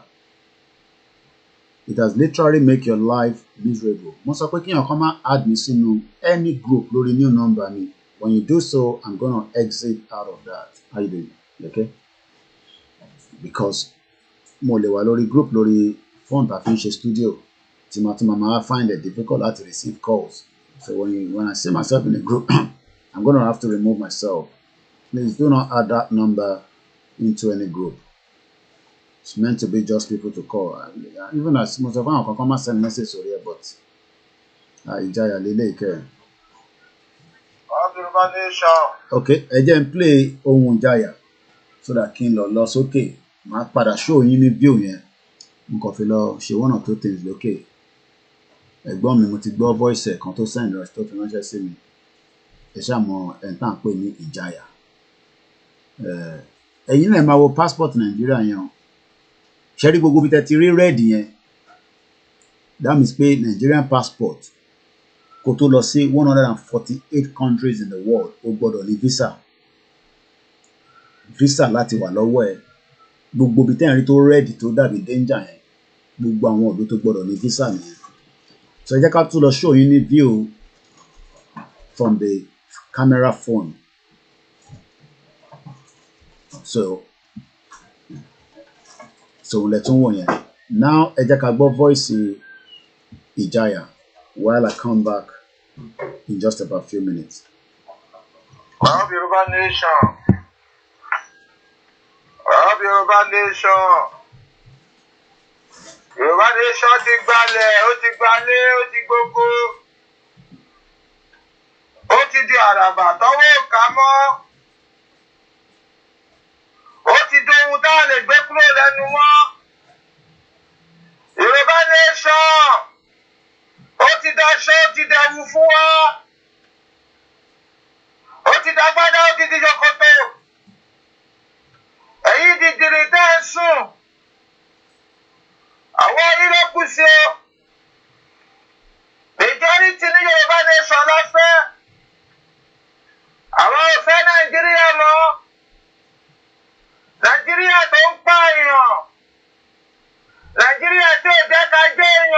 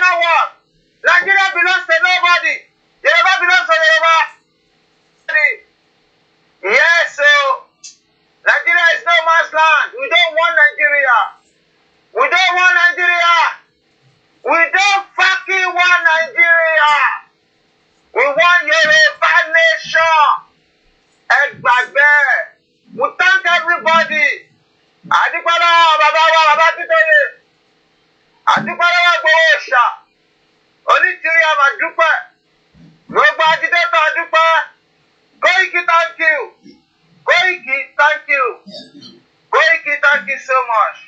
Gbogbo warriors adúpẹ́. Ìjáyà thank you too. Ìjáyà thank you. Thank you so much. Yorùbá nation ti délé o. Ẹ gbà bẹ́ẹ̀, ó ti dàràbà tí wọn ò lè bù so mọ́. Ó ti dẹrù jẹjẹ. Ó ti di gèlè àtọmọdé gbélágbétì. Ẹ gbà bẹ́ẹ̀, ó ti di pẹpẹ tọwọ́ ọmọdé ètò. Ó ti di kèrègbè. Ẹ gbà bẹ́ẹ̀. Yeah, Yorùbá nation come to stay. You like it, you don't like it, that is your fucking problem. We have to get out of slavery environment. We have to release ourselves from slavery mentality. We have to free ourselves from slavery orientation. We are human beings. They cannot continue killing us like a chicken. Enough is enough. Yes, world order is on the way. We want Yoruba nation. Yes, we want to be part of it. Yes, there's nobody can repair Nigeria economy. Nobody can do it. Nobody can repair security. It's totally shambles. Nobody can repair anything. We are corrupted to the bones. 62 years of corruption. Difficult to eradicate. Divide the nation. Yes. Gbogbo àwọn alátẹnujẹ. Àwọn ti rí àwọn ọmọ èṣù sí adẹ̀kírí ọmọ lọ́rùn. Gbogbo ẹ̀yin alátẹnujẹ. Ẹ̀yin onítẹ́tà. Ọmọ èṣù ni. A máa dòpò parí gbẹ̀yìn ni. Ẹ máa wòran. Ikú èdè ni gbogbo yín máa kú gbẹ̀yìn. Yes. Ẹ̀yin ẹ̀ sọ́pọ́ọ̀tì ìrọ̀yìn. Torí nǹkan tẹ fẹ́ jẹ. Rọ́mọtẹ́bí. Rọ́lọ́lé. Ìkà ní ìkà. Ẹgbẹ́ gbogbo yín. Stupid people. Ẹ̀yin ò ṣe problem tàwa. You are rubbish people. When the time comes to discipline you, we're going to discipline you one by one. Ẹ máa wòran náà. Encourage you ni. All Yoruba nation. Nigeria is a dead country. We don't want Nigeria again. It cannot work for me and you. All Yoruba nation. All Yoruba nation. All Yoruba nation. Thank you. Tó ìjáyà nìyẹn ọ̀lẹ́tẹ̀gbọ́n ẹ̀gbọ́n mi àtàtà. A máa dúpẹ́ lọ́wọ́ gbogbo wa níbi tí a ti ń ṣe ìrántí àwọn tí wọ́n kú. Ní ọba rántí ikú Tolúlọpẹ́ Arótilẹ̀. Wọ́n máa ṣe ọdún kan ikú Tolúlọpẹ́ Arótilẹ̀ ní Ìjẹun. I've been aware and we'll be giving you all the latest updates from that location as well. Ẹ ṣé gan ni fún gbogbo èyí tí ẹni ká fi nọ́mbà MTN yẹn ránṣẹ́. Like I said, the team will be lọ́dọ̀ bàbá wa láìpẹ́ later lẹ́nìí. A kí gbogbo àwa tí a ṣì wà lórí ètò àtẹ̀yìn tẹ́ ṣe ń darapọ̀ mọ́ wa. As we continue to say that, àwọn ọ̀bá ọmọ APC jà o, àdẹ̀ báwọn ẹgbẹ́ PDP jà àtàwọn tó ń tẹ̀lé Sowore àtàwọn tó ń tẹ̀lé Labour Party. But what we are saying is, I want somebody that believes in one Nigeria. I'll give you the opportunity. Come and tell me why we should still keep one Nigeria. Is it because Tinubu wants to become the president? We should keep one Nigeria. Is it because Atiku wants to become the president?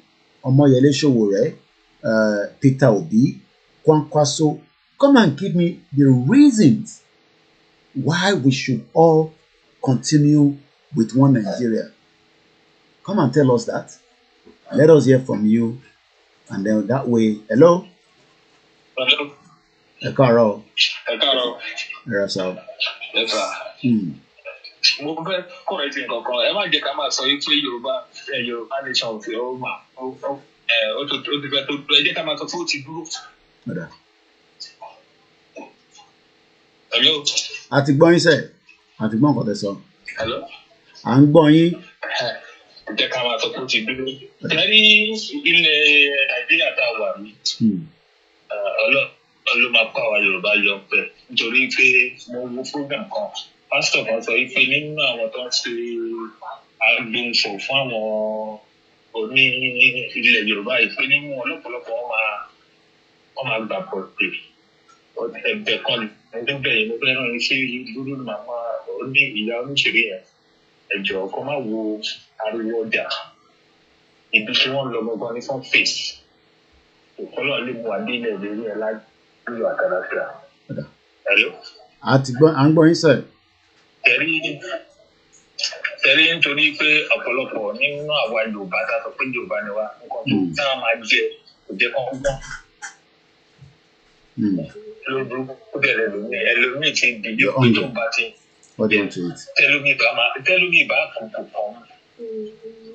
Èrò ọ̀pọ̀lọpọ̀ èèyàn bẹ́ẹ̀ yẹn pọ̀ mọ́ nílẹ̀ wa Yorùbá ṣùgbọ́n Ọlọ́run ní fún wọn ṣe. Ẹni tó tẹ bóyá ẹ pè fún ẹsẹ̀ ti jẹ ni bóyá ó pè yín mi mọ̀. Ó ti sọ wípé ó ń sọ̀rọ̀ kan sẹ́yìn pé àwọn ìlú kọ̀ọ̀kan yan 15 ìlú jà àwọn tá à ń jà fún Yorùbá nìṣọ́ àpọ̀jù gbogbo àwọn yẹn lọ Ọlọ́run dẹ̀ máa fún wa ṣe. Àbúrò àwọn owó program kan tí àwọn tó pèpè ìtàn polówó fún ẹni mi ìfẹ́ dárúkọ ẹ̀ àwọn polówó fún kí wọ́n polówó fún èlò ló fẹ́ fún èlò ló fẹ́ fún wọn tó fẹ́ tó wọn sọ̀pá pẹ̀lú láì ọ̀pọ̀lọpọ̀ kí máa ń ronú ọ̀pọ̀lọpọ̀ kí ń wo bó ibi tó ti wà nǹkan tó mọ̀ jẹ́ ń sìn lọ́pọ̀lọpọ̀ ń lò ọ̀pọ̀lọpọ̀ ògbọ́n rárá. Ok, ẹgbẹ́ nǹkan tó ṣẹlẹ̀ ní on the first day tó ti jẹ́ pé ọ̀pọ̀ ọdún kan lé mi ó dùn máa kan ló kò dùn máa kan nínú àwọn tọ́jọ́ ń gbà nínú ilé ẹ̀ lọ́jọ́ ẹ̀ náà wà ní wọn nítorí pé ó ti gbowó. Owó tó gba owó ṣe owó tí ò ní mú débi kankan tó jẹ́ pé àdọ́mọdọ́mọ ẹ̀ ló máa ṣe máa jìyà wọn. Nǹkan tẹ́mi kan máa sọ ni pé Ọlọ́run mú adélẹ̀ lérí láìpẹ́ ẹ̀tí kékeré kọ́ Ọlọ́run mú adélẹ̀ lérí Ọlọ́run tí mú adélẹ̀ lérí. Àti débẹ̀ àti wà ń bẹ̀. Ìgbádùn bẹ̀ aṣojú èmi aṣojú ẹ̀ aṣojú gbogbo àwọn tó wọ́n polówó ẹ̀. Àmín. Ẹ ṣé gan ni. Tó a dúpẹ́ lọ́wọ́ gbogbo ọmọ káàárọ̀ òjíire níbi tí ẹ ti ń darapọ̀ mọ́ wa níbi tá a ti ń ṣe ìrántí ikú bàbá wa Adogan àti àwọn bẹ́ẹ̀ lọ tí Elédùà ti mú lọ. Ẹ̀yin tẹ́ ń béèrè ọ́díò yẹn máa sẹ́ndẹ̀ sí ìyá wa tí ẹ béèrè nọ́mbà yẹn mo rò pé mo sẹ́ndẹ̀ ni but kò wá náà ṣe sẹ́ndẹ̀ as a but mo ti rí sẹ́ndẹ̀ sí ó máa load láìpẹ́ ó máa dọ́dọ̀ yín. Èèyàn kan náà béèrè ọ́díò tí bàbá wa tó fi bá wa sọ̀rọ̀ nísìn Ìjayà. I'm gonna send it to you as well. We will not back out. Maybe those that are thinking àwọn máa ṣe APC àwọn máa tiwa ọmọ àrọ wa sẹ́yìn you are wasting your time. Tí gbogbo àjọ kò sí ìtàmájọ tátán síra wa ni èmi ò expect pé kọ́mọ Yorùbá ká bára wa jà but if that's going to be the case before 2023 well, so be it no going back. Àti débẹ̀ bó ṣe sọ. Pẹ̀lú ká bára wa jà sòrò gbogbo àbádílẹ̀ lórí lọ́wọ́ rọrùn. Ẹ bá slow ìtẹ́fín gbọ́ wa nínú ilé yẹn ìyẹn tún fit padà síta. Ẹ ní láti pè padà ẹ slow ẹ ni mo mean ẹ ní láti ṣe pè padà. Ẹn tó ń pè wá ẹ gbọ́dọ̀ reduce ìtẹ́fín gbọ́ wa yẹn. Ẹ ṣé gan ìyá mi Gbémilékè, thank you so much. Once again, today is the 1st of July. Ìwòyí last year July. Ibo gan lẹ́yìn ti gbọ́ pé ìṣẹ̀lẹ̀ yẹn ṣẹlẹ̀. Báwo lẹ ṣe react sí? But ká dúpẹ́ f'Ọlọ́run. I remember that very fateful day. There was a lot of people that went into, especially gbogbo èèyàn mọ ibi tí Ìgbòho wà. But I saw Chief on that fateful day. And he stand just as he's still standing today. And I remember when I saw him, I asked him if he was okay. And he said to me, it is what it is. But Yoruba nation continue. Kódà, He still wanted to come out on July 3rd. Awalani, no, necessary. Maybe some of you didn't even know that. Hello?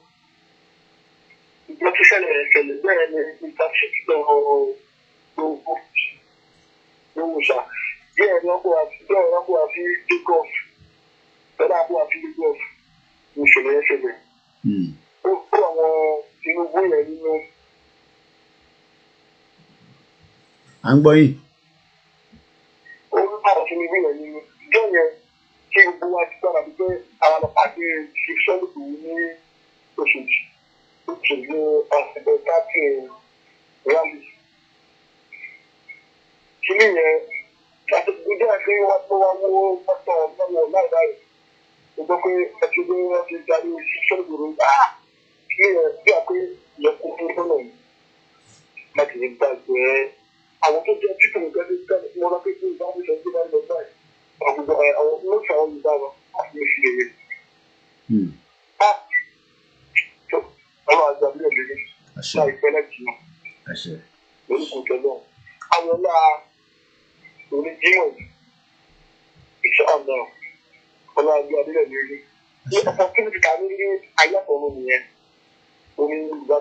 Ben.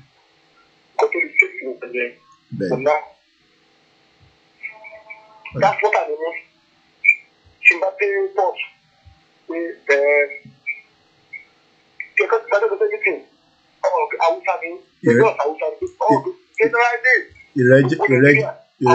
Ìrẹ́jẹ ti pọ̀ jù bẹ́ẹ̀ ni tó bá ti gba Hausa ò lè gbé rọrùn ní Nàìjíríà ó gbọ́dọ̀ gba Hausa ṣé one country náà nìyẹn. Kí ló fà àwọn pípọ̀ tó ń pè wá pẹ́ ìdí sọ́wọ́ mi sùn àwọn ọlọ́pàá ti wà láì. Wọ́n ti drag wa sẹ́yìn 60 years behind.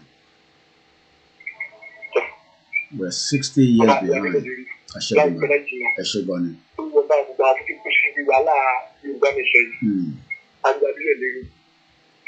Wọ́n ní kọ́ restructure for 30 years. Ẹ ṣe gan ni. Wọ́n restructure for 30 years. They refused to. 730 ló ṣẹlò is 1 year remembrance of our people that got killed. A restructure Nigeria kó lè tẹ́ gbogbo wa lọ́rùn. They refused to do so.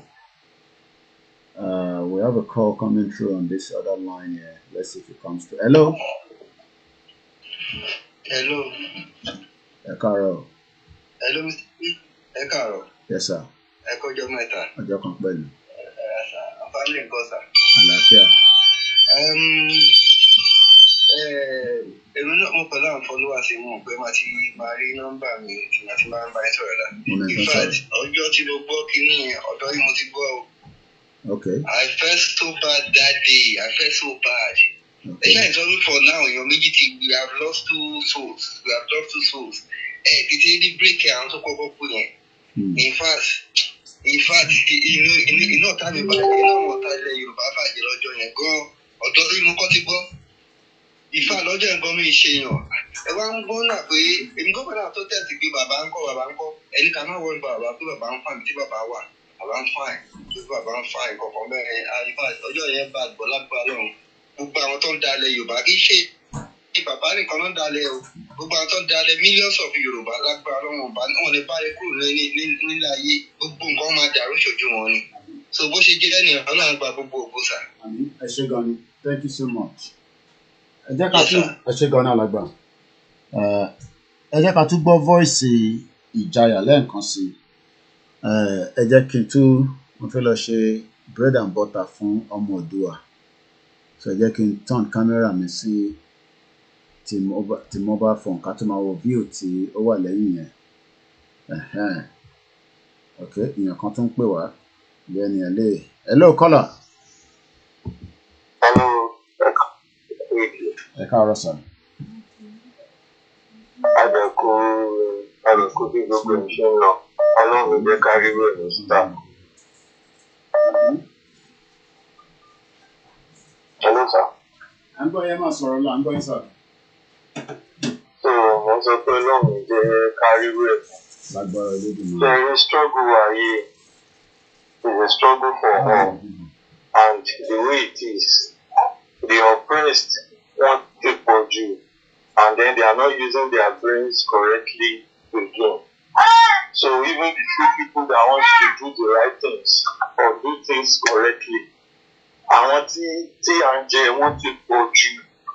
Tó ti yẹ yín, so effort àwọn tí ó fẹ́ ronú dáadáa lọ pé ṣù. So ẹ̀yin tẹ wà níta tẹ ṣe strong díẹ̀. Iṣẹ́ yẹn pọ̀ lọ́wọ́ ní mentally, psychologically. You understand? So wọ́n ti weaponize poverty yẹn, wọ́n ti hit deep to the psychology of our people. They are helpless. They can't think straight again. Ìfẹ́kẹ́ máa wò ó pé àókè ní ìgbà náà àti bá ń ṣe program ó máa ń kà mí lára. Ìwé ìbẹ̀ṣẹ̀ máa ń sọ pé kẹ́yìn òye iṣẹ́ ìlérí máa ń gbà. Our people cannot think straight again. Tẹ́ni pé bí ń pa ló fẹ́ ronú straight. So the best thing is pé àwọn tó ti strong díẹ̀, àwọn náà lè jàjà yẹn. Àwọn náà lè jàjà yẹn better. So pé ká má ṣe mobilization tàbá. Yes, sir. So ká má give up, ká má push àbí. Ká má push, ká má give up, ká dey understand the nature of the situation. Ṣé pé situation yẹn ti bad gan. Yeah, situation is bad. Our people, they are struggling to survive. So they can't fight. Mentally, they can't fight. More than 90% cannot. They have nothing, no strength. They don't have that mental strength again. Okay. It's all about survivor. Hey. Oh, God. I'm talking from experience because I'm talking from inside. I'm talking from your state. Oh, yeah, me. So poverty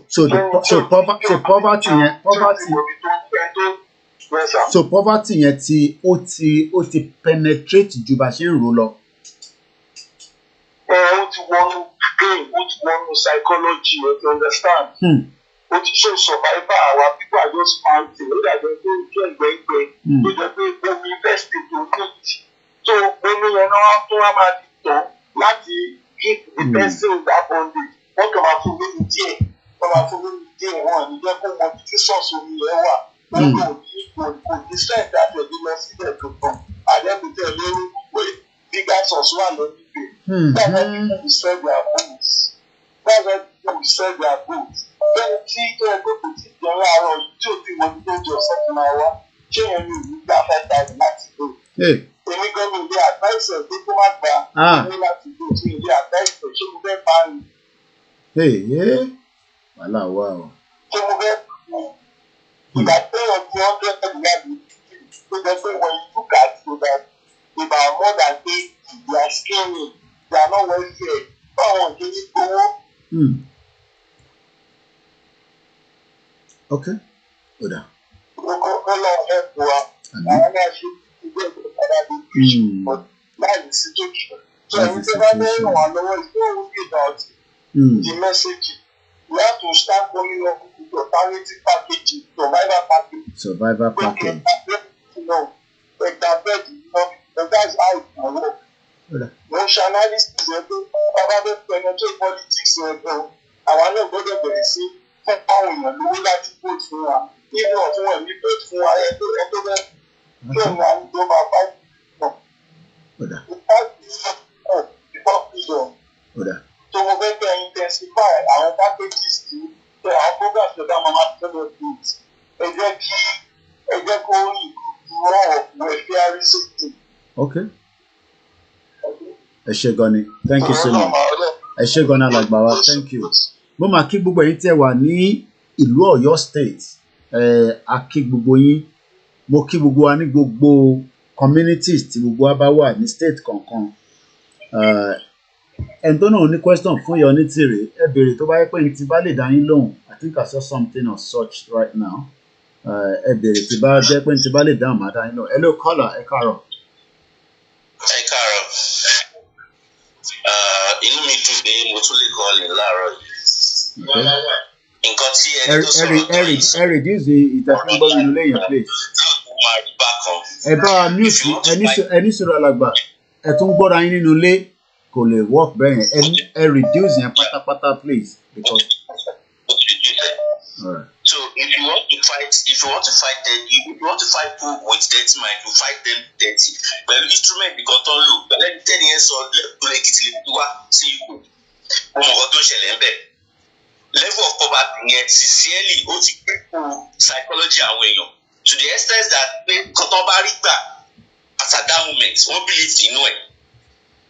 Mi mọ̀ bí most of àwọn tó bá wà òkè tó sì wà òkè àti tí wọ́n wà financial òkè ní Yorùbá mi mọ̀ bọ́ ṣe lè ṣe tó yẹ pé pẹ̀lú advice ẹni yẹn we should start how to be giving out things to people.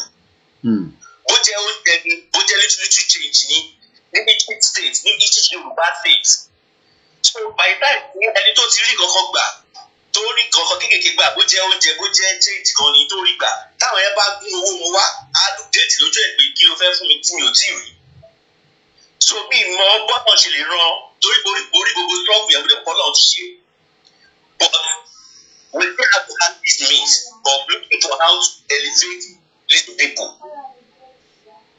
Because if you want to fight them with the instrument they are using, we will program for land on. And because of me, more and we will give them money. It's money they after. So the only way definitely cripple means through this owó yìí pé kọ́nà gbogbo àwọn Yorùbá tí Ọlọ́run ti fún ṣe tó ní burúkú tó wà òkè tí wọ́n lè pathway with some change with gift item to people that are privileged. So by that time gbogbo wọn bọ̀ owó òrùn wọn bọ̀ ìyá máa sábà báyà kí lè fẹ́ fún mi I'm okay. Mo àwọn èèyàn kan gbà kan dìbò Èkìtì wọ́n fún ọ́n sí 10,000 ọ̀bọ̀ kéékèèké I don't think they are more than 19, 20. Kí ni ìrònú àwọn yẹn? Bọ̀rọ̀ náà ní pé 10,000 yìí máa sáré fi ra nǹkan jẹ. Bọ̀sọ̀ Ọlọ́run gbogbo àwọn tó ti wà ń struggle yìí tán lè ṣì wà ń bẹ Ọlọ́run everybody Ọlọ́run gbogbo wa lọ́wọ́ in a way tí individual bá lè máa ṣe or either individual or through group. We should look for means of crippling their means of buying people. Because ẹ jẹ́ ká má tọ́ra wa poverty wà ní Yorùbá kò sí kékeré. Irú àwa yìí ta fi wá sí UK àwọn òkè ìyàwó mi ṣiṣẹ́ federal government mi náà ṣiṣẹ́ federal government wọn àwọn ògbé òkè kí ni future àwọn ọmọ tá a bí sílẹ̀ kí ni future àwọn ọmọ tó wà lẹ̀ ológun wa débi so tó wáyé pé everything security wà òkè everything wà òkè àwọn èèyàn wà òkè wọ́n rí little things tó lè máa fi maintain wọn ò ní máa rí wọn báyìí pẹ̀lú 10,000 èló ní 10,000 kò lè tó 13 nìkan máa fi ná tán but just because of pé kò sí kankan fún wọn àwọn tó dẹ̀ ti wò pé most ẹlòmíì fẹ́ ṣiṣẹ́ gan kò mọ̀ ọ̀nà gbọ́dọ̀ ìgbé gbà ẹlòmíì gan ṣe kò rí gẹ́ẹ̀nì ní lórí ẹ̀ alẹ́ lòdì máa padà sí 0 level ni so Ọlọ́run gbogbo wa lọ́wọ́ iṣẹ́ yìí ṣe everybody in any way with that life people in Nigeria tó ẹgbẹ́ tó máa ń gbé owó burúkú wọn ìbọ̀ wọ́n bá wò pé kí ló fẹ́ fún mi fún I'm still okay so Ọlọ́run gbogbo wa lọ́wọ́ that's my contribution regarding with what that caller said. Ẹ ṣé gan ni. Mo dúpẹ́ lẹ́ẹ̀kan sí fún èyí tí ẹ gbàgbọ́ nínú ìrìn àjò tí a gbé dání. Let me quickly show us. You okay? All right. Just put it on the floor there. Tí a máa ń sọ ni pé Ọlọ́run má jẹ́ ká jẹ oúnjẹ ọ̀tá wa. Poverty tó wà nílé. Àwa mọ̀ yẹn pé poverty wà. But the big question is, do you think that we can solve this poverty without or before we finally take back the resources to start supporting our people? Is the question. Because ìdí tí mo ṣe sọ bẹ́ẹ̀ ni pé we know that the weapon that the government and the politicians are using is the poverty. So why not let us, as quickly as possible, stop it? But before that, I take any more calls. I want us to watch these short video just to say thank you so far as we continue to appreciate those of you that believe in this media. I am not a security outfit and I don't know anything about security. But as a media, okay, I think it might be no Instagram yet, 4 hours or thereabouts. So I have to start it again. So Jackie Instagram I could start. Got to go back. And I think I can see that somebody is trying to call. I don't know, assume there. Yeah, I've sent 2 missed calls. They can return call your white if you set up Instagram and delete for that, okay? And your line or busy. They can try again.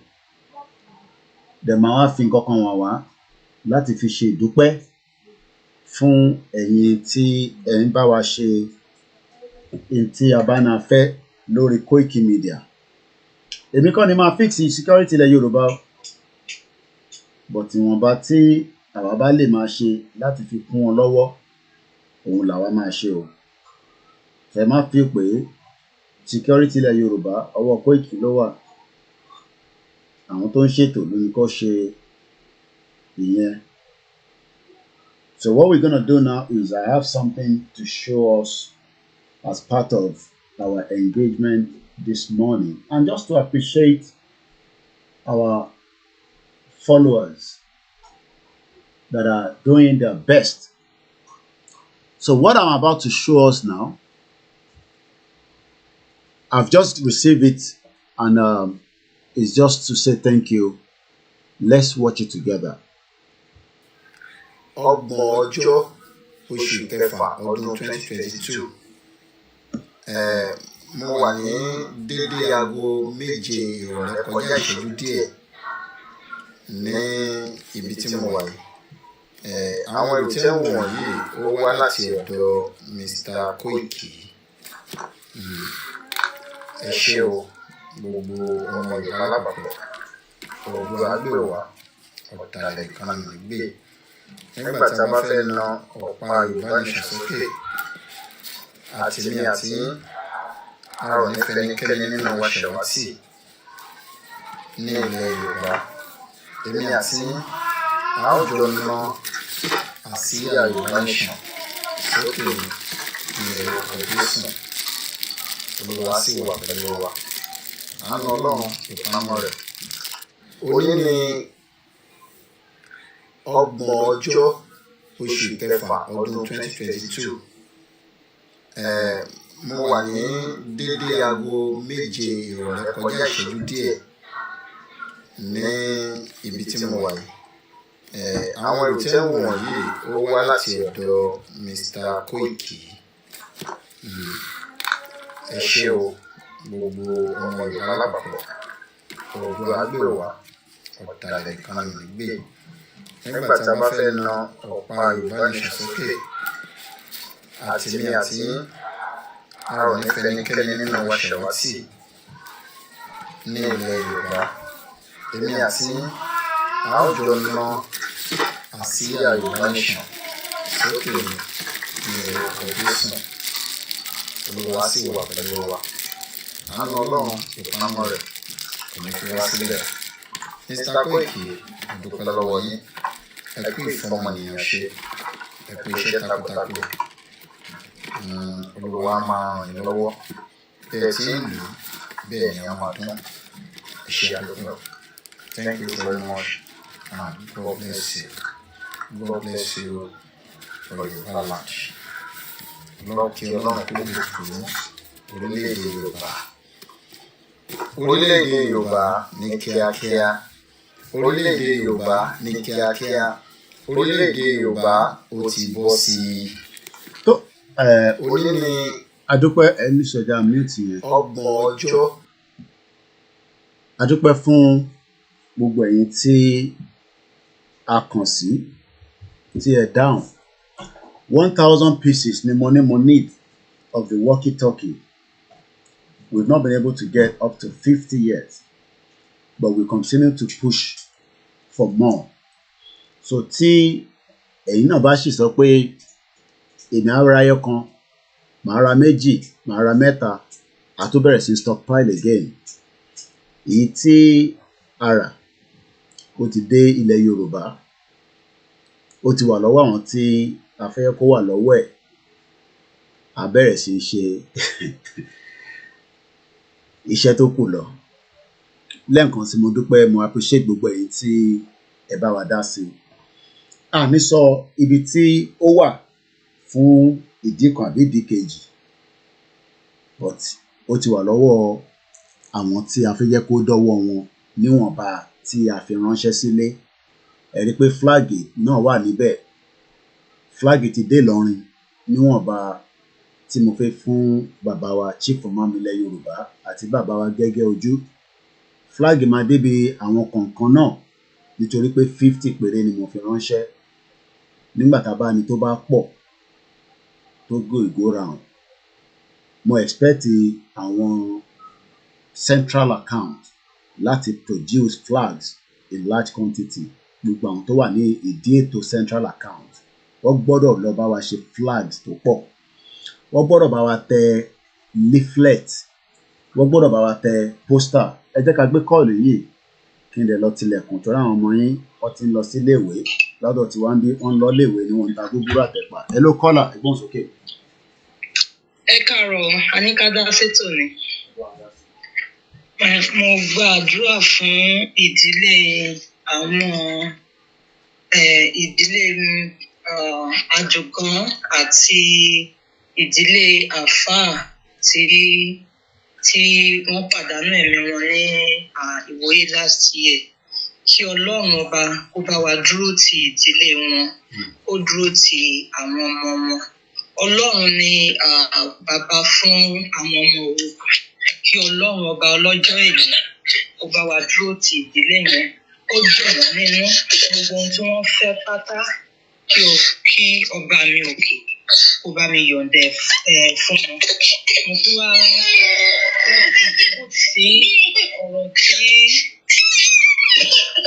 ọ̀rọ̀ tí kọ́là kan sọ ní ẹ̀kan ni pé a ní láti ọmọ ọdún àti yarí láàárọ̀ yìí. láti make provision láti máa fún àwọn èèyàn ní nǹkan. Mò ń wò pé ìyẹn kọ́ ni solution. Èrò ti pọ̀ jù pé wọ́n lè máa fún wọn ní owó. Èrò tiẹ̀ ti pọ̀ jù. Àti wípé ẹni tí ìyà bá ń jẹ tó dẹ̀ ti ń jẹ ti pẹ́ tí ojú ò kì í ṣe ní ìtì. Ó tó wá gbọ́ pé ibì kan ní ọ̀nà kan ní permanent way tí ó máa bring end tí gbogbo ìyà tí òun jẹ yẹn. Èmi rò pé ó yẹ kí ẹni bẹ́ẹ̀ kó lè wò pé penny tí wọ́n ti ń fún òun ní àti ọjọ́ yìí pé kò ká ìṣòro ayé òun. So the best ni ọ̀nà wípé kí òun make a new turn, a new way, láti look for a new way out to bring permanent solution sí anything tó bá ń ṣẹlẹ̀ sí òun, as in tí poverty tó yẹ pé ó ti mú òun ní ara than kí èèyàn máa fún wọn ní 10,000 or 20,000, if 100,000 will carry anything ní Nàìjíríà. So the best way ni wípé kí gbogbo wa kí a ṣe the little tí a lè ṣe láti create awareness yẹn ní àti máa sọ fún everybody. Ẹni tó bá gbà good, ẹni tí ò bá dẹ̀ gbà good. Pé láti lọ máa fi owó máa ra àwọn èèyàn yẹn ní ó lè jẹ́ kò sóye àwọn tá a fẹ́ fún ní owó. Èrò ti pọ̀ jù. Ibi mélòó ni èèyàn ti ẹ̀ mọ̀? Èèyàn mélòó ni èèyàn? Àwọn èèyàn tó wà lókè òkun bọ̀ tó yẹ kó tún jìyà. Ṣé gbogbo àwọn tó wà lókè òkun wọn ṣe wá tún lọ máa fún wọn ní owó náà? No. So the best náà ni pé kí a fọwọ́sowọ́pọ̀ kí a lè gba Yorùbá nation, kí a mọ̀ pé Yorùbá nation nìkan ló lè bring permanent solution sí gbogbo pé ìyà wà, poverty wà, nǹkan kan yẹn. Ẹ ṣé ẹ fún ètò. Ẹ ṣé gan ni ìyá wa, thank you so much. Mo máa kí gbogbo wa lẹ́ẹ̀kan sí níbikíbi tí ẹ ti láǹfààní àti gbọ́ wa. Bí ṣe sọ, a ṣì nídìí walkie talkie. walkie-talkie yìí tí mò ń béèrè kò ní any link pẹ̀lú any platform, kò ní kankan ṣe pẹ̀lú any platform at all. It is our own initiative to give. Can you reduce it a little bit? It's too loud. It's our own initiative as a media, and we have the right to support those on ground that we know with gadgets that can help them in a long way. And part of those is what you've actually been able to see right there. Tẹ́ bá ní kó máa wọnú igbó lọ, kó lọ bá Fúlàní jà, àbí kó má bá wọn jà. Network ó ní ibi tó máa dé mọ́, but these can still give them a lifeline. The batteries are very strong, they're very good, they're very durable. It can last them up to 10 hours. And I've also instruct them that kò ń ṣe toy la fún àwọn tá à ń gbé fún lọ́wọ́ yìí. It is meant to enhance and support them from those tí mo mọ̀ tí wọ́n ti ń darapọ̀ mọ́ àwọn vigilante làwọn tí à ń fún, tí mo mọ̀ pé lágbègbè wọn tó bá wà ní ibi báyìí téèyàn kan náà wà lọ́nà bíi 8 kilometers, they can still correspond with each other. Àwọn làwọn tí a fún. A ti ra torchlight fáwọn kan náà. Kò ṣe gbogbo ohun tí à ń ṣe náà la máa sọ fún yín, pẹ̀lú àwọn kan míì tí ó wà very sensitive tí kò ní wá sórí air. But be rest assured that lórí platform wa yìí,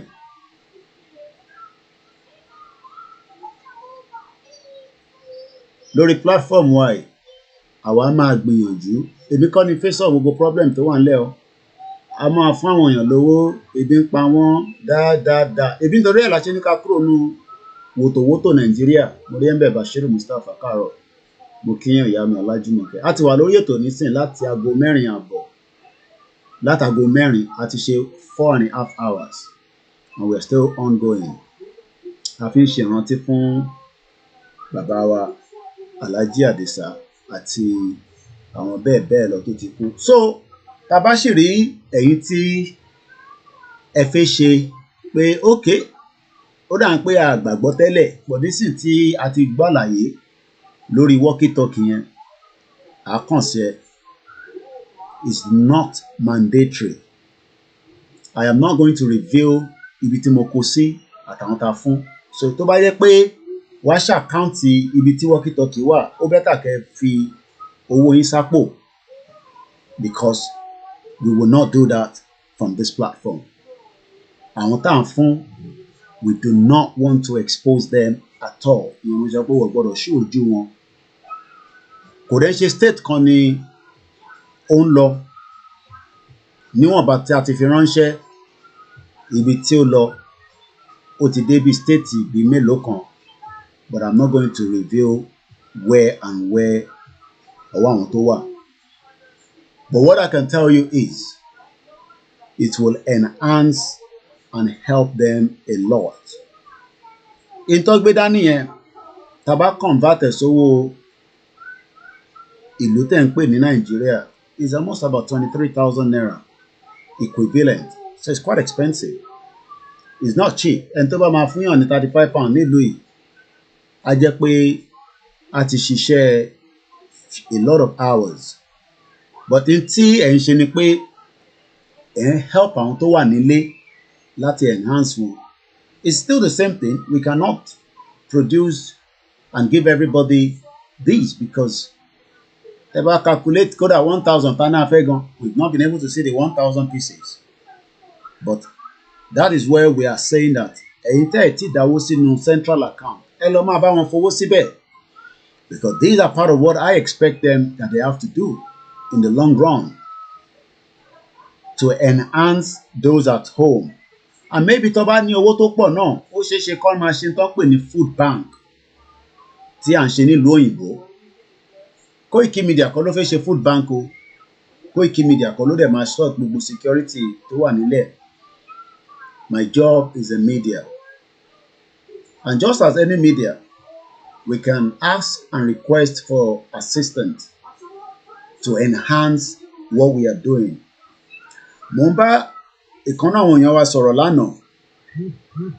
Ó wá ń sọ̀rọ̀ nípa the same thing tí ó dà ń pa àwọn Dr. Ali náà fi ṣe. Wọ́n ní well, again, we expect a lot of materials to be prepared and distribute.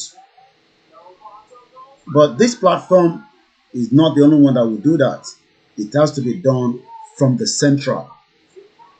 And that is why we're helping them to promote the account. So I'm going to give the account details again for the central account and the security account fún Òmìnira. So it's 2 accounts. Ló wà níta. We have the central one, tó jẹ́ gbogbo Igbo, and we have the security one that is linked with Òmìnira Yoruba 2022. Ẹni tí kò bá wà satisfied with any of these 2 accounts, you don't have to put money in there. Kò ṣe dandan or force anybody. A máa fowó sí Òmìnira fẹ́ mọ́ tó fẹ́ ṣe. Don't even bother putting the money in there. You might as well just maybe give somebody else the money, or you probably use it for something else. Because, can you reduce this TV, please? It's too loud. Just reduce it. Thank you. Aboro mi anything. All these that we are doing is just so that we can prepare, and support those at home.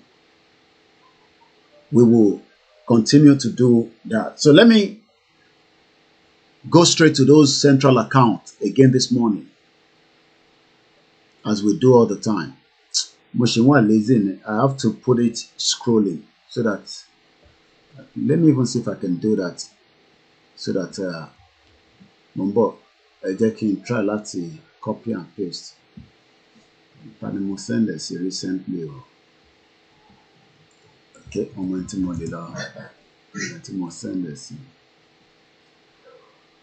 Okay, where are we?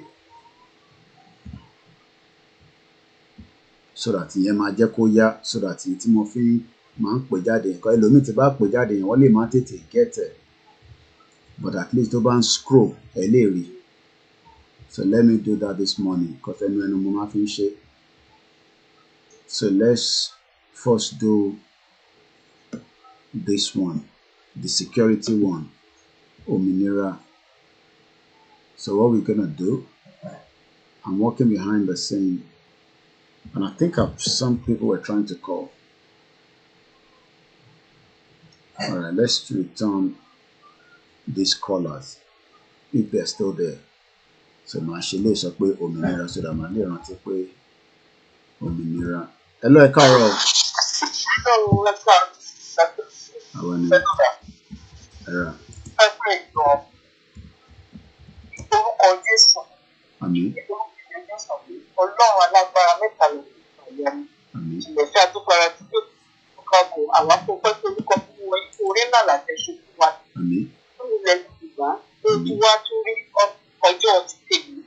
Gbogbo ìyí tó jẹ́ ìbànújẹ́ lọ́pọ̀ àkókò tó ń kọ́ sí ní pípẹ́ àwọn asúnlẹ̀ àti àlàáfíà. Àdàpọ̀ àwọn ojú ẹ̀dùn tó lọ wọn ló láyọ̀ ń bọ̀ láyọ̀ àtàlàáfíà. Lórí ìfowópamọ́ nínú ìkòrò.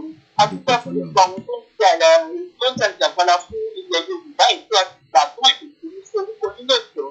Adúgbò orí ńlá àtẹ̀ṣe fún àwọn Yorùbá tó bá fi nínú gbogbo àwọn akẹ́kọ̀ọ́ máa sọ pé fún bàbá mi náà adúgbò àyìn lóde pé àwọn arákùnrin náà ní lónìí lọ́jọ́ tèmi ẹ̀gbẹ́ tó dòkú. Ìrọ̀lẹ́ wa gbogbo ẹ wá gba ìyẹn wa. Ọlọ́run alágbára ìṣòro ọgbà ìyá mi ló tún wá ń dúpẹ́ fún gbogbo ìdílé àwọn tó lóde ìwọ̀n wọn torí pé kí ni bàbá a máa dúpẹ́ fún wọn náà ni kékeré ni ẹ máa fi sọ wọ́n lẹ́sùn orí ìgbà tó pé ẹ ti sọ wọ́n lẹ́sùn ọ̀rọ̀ ìgbà òjò ayé lóde. Ọlọ́run alágbára ìṣòro ọ̀bà ìyá mi púpọ̀ àwọn ẹ̀jẹ̀ àwọn ènìyàn pàtàkì náà àwọn méjèèjì tí wọ́n pa nílé bàbá Sunday Igboho. Mo tọrọ mi bẹ̀bẹ̀ wípé ẹ̀jẹ̀ àwọn ènìyàn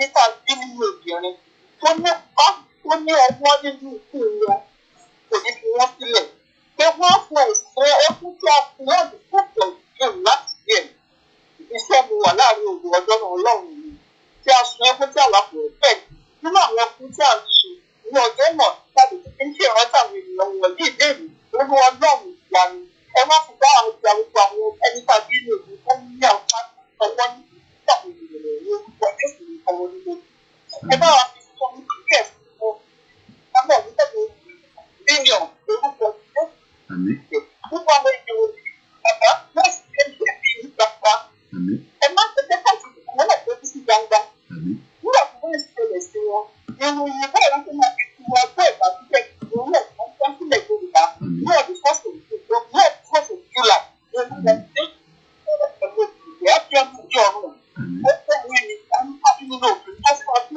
tó fọ́ ìgbà ní ìpàdé yẹ̀wọ̀ ní fọ́sùn July ó fẹ́ fún wọn ní àṣírí ẹ má fún wọn ní àṣírí ẹja wí ni àti wọn ti yàtọ̀ ọ̀gbẹ́ fáwọn ẹlẹ́ni tí òkú wọn sí orúkọ Jésù bẹ́ẹ̀ ó sọ̀ nínú ilé ìgbẹ́ tó lè gbogbo náà nínú ní onú rídò ó sọ̀ lẹ́nu wọlé Jésù ni wọ́n tẹ́lẹ̀ ọjọ́ òde ọ̀run nǹkan wọ́n jẹ́ kó lè ṣe bí bàbá mi náà ló fi bàbá mi àbí ọmọ tí mo jẹ́ mo fi tọrọ ó fẹ́ kó fún àwọn ènìyàn kó wá sùn kó má pọ̀ lọ lásán ní àsùn ó jẹ́ oúnjẹ wọn náà ní ọkùnrin àwọn sábà ní ọjọ́ ó fún ẹ̀ka ìwé ìgbàlódé ìgbàlódé tó lè sínú ní ìwọ́n ní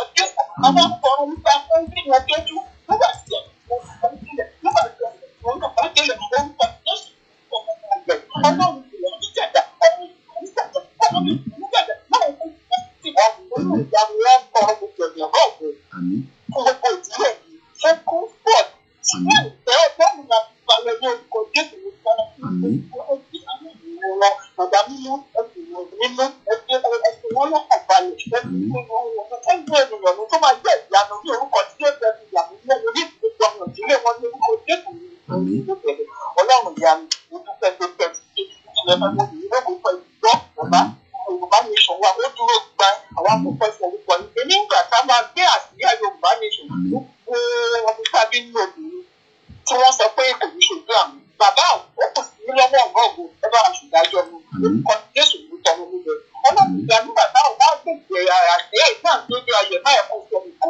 fún wa kíkẹ́ àwọn àti orúkọ Jésù láti orí bàbá wa akíntọ́yè títí bẹ́ẹ̀ ni tó bá tọ́lọ́ sí gbogbo ẹ̀yìn níbi àwọn ohun tọrọ gbẹgbẹ̀dẹ̀ fún gbogbo òdílé yìí fún aṣọ gbogbo ẹ̀mí nínú orúkọ tí bàbá lórúkọ tí orúkọ ọlọ́run yìí mímọ́ olú ẹ̀ṣẹ̀ nínú orúkọ ẹ̀dùn gbọ́ ìṣẹ̀lẹ̀ ẹ̀ṣẹ̀ nínú orúkọ ẹ̀dùn gbà thank you Lord.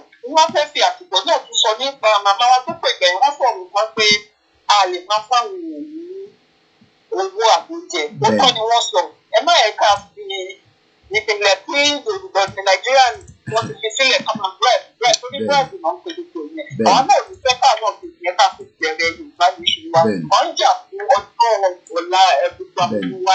ó máa wà pé fún ìka tó débi tá à ń lọ bá àwọn yẹn máa ní sùúrù ni ó máa wà pé fún ni UK tá à ń enjoy lẹ́ni nísìn kó tẹ̀ tó dé stage yìí gan wọ́n jàjàjà after tó gbọ́ òmìnira gan sẹ̀ ẹ mọ̀ pé wọ́n fi san benefit fáwọn kan nílùú yìí àwọn kan ló jà fún gain ni pé irọ́ ẹ máa sanwó fáwọn èèyàn and that's what people need to understand so ó máa take a while so àwọn èèyàn máa ní sùúrù ni.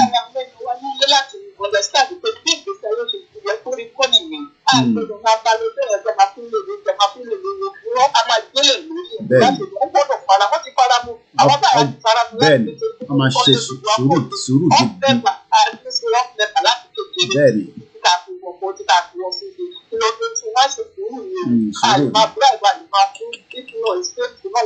Bẹ́ẹ̀ni kò ní wọ̀.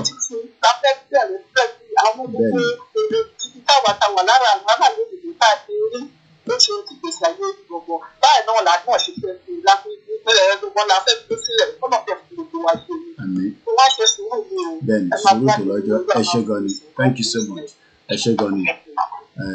Ṣé gbogbo wa náà ni a ti rí àwọn tó ń scroll yẹn are we satisfied ṣé kí increase ẹ̀ ṣé kó bold so every day now we will try to make sure pé ó wà lórí screen wa because ọ̀rọ̀ owó yìí ó wà important whether it's a central account or the security account bí a ti lè tó add sí yẹn pé security kọ́ lè bá mọ̀. Ẹ káàárọ̀ bàbá wa pastor. Ẹ káàárọ̀ sà. Hello sir. À ń gbọ́ yín sà. Ẹ máa fẹ́rẹ̀ jí o. Àwa ni ẹ sà. Olùkọ́ àtàwọn ọmọ àtàwọn fámìlì tó kù o. Àlàáfíà. Ẹ pẹ̀lẹ́. Ẹ jọ hello sir. Ẹ bá sọ ọ́ là ń gbọ́ yín sà. Ọ̀rọ̀ kan ló fún mi ló kọ́ mi lómi ní mo ṣe gbé láàárọ̀ yìí. Mo wà live lórí program, ṣé nǹkan tẹ́ fẹ́ sọ live ní àbí kí ni? Ẹ mọ̀ pé mo wà live, so ká sọ̀rọ̀ later, a máa sọ̀rọ̀ later. Ẹ wà welcome mo wà live. Ẹ mọ̀ welcome mo wà live, so ìtẹ̀ tún sọ pé ẹ mọ̀ pé mo wà live, so kó tó di pé ẹ máa bẹ̀rẹ̀ sí ní sọ ọ̀rọ̀ tó kọ mí lóyún tí kò jẹ́ kó lọ lórí afẹ́fẹ́. Wọ́n yẹ pé yẹn làwọn yẹn máa cut lọ máa bẹ̀rẹ̀ sí ní gbé káàkiri. Ẹni tó bá ti mọ̀ pé mo wà live, so kò sí point go ahead. I'll sọ yẹn later. So mo ti add the security sí tìsàlẹ̀ yẹn. Ṣé ó dà bí ó ṣe wà yẹn? I make sure pé each time I'm running my own program, a máa scroll ní àárín méjì ẹ̀. Àkọ́ máa squeeze gbogbo ẹ̀ náà ni. Mo mọ̀ pé screen yẹn ti wà a bit busy nísìn. So what I can do is ẹ jẹ́ kí n yọ kíní walkie-talkie yẹn ìyẹn necessary mọ́. So is of no use anymore. Okay, mo lè yọ tìyẹn náà just to reduce the videos to show. So now I think it's a bit better. Mo lè adjust it anytime when I'm running a program. So I think it's much a little bit I'm too busy listening. So ẹ jẹ́ kí wọ́n fi central account sí token yẹn káwọn èèyàn lè mọ̀ because bá máa ní Mr. Koiki èwo lélẹ̀ tó wà fún because people ask questions and we want people to ask questions. Ọ̀dọ̀ mi kọ́ ni central account owó ń bọ̀ o. So my job from the media is to help the promotion of all these accounts. Battery phone ti lọ́lẹ̀ ọ̀ charge ẹ̀ mọ́jú o. Ẹgbọ́n sókè.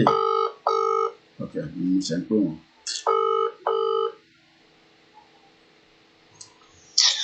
Ẹ káàárọ̀ sà, afẹ́dá sí tòní o. Ẹ ti wà lórí ẹ̀. Láti ìdágún márùn-ún. Mo fẹ́ afẹ́dá sí ìdásíkò yìí.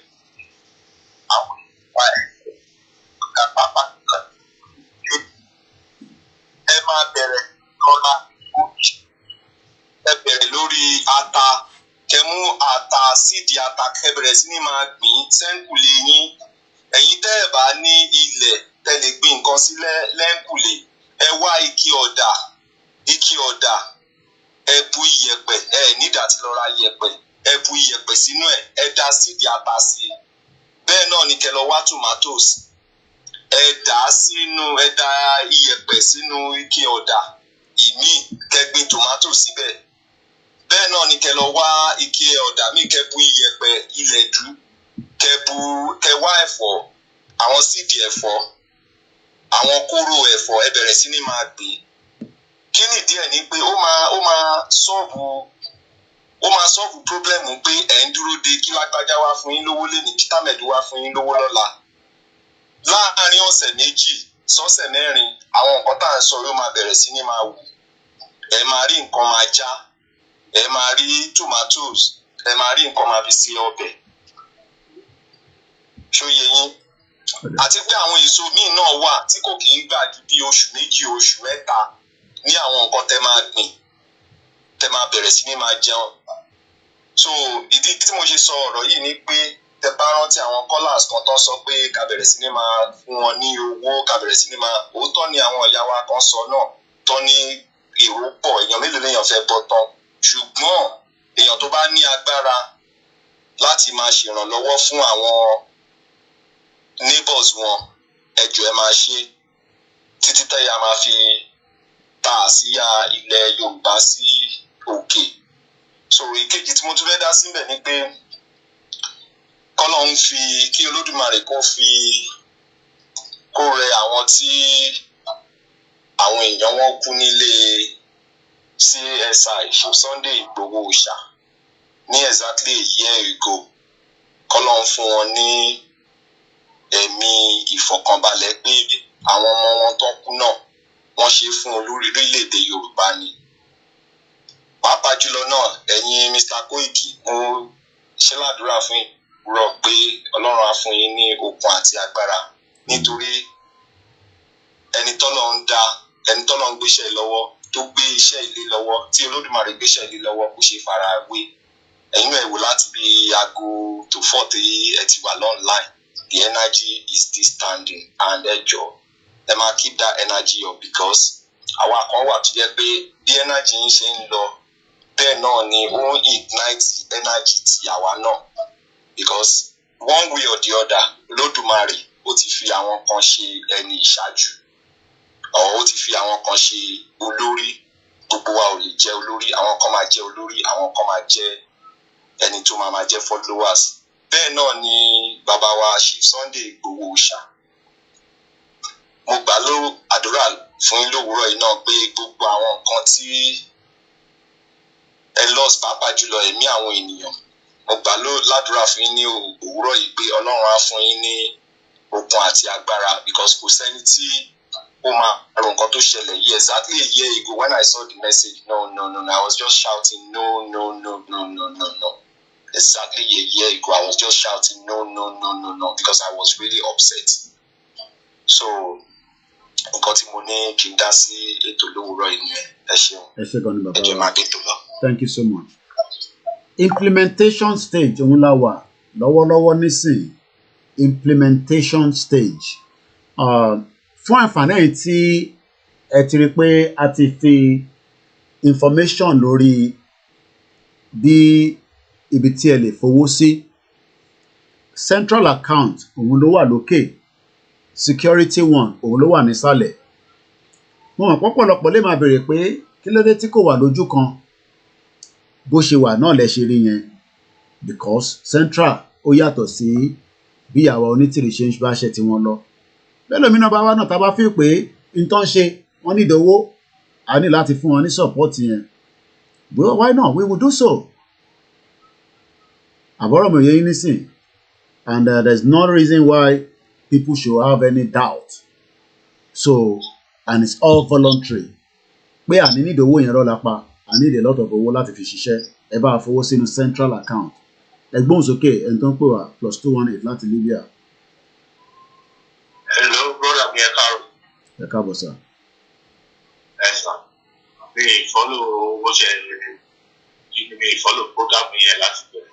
Okay. Ó kàn ní program pọ̀ kó kàná. Bẹ́ẹ̀ ló kẹ́ bá àwọn ìyá onígbà bá wọn sọ̀rọ̀ lé lórí dáṣọ ìdíje tó kí mo lè sọ̀rọ̀ nípa ẹsẹ̀ àbí kí n sọ ní. Èmi ò mọ tẹ́fẹ́ sọ yín lẹ́mọ̀ báwo ni èmi mọ tẹ́fẹ́ sọ so gbà tí mo láì díà everybody watch a lot of things and everybody have so many things that you want us to tell her not everything as anyway go ahead ẹ jẹ́ n gbọ́ nǹkan tẹ́fẹ́ sọ náà n tó respond. Okay ẹni ààrẹ mọ̀rú.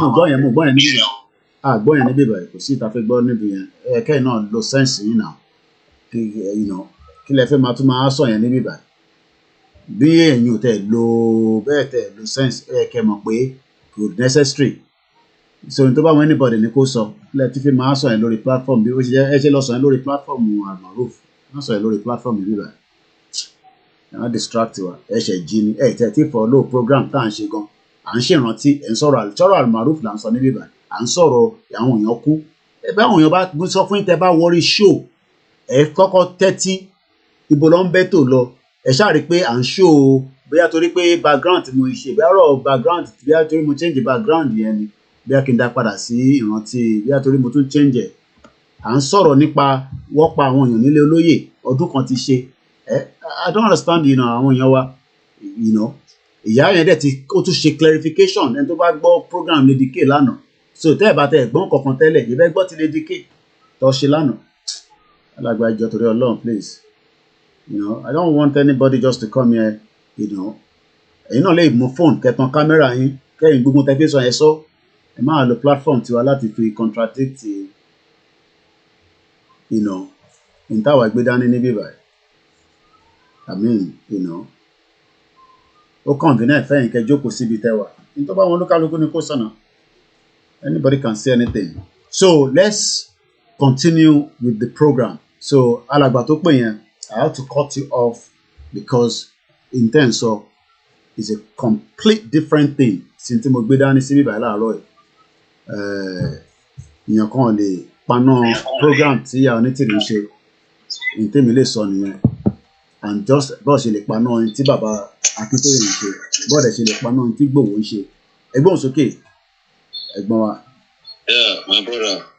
Èmi mo text lẹ́ẹ̀kan pa kìíní ìkọ̀tẹ́nì kan mo gbọ́ lórí program yẹn tó fẹ́ máa sọ̀rọ̀ bákan tí o. Anyway, èmi ò ní tí mo sọ nípa ti àwọn onítìrí pé bóyá mo lè béèrè question kan because mo lè gbàgbé. All right, go ahead. Ó dà pé wọ́n sọ pé you are the next person. I'm a one sing. I think so. Wọ́n máa jẹ́ ká mọ̀ tí ẹ bá ti confirm date.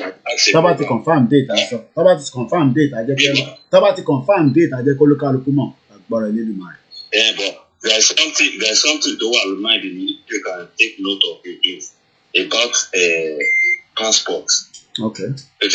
Yeah. In passport, you know that like people in international, outside, diaspora. Yes. Láwọn tó ti ní Nigerian passport lọ́wọ́. Okay. Tó wá jẹ́ pé ìmí ó ṣe ní tí sórí passport èèyàn. Okay. Kí ni àwọn arrangement tó ti ṣe pẹ̀lú international country? Ó ṣe ní kíni ẹni ẹṣẹ́ ní kíni mo gẹ́tì kan tẹ sọ. Kí ni tó ṣe ní bí stay. Okay. Okay. Like stay to stay in that country. So for those countries to be able to recognize that passport, then tell her this will be. So like bóyá ṣé wọ́n ti make arrangement pé okay for instance now like UK ẹni tó ní Nigerian passport lọ́wọ́ wọ́n dẹ̀ fún ní stay. Okay. Kò ṣe kó bóyá ó ti di ọmọ nílùú ọkọ̀ ní states ní orí passport yẹn. Okay. Ṣé báwo ni arrangement tí wọ́n ti ń ṣe lórí international countries yẹn pé bóyá ṣé wọ́n máa transfer bẹ́ẹ̀ máa ṣe àbí báwo ni bọ́sọ̀ tí ì yé mi. Okay. You get what I'm saying? Oh, yeah, all right. Mo ti get picture of what you're saying. Okay. Please just take note of it. All right. Because all right. I might forget on that day. Okay. Thank you very much. All right. Yeah. Okay, let me say this fún àwa tí à ń tẹ̀lé bí nǹkan ṣe ń lọ. Ṣẹ̀rí problem tí à ń ní ni pẹ̀lú àwọn tí wọ́n mix issues pẹ̀lú Ìyánítìrí ni pé they're thinking she's taking charge of a lot of things. Maybe she wants to hijack it. That's the impression that we are getting from a lot of you outside. Yeah, blah blah blah, blah blah blah, da. And it is quite understandable. Níbo délé tuntun ti wá kẹ̀? Àwa náà ti ń sọ̀rọ̀ kìíní tẹ́lẹ̀. Àwa náà ti ń gbèrò tẹ́lẹ̀. Àwa náà ti fẹ́ ṣe tẹ́lẹ̀. Gbogbo ẹni tẹ́ fẹ́ ṣe tẹ́lẹ̀ yẹn. A gbọ́ pé fẹ́ ṣe bí ẹ̀kan ń ṣe sísàlẹ̀. But ẹ jáde. Kò tí late náà tẹ́yìn náà bá jáde pé a lè ṣe passport. Wàláì. Mo ṣeré. Any group can come out and say àwọn náà fẹ́ ṣe passport. Ẹ lè jáde pé ẹ jáde kẹ́ wá sọ sódà ká lè rí. Ẹ jáde pé ẹ lè ṣe security, ẹ jẹ́ ká gbọ́. Ẹ jáde pé ẹ lè ṣe this, ẹ lè ṣe that. Àbọ̀rọ̀ mi ò yé yín nísìn. As many people can come out and say they want to do different things. Táwọn ọmọ Yorùbá bá fi pé yes, intẹ́yìn náà sọ yìí. Ọmọ orí wà ń bẹ, ọ̀rọ̀ wà ń bẹ o. We will go along with it. But in tí ẹ gbọ́dọ̀ understand ni pé àwọn kan ti bẹ̀rẹ̀ ìrìn àjò ẹ̀ ẹ lọ́wọ́ Comrade Victor Taiwo ó ti wà lórí journey nísìnyí kò ń ṣọ̀rọ̀ 30 years. Àwọn sọ̀rọ̀ passport bí àwọn dẹ̀ sọ tí mo gbọ́ níbi kankan fún àwọn àṣẹ passport. But does not mean that is irrelevant today in this struggle. Ẹ má ti pẹ̀ ń tẹ́fẹ́ pé ẹ jẹ́ ń ṣe analysis dáadáa.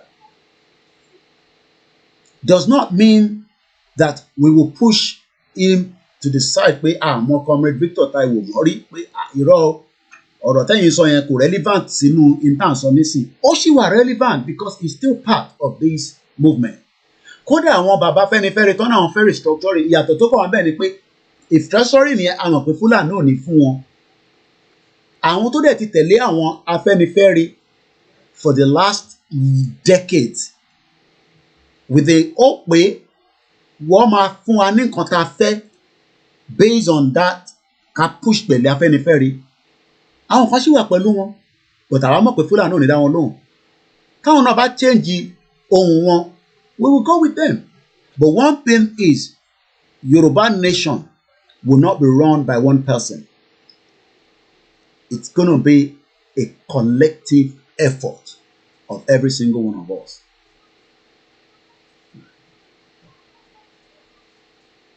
Even as báwọn bàbá Akíntóyè ṣe wà yẹn tó ń jẹ́ pé àwọn ni lead àwọn kan agree pé àwọn ni leader o and they have the views to say that ìyẹn lèmi ṣe láìkè irú ìlú tí mò ń gbé because wọ́n ń pè ní civilized country.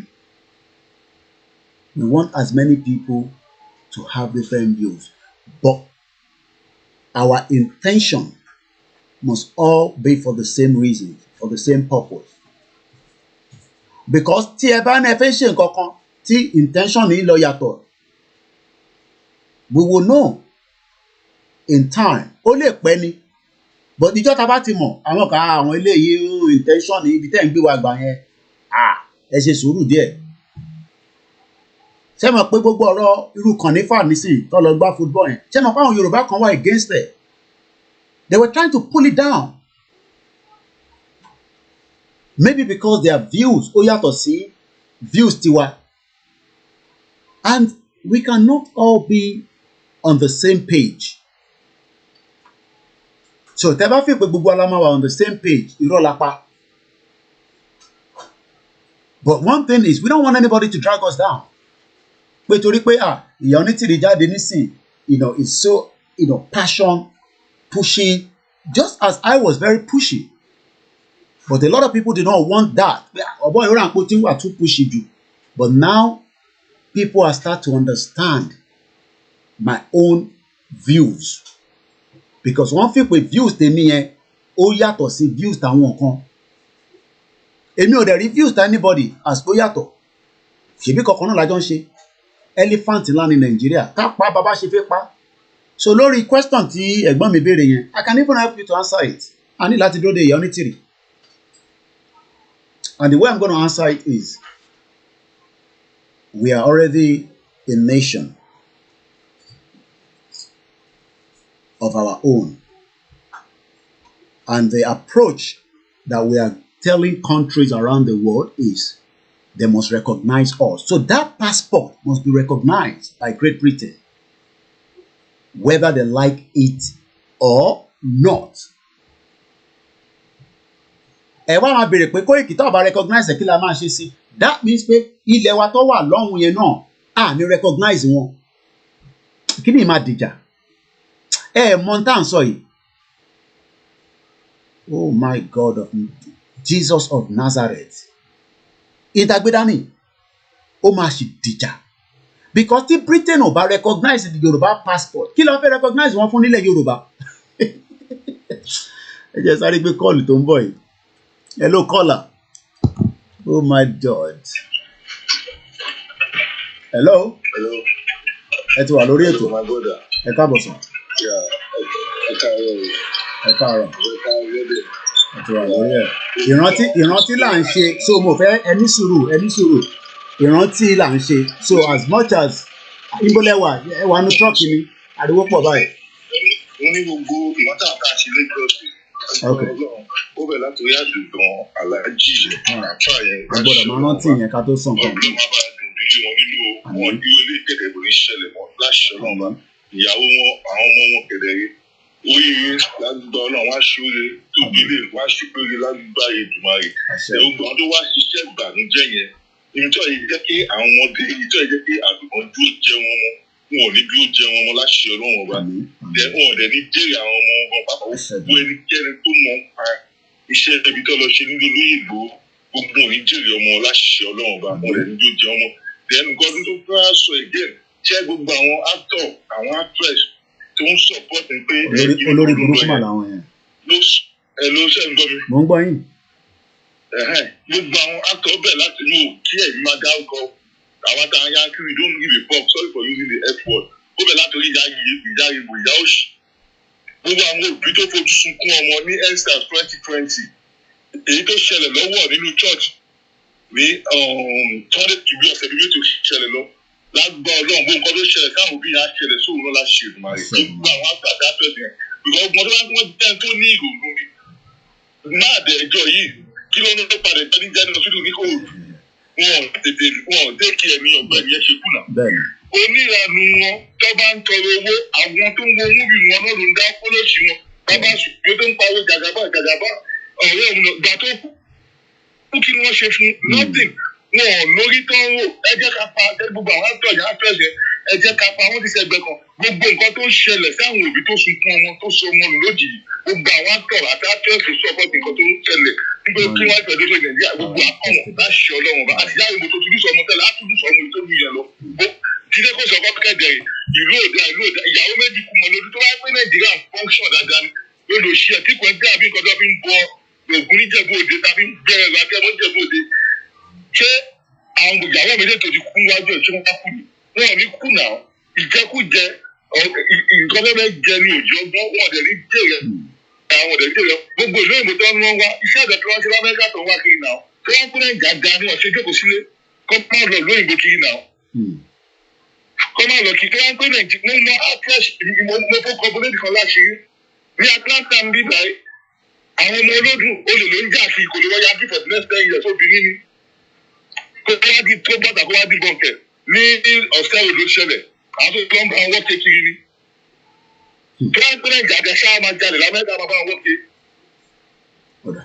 àwọn olórí kórí gbogbo àwọn tó dẹ̀ lọ láṣẹ Ọlọ́run bá tó palẹ̀ olóyè gbòó gbogbo àwọn tó sọ iṣẹ́ yẹn àtẹni tó fetí gbọ́ tó máa ń ṣe kù yẹn tó bá fetí gbọ́ ó ti join wọn ni gbogbo wọn ní jèrè ọmọ wọn láṣẹ Ọlọ́run bá thank you so much lẹ́ẹ̀kan sí adúpẹ́ lọ́wọ́ gbogbo ẹ̀yin tí àtijọ́ wà lórí ètò yìí láti aago 4 mò ń ka comment kan tíyàn kan ní comment yẹn ti sá lọ bó mo fẹ́ lọ mú jáde pé àwọn mint company wọn ní bá wa print passport wọn ní ṣe kinní kan mo lẹ ti gbọ́ yẹn mo fẹ́ ka comment yẹn ẹni Odùduwà has arrived and not everyone can just come out to say they can mint passport for over 50 million Yorubas. They will need to negotiate with foreign countries. You see, that's the problem we have. They will need to negotiate with foreign countries who will be prepared to mint the passport. Kí lẹ mí pé wọ́n máa kọ́kọ́ negotiate pẹ̀lú foreign. You see, ọ̀pọ̀lọpọ̀ yín, you are in doubt about this Yoruba nation. And that is why èmi believe pé ìjà ló máa gbẹ̀yìn gbogbo tó gbé dání a máa jà díẹ̀ ó lè má pọ̀. Ó dá ìyá mi lọ sùn dàárọ̀ gbogbo ẹ̀yin ti California wọ́n náà go 12:00 ó tó bẹ̀rẹ̀ kẹ́ ti lọ sùn pọ̀nsẹ̀ mo expect ẹni tó wà lamẹ́ríkà kó ṣì wà on ibi tẹ́ bá wò dé ẹ̀ wá continue nígbà tí ilẹ̀ bá mọ́ ó dàárọ̀ ìyá mi ẹ̀yin tẹ́ ṣe ń jí sórí ètò a ti wà lórí ètò látago 4 gbáko and we are now in the 5 hours of this program and I'm still going on. And to one day, to ban enough credit, early come off and come back. So let me say this. Let's go back to the passport issue. Just as my brother, or I believe you are a male or female, because it could be anybody because you don't have your real picture on it and you are not using your real name. You just said Odùduwà has arrived. You say not everyone can just come out to say they can mint passport for 50 million Yorubas. They will need to negotiate with foreign countries. Foreign countries to keep what say leverage tower yìí. So àtúnṣe máa lọ máa dúró de foreign countries. Foreign countries ó lè fẹ́ lọ dúró kó máa fún wọn tó máa negotiate fún wa. So I expect pé kí UK fún wa láyè ká tó lọ print passport. I expect America sọ fún wa ká tó lọ print passport. Ṣé serious ṣá lórí nǹkan tá à ń ṣe? Àwọn dẹ̀ wà lórí ilẹ̀ wa wọ́n operate. Èmi mọ̀ ń bèrè ní o ẹgbà mi láà ní bíbá yìí. So àwa máa lọ gba àyè lọ́wọ́ Japan ká tó ṣe passport wa a lọ gba àyè lọ́wọ́ China dẹ̀ operate nílẹ̀ Yorùbá kíni ó máa di sùúrùtù gidi. So or maybe somebody else has a different phone. Me need charge it dada. Mo charge ẹ̀ mọ́jú. So ànígbà call fún after this call, I'm ní láti charge phone. Ẹgbọ́n sókè ní kíákíá, mo ní láti charge phone. Ẹ káàárọ̀, à ń gbọ́ yín, ẹ káàárọ̀. Àwa nìyẹn. Ọlọ́ba ẹlẹ́sìn àbá àforúkọ àdùkẹ́ àti alájùpàtàì. Gbogbo àwọn tí wọ́n lẹ̀ gbogbo àwọn tẹ́lẹ̀ kárí àtọ̀ pínlẹ̀ yẹn pẹ̀lú ògbó ọlọ́run àwọn orígun mẹ́rin àgbáyé tó ti fẹ́ kí wọ́n túbà lónìí jímọ̀. Ọlọ́run á fi àjẹ wọn. Ìbẹ̀rẹ̀ fi àjẹ wọn náà. Gbogbo àwọn fámílì fámílì àdùkọ́ àti bàbá h ọlọ́run á lọ́wọ́ wọn lójú. Àjẹ́mọ́ fìdí ọlọ́run á bá mi fi wọ́n sí ọlọ́run á bá mi ó sì lè lọ káwá báńkì níbi dáadáa wàrà Nàìjíríà. So lórí ọ̀rọ̀ tí mánìyàn sọ ń pààrọ̀ passport ọ̀dọ́ passport. Program tí ìyá oníṣẹ́ lánàá pẹ̀lú sísá mi níbi kí lánàá. Wọ́n ti sọ ẹni tó bá ti ní interest lórí ẹ̀ pé passport yẹn bá ti jáde. A máa transfer àgbo nǹkan tó wà ní orí Nigerian passport yẹn sórí passport. Ìtàwọn sọ kọ́ nìyẹn, ìtàwọn sọ ni pé ṣáwọn ìlú kan máa accept ẹ̀. Ní bọ́dà ló kọ́kọ́ sọ̀rọ̀, wọ́n ní àwọn tí máa kọ́kọ́ tó wà pẹ̀lú. Àti transfer kọ́ ló ń sọ, recognition ló ń sọ, kò ń ṣe transfer. Ẹni bọ́ndé ó lè transfer, bó tọ́wọ́ máa transfer náà ṣùgbọ́n máa láti mú lọ sí ìlú tó wà. Bẹ́ẹ̀ ṣe wà ní UK àbí ìlú tí olúkálukú bá wà pé ntí tẹ̀ fún mi yo passport mi lélẹ̀ nísìnyí o, ẹ bá mi lẹ̀ mọ́ ọ pé ṣé àwọn ìlú yẹn máa gbà á. Lọ́dọ̀ ni wọ́n gbọ́dọ̀ gbà á. So táwọn sọ náà nìyẹn. Ẹni tó bá ti gbà á. Mo rí ẹ̀ńbà Adékúnlé Adépọ̀jù báwo ni. Òun náà mo sọ ìlú tó bá ti fún wa ní recognition kóun náà kó kágbára ẹ̀ kúrò kájọ máa ta síra wa ni. Ìgbésẹ́ni tí ò ní fẹ́ ṣe pẹ̀lú ilẹ̀ Yorùbá ìgbẹ́ tó wà ní Britain gbẹ́sẹ̀ ara wọn gan ọrọ̀ ajé ilẹ̀ Yorùbá. Ìyá mi lọ sùn, ìyá mi Stella ẹ pa broadcast ẹ kẹ lọ sùn, ẹ bá jí làárọ̀ ẹ wá dá sí ibi tó kù wípé ọ̀tẹ̀ ẹni lọ sùn àpáwà tí ilẹ̀ ti mọ́ níbí wa. Ọrọ̀ ajé ilẹ̀ Yorùbá wà táwọn ń pín Nàìjíríà ọrọ̀ ajé ilẹ̀ Yorùbá wà wọn náà fi ń gbéra. Lóru kò sí kọ́ńtì tó ní fẹ́ bá ilẹ̀ Yorùbá sí.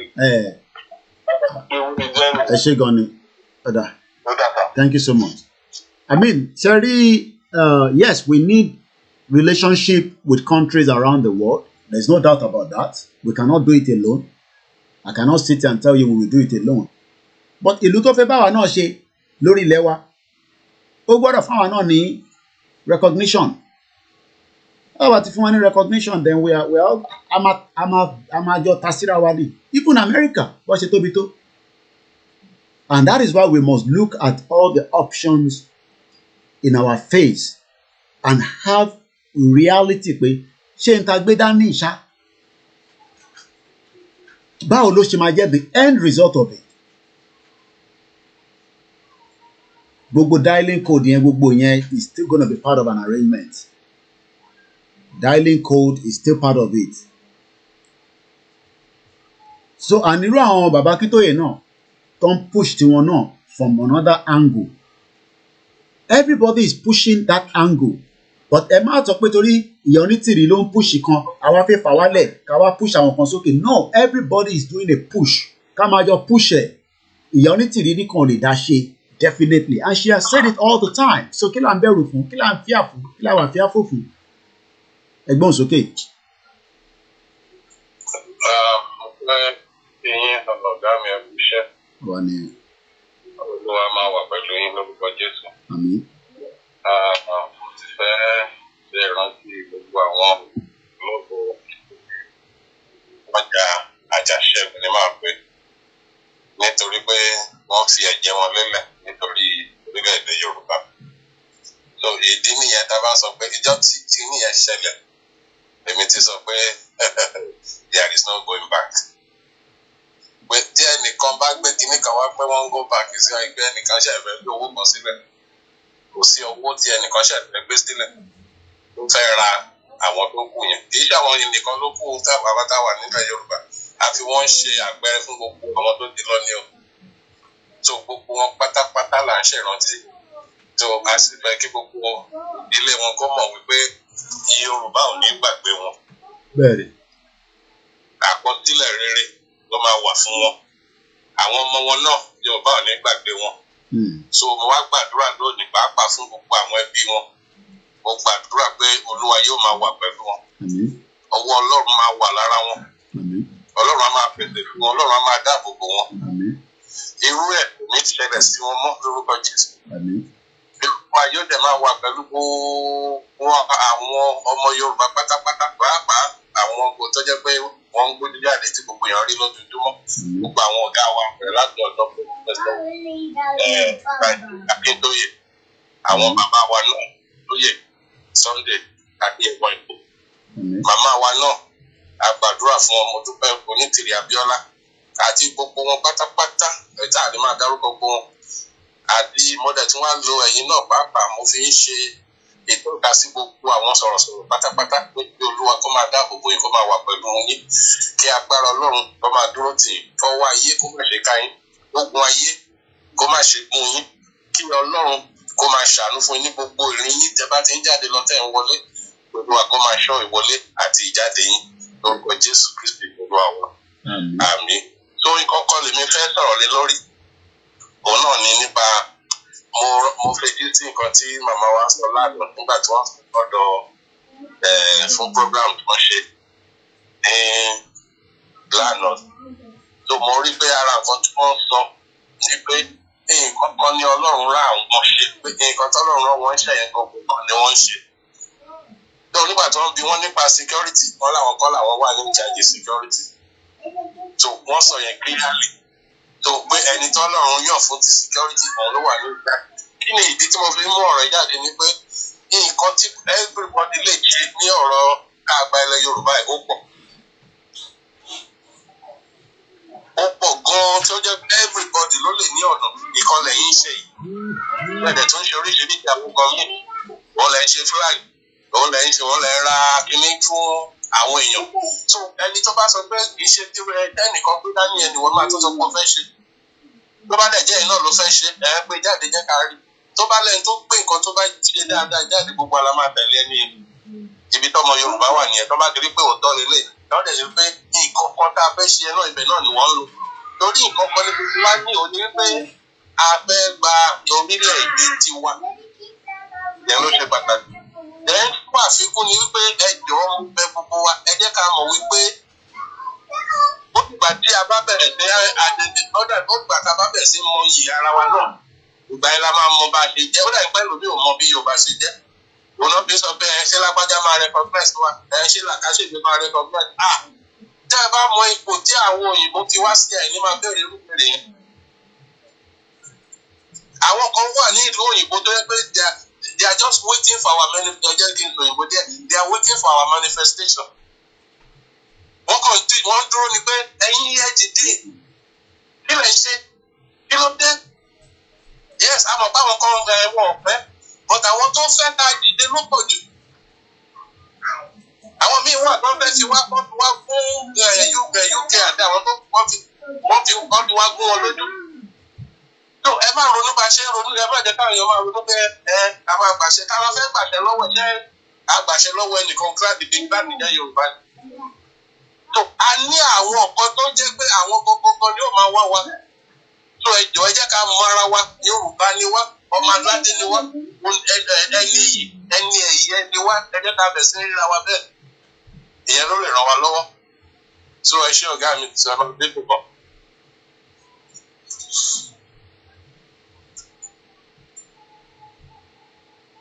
Hello, ṣé ẹ wà ń bẹ̀? Mo bá yẹ máa sọ̀rọ̀ lọ bàbá mi, mo dá yín lọ́hùn. Ẹ má bínú mo sáré dìde ni mo dá yín. A gbọ́dọ̀ mọ iye ara wa. Àgbà àwọn Yorùbá sọ pé èèyàn kì í mọ iye ara ẹ̀ òótọ́ ni. Ṣùgbọ́n nítorí pé wọ́n ti kó wa lẹ́rú lọ́pọ̀ fún ọ̀pọ̀lọpọ̀ ọdún àbí ọjọ́ àtọdún àtoṣù. Òun ni ò jẹ́ ká wá mọ iye ara wa mọ́ àábẹ̀ sọ́dọ̀ pé ẹni ìṣẹ́ nìkan máa recognize wa. Ta ló fẹ́ fún ọ ní recognition? Ó yà mí lẹ́nu. Tó o bá fúnra ní recognition kò tẹ́ni tó máa fún ọ ní recognition. Ó yà mí lẹ́nu. Ọ̀dì tí wọ́n fúnra ara ẹ̀ tó bá fúnra ara ẹ̀ ní recognition tó bá jẹ́ ká yé mọ̀ wípé àwọn ọmọ aládé ni mí. Bẹ́ẹ̀ni. Báyìí ni mo ṣe jẹ́. Bẹ́ẹ̀ni. Ìgbà iná máa fún ọ ní recognition ìgbà iná máa bẹ̀ sí wù ẹ́ lọ́nà ọ̀tọ̀. Ìgbà iná máa bẹ̀ sí rí nǹkan tó wà ní ayé ẹ̀. Bẹ́ẹ̀ni. Gbogbo àgbáyé ló ti rógbó tó wà ní ayé ọmọ Yorùbá ẹ wo gbogbo bí tọmọ Yorùbá wà ní gbogbo àgbáyé bí ògo wọn ṣe ń tàn ẹ̀gbọ́n ṣe sọ pé nìkan máa fún wa ní recognition. Àwọn àyàwó ti ń jà. Àyàwó ti ń jà, ẹ̀rù ti ń bà wọ́n wípé táwọn ọmọ aládé bá ti lọ. Ohun tó kọ̀ọ̀kan wá ni pé kíkú tí gbogbo wa bá fún òṣùpọ̀ pé a lọ lẹ́yìn kò sí bàbá ńlá ẹni tó lè dá wa dúró. Kò sí.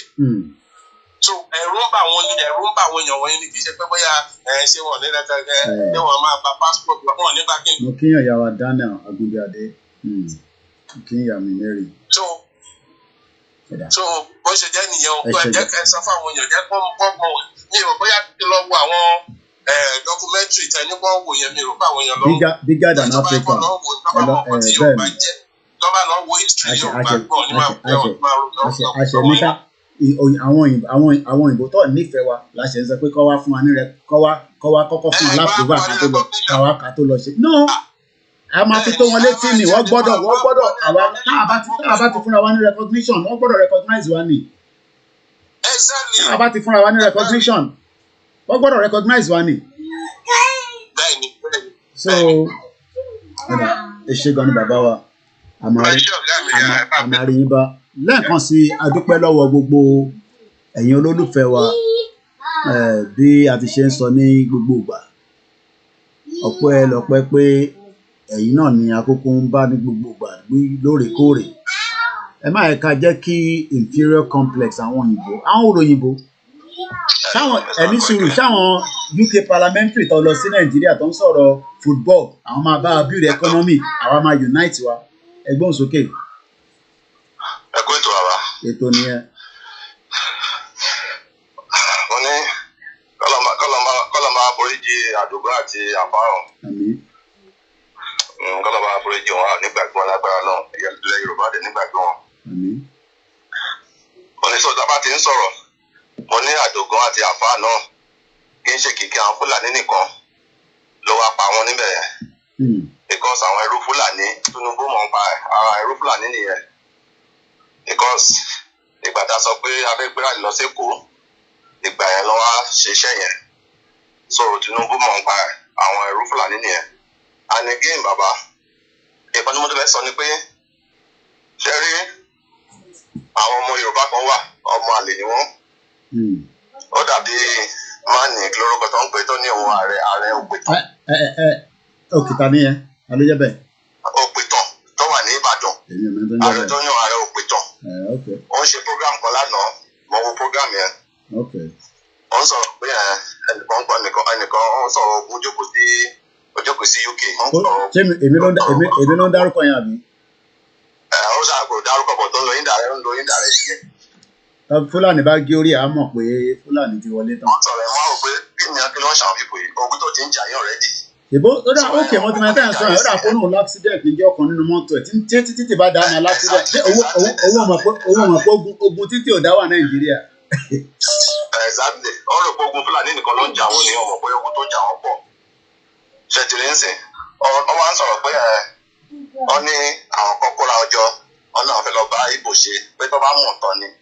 Ìtàn wo ni kọ́kọ́ jágbajàgba lọ ìtàn wọn ló fi máa bá wa sọ àwọn ló máa kọ́kọ́ mọ̀ tán ni ká ló mọ̀ tán. Ìgbò ẹ máa gbọ́ bàbá ọ ní Ìgbò ló tà wá sí kíní kan. Ìgbà tó wá tà wá ṣé Ìgbò nìkan náà Ìgbò náà ló ṣe wá kó wa síbi tá a wà báyìí nísìn. Ok ó tó wà ànọ́ǹsì ìgbà tí wọ́n pé bàbá Adébánjọ wá lánàǹsì tó tó ń sọ̀rọ̀. Bàbá ń sọ pé a ò lè dá ṣe a gbọ́dọ̀ bá Ìgbò ṣe ni pé because àjọ máa gbára wálẹ̀ ni. Ààrẹ òkútọ́ ní àwọn gbọ́dọ̀ bá ní Yorùbá má bá Ìgbò ṣe. Kó lọ bá Fúlàní ṣe ń gbà yẹn kó lọ bá Fúlàní àtàwùsá ṣe. Irú àwọn èèyàn lè gbé labroad because táwọn yẹn bá gbé labroad ọmọ àti wọn mọ prison because wọn ní fẹ́ go by the law of ìlú yìí. So ibi tó mọ̀dé lọ́mọ̀dé yẹn ẹni kó Èkìtì dá lóhùn pé mo sọ pé ibi tó mọ̀dé ló dé. A lot of àwọn Yorùbá ò lè gbé labroad tẹ bá gbé labroad ẹ máa ṣe wọn ní because gay wà nílùú yìí tó bá bú gay ó máa lọ sí prison lesbian wà nílùú yìí tó bá bú lesbian ó máa lọ sí prison àwọn 80s wà nílùú yìí tó bá sọ̀rọ̀ sí 80s ó máa lọ sí prison so èmi tẹ̀mí wá ti gbé níbí báyìí fún 20 years tí mo tán pé kinní kan ní tolerant ẹ fi pé gbogbo nǹkan ṣe làwa náà nífẹ̀ẹ́ but ní choice báwọn ṣe fẹ́ lo life tí wọ́n nìyẹn. ẹ fẹ́ lo life wọn ni kẹfí pé everybody ló believe nínú Christian Muslim tẹgbẹ́ dání kí ni káwọn pẹ̀lú gbogbo náà Buddhist wà ní bíbá Hindu wà ní bíbá so tíyàn kan bá wọn sọ pé ẹ fi bá Igbo ṣé àwọn ọmọ pé ta bá dé ibi tá à ń lọ tán a máa lè dín pẹ̀lú Igbo dáadáa gan ju bó ṣe wà ní Nàìjíríà gan lọ fún rẹ̀ gan báyìí a dín pẹ̀lú wọn based on our constitution àìmọye àwọn ẹ̀gbọ́n mi tó dé sí ìlú yìí gbogbo àwọn tó máa ń nọ́ọ̀kẹ́ yẹn níbo ni gbogbo wọn wà nísìn ọ̀pọ̀lọpọ̀ wọn wà ní prison àbí kọ́ ti padà sílé because wọ́n ò fẹ́ gbọ́ sí ìlú ìlọ́rùn wọ́n máa ní yẹn pé torí pé ìlú tó lọ jà wá lólè the only way tá a fi lè deal pẹ̀lú UK nísìn ni pé ká take control back of what belongs to us àwa lè deal pẹ̀lú wọn in whatever ways whether in good or bad or ugly but in táwọn èèyàn ṣe tẹ́lẹ̀ nípa ní UK ló wá ṣe this ẹ wá nọ́ọ̀kì oníke ẹ̀ ń ṣe scam ṣèbí ẹ̀ náà ṣe ní Nàìjíríà nísìn ṣèbí ẹ̀ ní Hushpuppi ń ṣe tó fi wà lánàá nígbà tó Hushpuppi tó wà lórí Instagram tó ń jẹ tó máa jẹ tọ̀ìtọ̀ì tó máa lọ lórí first class ibo ló wà nísìn mo máa wọn ìbá àwọn àjùdà kan nọ́ọ̀kì nílùú ìnà ta ló mọ̀ wọ́n àwọn kan nọ́ọ̀kì nílùú yìí gbogbo àwọn tó nọ́ọ̀kì yẹn dà nísìn gbogbo àwọn tó dé in the 70s in the 80s tọ́ríkè náà ẹ lọ wò wọ́n ní Peckham ẹ lọ wò wọ́n ní gbogbo London nísìn wọ́n lè ìmí ò lè wálé gbogbo ẹni mo fi sọ wọ́n lè wálé so ẹni tó wá jókòó sí tó wá sọ pé àǹkí lọ́dẹ̀ fi dí pẹ̀lú wọn òfin ìlú ìlọ́ fi dí pẹ̀lú wọn kò ń ṣe ti Nàìjíríà so irú ààrẹ òpìtàn tó ń pìtàn nọ́sẹ̀sì yẹn pé àmọ́ ìtàn ṣìwó ló ń pè yes kò sẹ́ni tó mọ̀ pé Igbo ní problem Igbo ẹni sọ̀rọ̀ ẹ̀gbọ́n mi Igbo ní problem àwa gan ní problem so but what we are saying is ẹ jẹ́ ká deal pẹ̀lú the current situation so that Igbo tó bá ń gbé láàrin wa ó gbọ́dọ̀ respect òfin lẹ́wà ẹ̀gbọ́n sókè jàre. so ó wá sọ to the extent pé àwọn tó bá wọn ní celebrity àwọn wèrè àwọn Yorùbá kíní tó ń ṣe fíìmù sí tó ń ṣe kíní fún Tinubu ńgbà yẹn lọ́nà àwọn support Jagaba ó ní àwọn èèyàn pariwo àwọn èèyàn sọ̀sọ̀kúsọ ó ní òun ṣì ń bọ̀ òun ṣì bá wá ṣe ṣó fún Tinubu ẹni tó bá máa kú ló máa kú ibẹ̀ mo ti mọ̀ pé àlẹ́ alátẹnujẹ ni ibẹ̀ mo ti mọ̀ pé alátẹnujẹ lélẹ̀ so ẹ máa bẹ́ẹ̀ tó wọ́n bá ẹ ṣe gan ni jàre ààrẹ ìtàn ìṣòwò ló ń pa tó bá pàtàn tó pàtàn ọ̀dọ̀ adélẹ̀ Yorùbá gan adí pẹ̀lú anybody ìlú yọ̀ ń dí pẹ̀lú anybody ni òfin máa dí pẹ̀lú anybody ni ààrẹ ìtàn jágbajá ká ló yẹ gbogbo wa la mọ̀ pé Igbo ní lọ́wọ́ àwa náà ní lọ́wọ́ àwọn à ní lọ́wọ́ gbogbo tí àwọn kan fẹ́ ṣe Yorùbá ọ̀fà wọn wálẹ̀ sọ pé Igbo ló pín tàn kìnìkan ká má bàa Biafra ṣe ká má bàa Igbo ṣe ọ̀rọ̀ jágbajàgba ṣé èmi wà láyé nígbà tí wọ́n ń ṣe gbogbo yẹn ni kọ́kọ́ lọ deal pẹ̀lú the head òyìnbó tóyìnbó bá kó wa papọ̀ ṣé a máa bá Igbo máa ní access láti ṣe tó ṣe ní 1967 bẹ́ẹ̀ ṣe máa ń sọ tẹ́ ń pè tàn ṣì káàkiri ìtàn ṣìwò lẹ́ ń pè lọ́ máa pè tàn fáwọn tó wà Nàìjíríà pé olórí burúkú ló ṣì tó kó gbogbo apapọ̀ tó fi di problem sí wa lọ́rùn ìyẹn lẹ́ẹ̀ka kọ́kọ́ deal èmi ẹ̀ lè mi deal pẹ̀lú ẹ fi pé mi náà lè máa deal pẹ̀lú ọ̀rọ̀ Igbo òṣè Igbo èmi ò deal pẹ̀lú yẹn because as far as I'm concerned British ló kó gbogbo problem tó kó sí wa lọ́rùn yìí ló dá sí wa lọ wọ́n kó òyìnbó lé wa lọ́wọ́ wọ́n ní ká máa sọ òyìnbó wọ́n gba agbádá lọ́wọ́ wa agbádá tó yẹ ká máa wọ̀ táwọn bàbá mi tó fi ń ṣe ọ́pẹ̀ níjọ́ náà lọ́hùn wọ́n ti gba agbádá lọ́wọ́ wa nísìn gbogbo àwọn jeans and trousers káàkiri gbogbo London nísìn àwọn ìyá wa tó yẹ kọ́ máa wọ ìró àǹbùbá kọ́ máa look pretty kọ́ máa look fine jeans là ń wọ̀ káàkiri ní gbogbo London wọn náà ń pè ìtàn ìṣòwò ló ń pè ẹ sọ fún pé Koiki ti dá lóhùn ìtàn kọ́ ìtàn ni so òun ló máa kọ́kọ́ kó lọ́ọ́ máa sọ̀tàn bí wọ́n ṣe kó wa lẹ́rú bí bọ́ ṣe join wa together pẹ̀lú 1914 amalgamation ṣé àwọn èèyàn understand pé 1914 yẹn gangan ni the genesis of the problem ẹ̀ ń pè tán 1967 kí ni kàn wá pẹ̀lú tán 1967 1959 57 kó lọ gba visa kó wá wo Lancaster House kí mo lọ sí Lancaster House níbẹ̀ tí wọ́n ti ń ṣe ìpàdé ní 1957 èmi débẹ̀ rí ni ibi tẹ́mi ń gbé lélẹ̀ mi gbé ní ìlú jágbajàgba tó ti l'accident tí kò lè gba insurance tí kò lè gba kinní kan tó mọ̀ pé ogun ṣé ẹ̀yin ò mọ̀ pé ogun títì wà tó ń pààyàn so ó dìgbà tí bá jókòó síbà tí bá ní ogun bọ̀ ṣé èmi ni mo ń gbógun bọ̀ ẹ̀yin ò rógun pé bí ń pa àwọn èèyàn nílé ààrẹ ìpìtàn àbí kí ló ń ìtàn ó ló ń pa ìtàn kọ́ ìtàn ni ẹni Koiki ti sọ fún ẹ copy ẹ kẹ screenshot ẹ kẹ send ẹ sí kó sọ̀rọ̀ sí mi ẹ gé máa gbá sí gidi fún sọ pé àwọn pé ìtàn ṣe wọlé a ní kẹ́ pin tán bí Britain ṣe kó wa papọ̀ pẹ̀lú àwọn olórí burúkú tó bá jẹ́ pé àwọn Igbo náà lẹ́ ń bínú sí ni Britain gangan ló yẹ ká dìmú lọ́rùn Britain gangan ló yẹ ká fún lọ́rùn pa pé ẹ ṣe kó wa papọ̀ pẹ̀lú àwọn Igbo tó bá jẹ́ pé Igbo lẹ́ 8 ni Britain ni ká dìmú because Britain gangan ló dá problem sílẹ̀ if Britain had left us as Yoruba kingdom the northern kingdom the eastern kingdom and in any reason láti máa sọ pé Igbo wá dá problem sílẹ̀ ní 1967 èyí sọ̀rọ̀ 1967 èmi sọ̀rọ̀ 1914 àbọ̀dẹ̀ lẹ́ni tó pìtàn ní ìtàn ṣíwó lẹ́ ń pa irú ìtàn lẹ́ni yẹn ń pa kẹ̀ à ń sọ̀rọ̀ 1957 58 tí wọ́n ṣèpàdé ní Lancaster House èmi débẹ̀ rí ni ó wà ní just Buckingham Palace whereas Britain ní another intention láti gbé agbára fún North ní 1957 àbí 1959 nígbà tó fẹ́ lọ ṣe election ẹ̀ṣẹ̀ wá ń pín tán 1967 kí ní kàn wá pẹ̀lú tán 1960 ẹ pín tán before that time kó yí àwọn tó wà nílé ẹ ń pín tán 19 kìíní kan ìtàn kọ́ ìtàn èmi náà mo fẹ́ gbógun wá Fúlàní fẹ́ tó gé orí gbogbo yín ẹ̀yin ẹ máa káàkiri kẹ́ máa drive káàkiri lóru bébí ṣe máa ń káàkiri níbàyí bí a Fúlàní ò ní jí ẹ gbé náà ń pín ìtàn kọ́ ìtàn ni.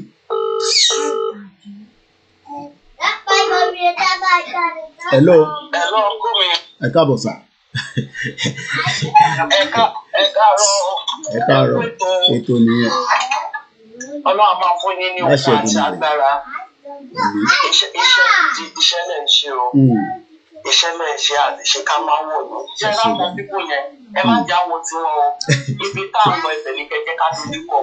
Àti débẹ̀ tán rẹ̀ jù. Mr. Patrick ẹ pè mí lẹ́yìn ètò. Bí àlá ló máa rí lójú wọn. Ẹni alájọ wáyé. Nígbà tí a bá na àṣírí àwa sókè tó ń fẹ́ lẹ́lẹ́lẹ́lẹ́ wọ́n máa wò pé ṣóòótọ́ ni àbírọ́ ibi tó bá fẹ́ fojú sí ìgbà yẹn a fẹ́ mọ̀ pẹ̀lú pé bí ṣe ń pa àwọn èèyàn wa tí à ń jẹ wọ́n tí ò sí anything àwọn kan ṣe mọ̀ báwọn alẹ́ jẹ nídìí ìbàjẹ́ a lè má fẹ́ wọn kú kọ́lọ́ ń fọ̀run kẹ́ gbogbo àwọn tó ti kú nílé Sunday kọ́lọ́ kó fọ̀run kẹ́ wọn. Àmín ẹ ṣé gan ni thank you so much ẹ ṣé gan ni a ṣe ń gba ìpè fẹ́ ẹni tó náà fi try láti get me ẹ gbọ́dọ̀ ṣe sùúrù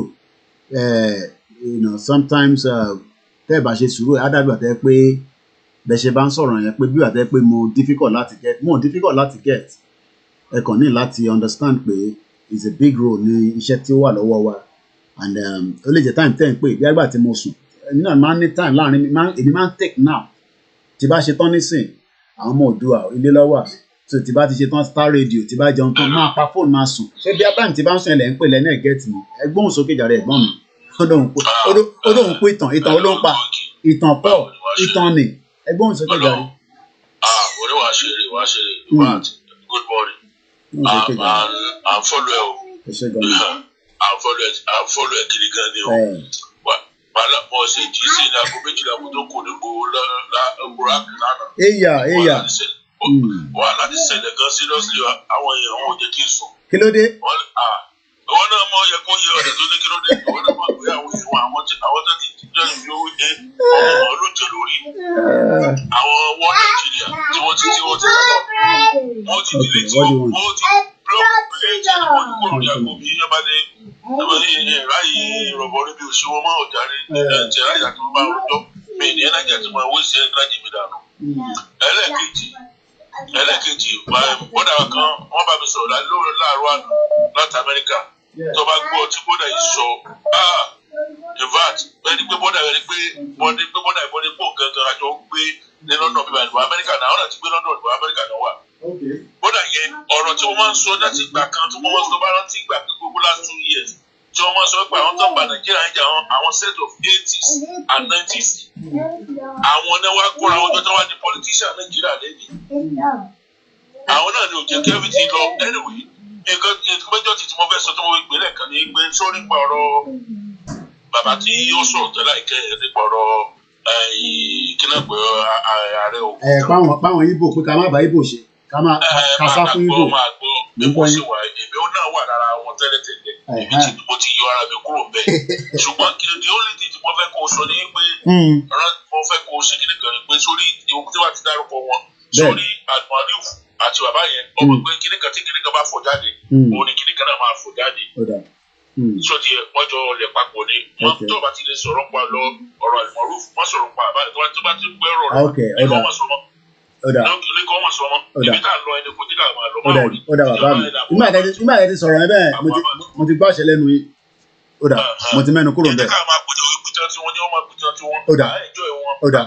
ó dà ẹ ṣé gan ni bàbá mi ó ti yé mi bí ẹ sọ̀rọ̀ dé ó ti yé mi bàbá mi kò ní bàjẹ́ fún yín kò ní bàjẹ́ fún yín ẹ ṣé gan ni ó dà àti dè mọ́ bẹ́ẹ̀ so ìyẹn kàn ní sọ̀rọ̀ lórí ìyẹn mọ́ ká máa báṣẹ́ lọ báyìí kí àwọn kan má tún sọ lórí ìyẹn mọ́ bàbá mi ti bá mi sọ̀rọ̀ hello. hello Mr. Koiki. ẹ káàárọ̀. ẹ káàárọ̀ ẹ kú àtìgbàjí tipẹ́tipẹ́. àwa nìyẹn. Mr. ọ̀rọ̀ Mr. Òkìtàn. wọ́n ti ní ká má mẹ́nu lọ́bẹ̀ mọ́ ẹja mẹ́nu. Àníkẹ́ má mẹ́nu lọ́bẹ̀ mọ́ ìyá mi ẹ jẹ́ ká fi yẹn lẹ̀ bàbá mi ti ní kí n má ẹ̀kọ́ mẹ́nu lọ́bẹ̀ mọ́ mo ti gbọ́ sí bàbá mi lẹ́nu ẹ jẹ́ ká fi sílẹ̀ bẹ́ẹ̀ ẹ jẹ́ ká fi sílẹ̀ bẹ́ẹ̀ ẹ jẹ́ ká fi sílẹ̀ bẹ́ẹ̀. àlẹ́ ti passport wa ti Oòduà sọ pé àwọn ọ̀dẹ́ recognize kò sí bọ́ọ̀ ṣe ní recognize wa bọ́ọ̀dẹ̀ recognize táwa bá ti recognize ara wa ẹni tí ò bá ti recognize wa àwa kò recognize. kò jù bẹ́ẹ̀ lọ sẹ́ẹ̀ kò jù bẹ́ẹ̀ lọ. tí British gbogbo wa kò bá ti recognize wa they have to move to the north. kò jù bẹ́ẹ̀ lọ ẹ má bínú ẹ̀yin tó wọ́n níbẹ̀. àwọn ọmọ ìtọ́ ń gbà lọ́wọ́ àwọn èèyàn tó ń wá sí London fún visa. tọ́wọ́ ń wo orí olókun wà níbí àgbẹ̀ wà níbí ìbàdàn wà ń wò. tọ́jú gbogbo ẹrù wa kó lọ sí kìíní so wọ́n ní láti recognize wa wọ́n máa recognize wa wọ́n máa mú lọ sí north wọ́n máa ti recognize wa wọ́n máa kó lè jù wá. ó yá ọmọ odò àwa jẹ breakfast jàre ẹ ṣe gbọ́dọ̀ ìyá mi ọdọ àwọn ti gbọ́ sí bàbá mi lẹ́nu àti ti ìgbà yẹn pa nìyẹn èyí tí mo fún jẹ ń bẹ̀rẹ̀ náà tó tó ìyàwó jókòó jáde ọmọ odò. Mo kí gbogbo alẹ́ nǹkan sí tí a sì jọ ń bá ìtàn náà lè ṣe ọ̀yà sit down.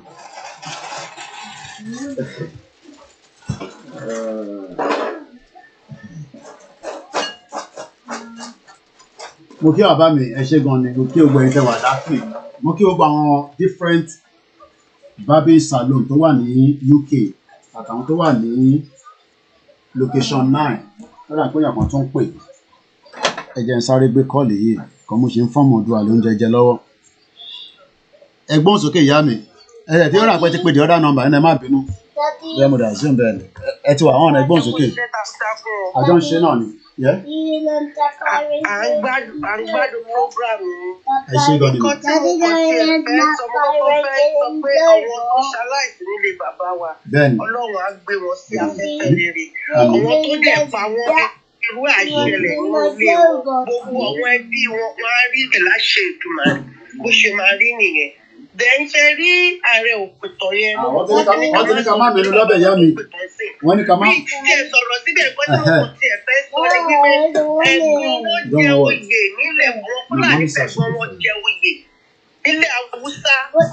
so ọjọ́jọ́jì ni ẹ̀gbọ́n wọn wọ́n dẹ̀ joyè lọ́hùn tó láti máa protect oyè ẹ̀gbọ́n wọn. Nǹkan tí wọ́n ṣe ń pàtàn lọ síbẹ̀ yẹn nìyẹn. Ẹ̀gbọ́n wọn ló ń protect àti position ẹ̀gbọ́n wọn wà. Ni wọ́n ló jẹ́ wọ́n ló kú ilẹ̀ Yorùbá lọ. Àdúrà wa dẹ̀ gbà á ti délẹ̀ lérí. Àdẹ̀ ní padà láṣẹ Èdùmàrè. Ẹni tí ò bá recognize wa wà náà ni recognize nítorí pé ìyá yẹn ti pọ̀ jù.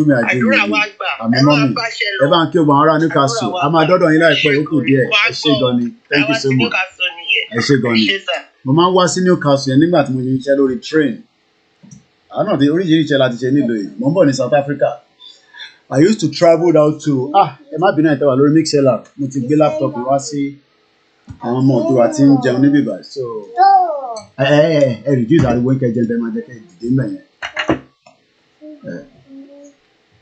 sọjẹ máa àbọ̀rọ̀ mi ní sin ẹjẹ́ ń lọ South Africa lọ́dọ̀ ìbọn mi wọ́n ti ní ká má mẹ́nu bá bẹ̀rẹ̀ mọ́ sẹ́ni tó bá ti mẹ́nu lọ́bẹ̀ mo ní jẹ́ kẹ́ mẹ́nu máa kọ́ tí yóò fẹ́ nǹkan tá a lè sọ pọ̀ rẹpẹtẹ ẹgbọ́n sókè.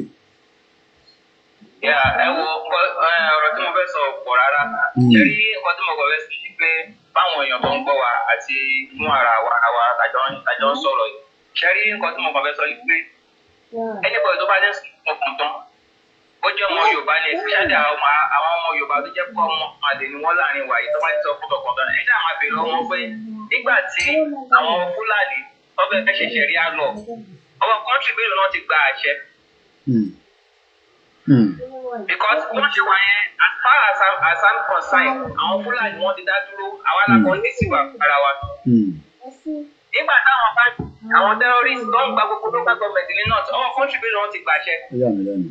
Àbí ọ̀rọ̀ kọ́ńtì táwọn náà ti gbàṣẹ. So ẹ jẹ́ ká máa béèrè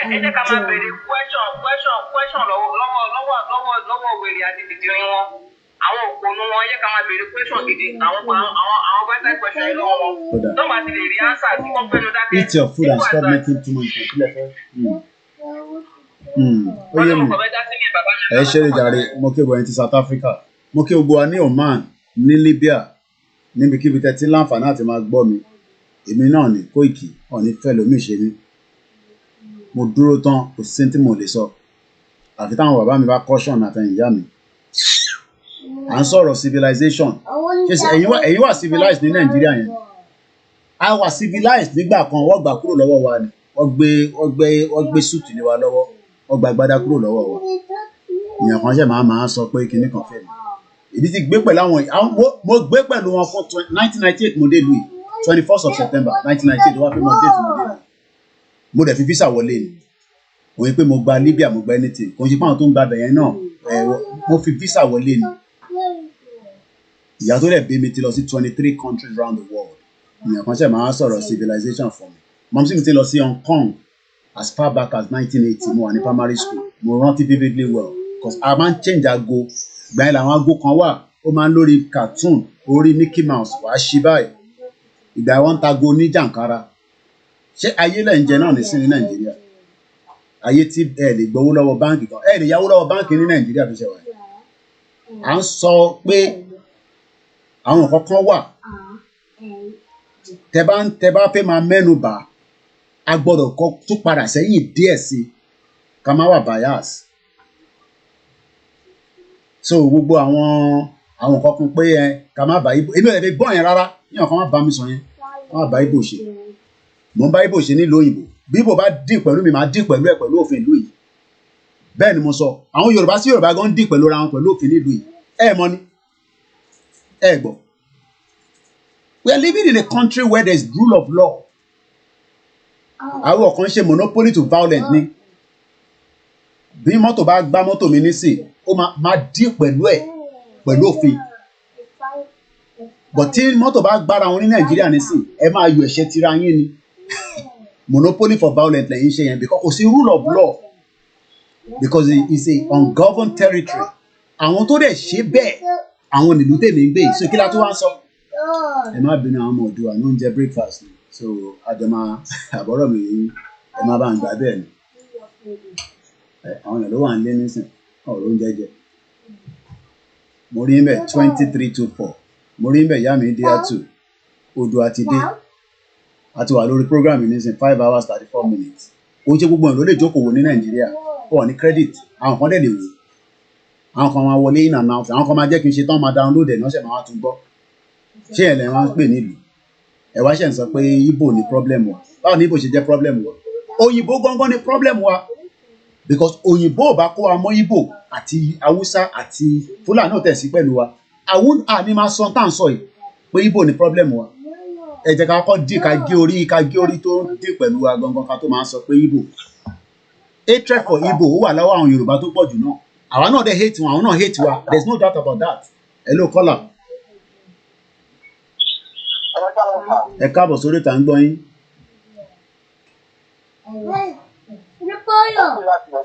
Mo ti rí nọ́mbà yẹn.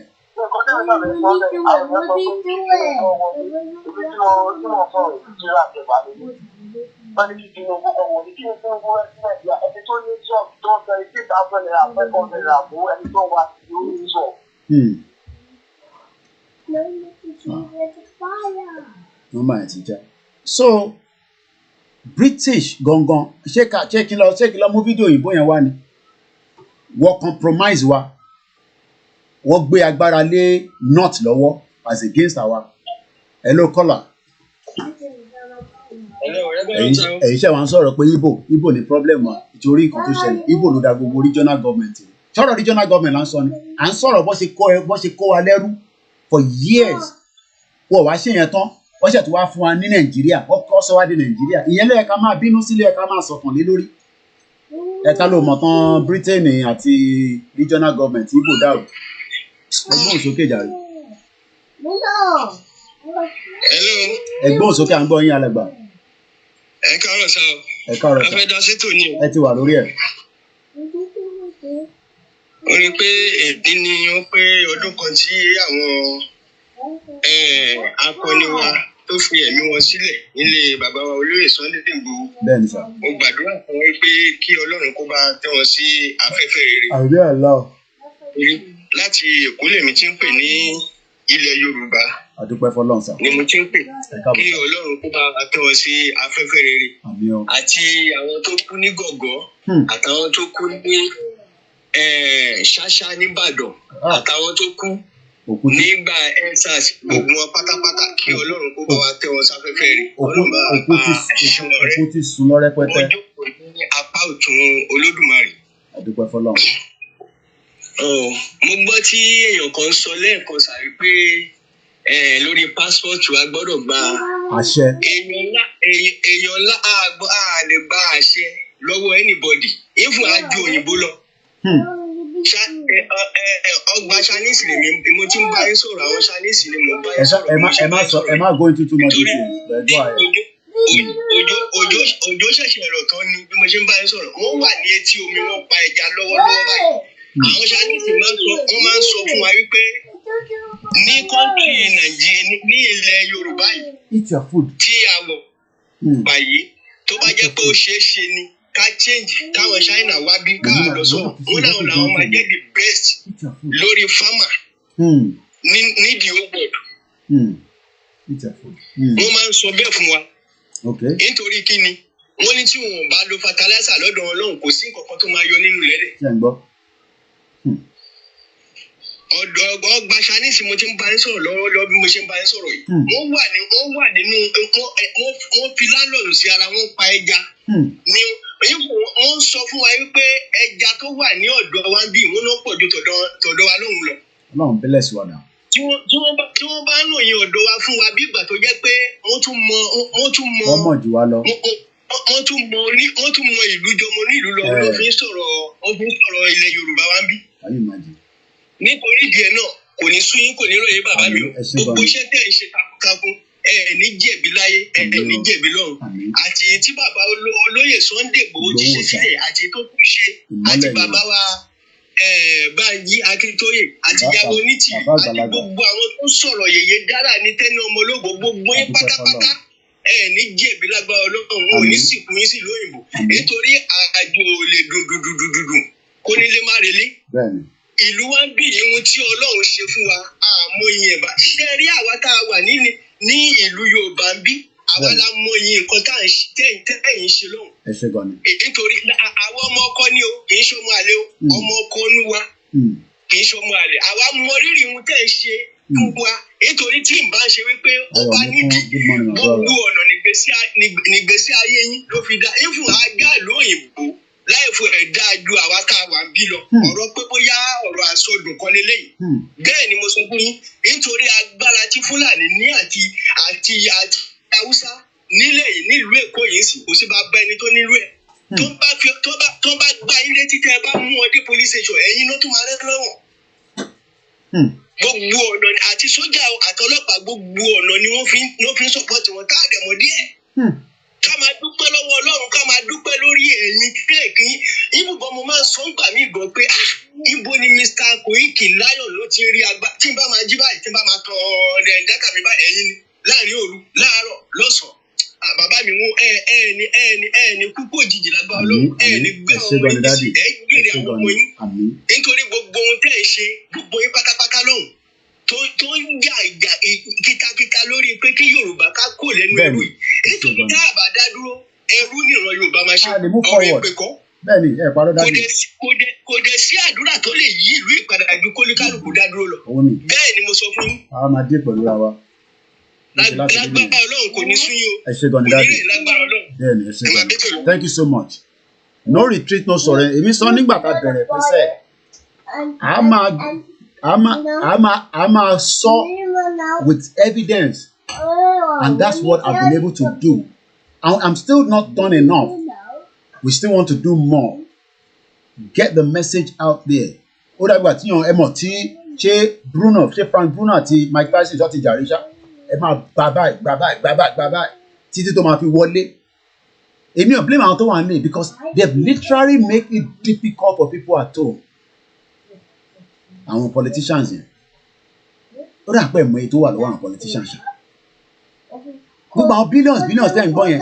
Púpọ̀ nínú àwọn politicians yẹn ló wà. Ẹ wo fuel subsidy. Scam. Fuel subsidy tẹ́ ń gbọ́ tẹ́ máa ń gbọ́ fuel subsidy. Mò ń sọ lánàá lórí Star Radio. It's all scam. So a dúpẹ́ fún gbogbo ẹ̀yin tí ẹ ti bá wa dá sí. So tó bá di 9:30 màá wind it down so that a tún ní more time láti bára wa sọ̀rọ̀ lọ́sàn-án. Mo dúpẹ́ lọ́wọ́ gbogbo ẹ̀yin ìyá wa. Nígbà kọ́ọ̀mù, so I'm just doing my closing remark. So ẹ ṣé gan ni fún àtàrọ̀ tá ti wà lórí ètò. Ó ti tó tàbá máa fi ṣetán nísìn á máa tó 6 hours. Fún àǹfààní ẹ̀yin tí mo kí bàbá wa wo TV. Mo mọ̀ pé bí bàbá yẹn ṣe máa ń jókòó tọ́kọ̀ máa play program all the way through. I don't know how he does it, but I love him and I appreciate him because it's just as like I know, and gbogbo ẹ̀yin tẹ́ jẹ́ fans wọn tẹ́ ń listen sí wọn náà, mo kí gbogbo yín pátápátá tẹ́ bá fídíò yìí pàdé. Àtẹ̀yìntẹ́ ṣe máa tó o náà, so mo kí gbogbo wa pé bí a ṣe rántí àwọn tó kú kò ń ṣàwọn méjì nìkan. Nàìjíríà ti pa ṣégè sí wa lára. Kódà àwọn tọ́rọ̀ sọ pé àwọn fẹ́ Yorùbá nation, Nàìjíríà ti pa wọ́n. Ẹlòmíì just small minor ẹ̀wọ̀n péjọ kọ́kọ́ ẹlòmíì kọ́kọ́ lọ ṣe scan kọ́kọ́ tẹ̀ jẹ́ pé kí ló ń ṣe òun ló pa. Kò jù bẹ́ẹ̀ lọ. So kò ń ṣọ́pọ̀rọ̀ Yorùbá nation ló bí afẹ́gbógun wá sí Nàìjíríà. Ogun ti wà Nàìjíríà tí yàn kan ṣe ń sọ pé mo jókòó sí abroad mo gbógun. Ogun wọn ni mo gbé bọ̀. Ogun economy tẹ́ẹ̀rí ṣe. No, ẹ̀yin rí ṣe ni ẹ̀yin ẹbíra yín náà. Diaspora gan tó ní forex ẹ mọ̀ pé diaspora forex là ń sọ fún mi tí à ń send sílé $20 billion ní gbogbo diaspora pátápátá àtàwọn ọmọ Igbo àti everybody là ń send sílé Nàìjíríà. So diaspora tó bá mú $1,000 wá lé ní nísìnyí ó yẹ kó ní in another 6 months ó yẹ kó náà lè sọ pé òun ti rí $50 lórí ẹ̀ díẹ̀díẹ̀ bó ṣe láti work nìyẹn bọ́ kò rí $50 yẹn. Ẹlòmíì invest £30,000 ó wọ mi ní. Ẹlòmíì £10,000 ó wọ mi ní. Ẹlòmíì gba loan. Ẹrù fáwọn tó ń gbé mọ́tò wá tó ń gbé kọ̀ǹtínà wá gbèsè lẹ́pẹ̀dà fi wọ́n ṣe. Ẹlòmíì sá padà sí bíbá yìí pé what the hell is going on now.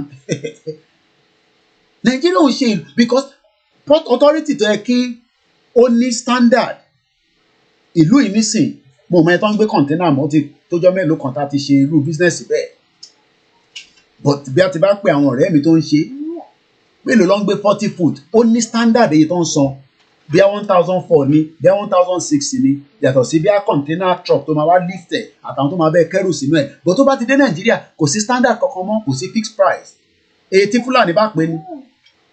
So wọ́n ti pa wá sára ẹ̀ṣẹ̀ wá sọ pé ogun afẹ́gbógun ìwọ̀n rìn káàkiri ẹni àwọn ní Nàìjíríà nísìn ogun máa gbé ẹ̀ gan fúnra rẹ̀ ẹnu níbi tẹ̀ tí ń wọ ọ̀kadà káàkiri ṣé ní society tó bá ṣiṣẹ́ ọ̀kadà ló yẹ kẹ́ máa fi ṣe transportation nínú Ọ̀yọ́ state nìbàdàn yín bẹ́ẹ̀ yẹn tẹ́ máa súnra yín sínú micra méjì máa jókòó síwájú mẹ́rin jókòó sẹ́yìn ṣáyé náà nìyẹn.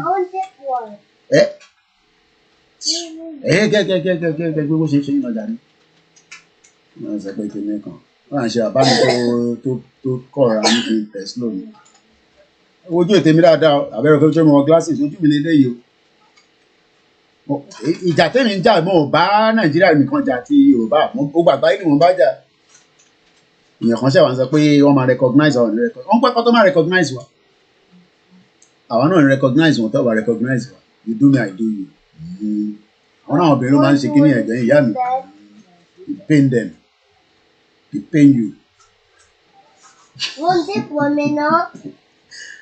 Yes, they make things difficult for our people. Àwọn obìnrin wa dolóṣó. Èrè Friday báyìí ní sẹ́yìn lọ rá àwọn ọmọ yẹn. Wọ́n máa wọ pátá wọn ní òun wọ pátá jáde. Wọ́n máa bá sùn lẹ́gbẹ̀ẹ́ títì, lẹ́gbẹ̀ẹ́ pub. Ok, yẹn ń pè ní pub. Motor park wọ́n bára wọn ṣòṣèré ni. Ní motor park, gbogbo motor park yẹn. Níbi tó ti ń rùn yẹn náà, káàkiri sókè wá fún ní nǹkan nísàlẹ̀. Àwa lóyún tá máa wá kíní. So, over the 9:30, mo kàn wind down nísìnyí àgbákọ̀ kọ̀ọ̀kan mọ́. So lẹ́ẹ̀kan sí, oh yes, we want all the groups, everybody to work together. You know, we definitely want that. Àbẹ̀yẹ kí ọ̀kan, you know, àbẹ̀yẹ kí ogun yẹ. Bọ̀ pé ẹ bá fẹ́ fàyàn kan wálé. Ẹ lè fa bàbá Akíntóyè ìwálé, màá bá yín fa wàhálà. Ẹ lè fàyọ onítìrí wálé, màá bá yín fa wàhálà. Ìgbòho, tẹ̀ ní débẹ̀.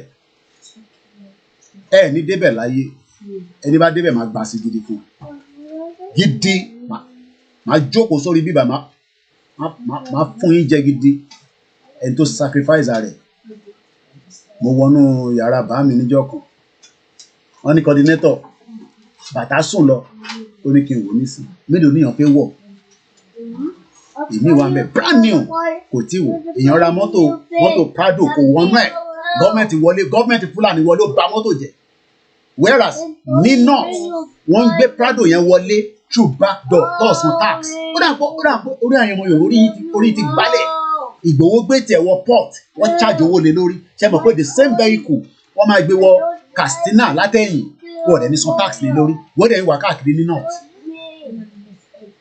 the same motor tí Ìgbòho bá mi tó gbé wọ Nàìjíríà through custom ó san gbogbo paperwork ó san gbogbo owó the same vehicle àwọn Haúsá máa gbé wọlé látẹ̀yìn wọ́n dẹ̀ ní san tax lé lórí wọ́n ti Benin Republic for 2 years 2 good years wọ́n jẹ́ kẹ́ rí kankan gbé wọlé ìyẹn lẹ́ wá ń sọ pé Nàìjíríà máa ṣiṣẹ́ election wa ń bọ̀ nísìn Tinubu wá sọ fún wọn pé ẹ jẹ́ ṣí bọ́dà yẹn torí èmi ló kàn àbí èmi ló kàn ó ṣe lẹ́lẹ́ǹkẹ́ ní olùlẹ̀ ó ṣe lẹ́lẹ́ǹkejì wọ́n wá ṣí bọ́dà inú yín wá ń dùn ẹ mọye nǹkan tó wọlé sí north for that 2 years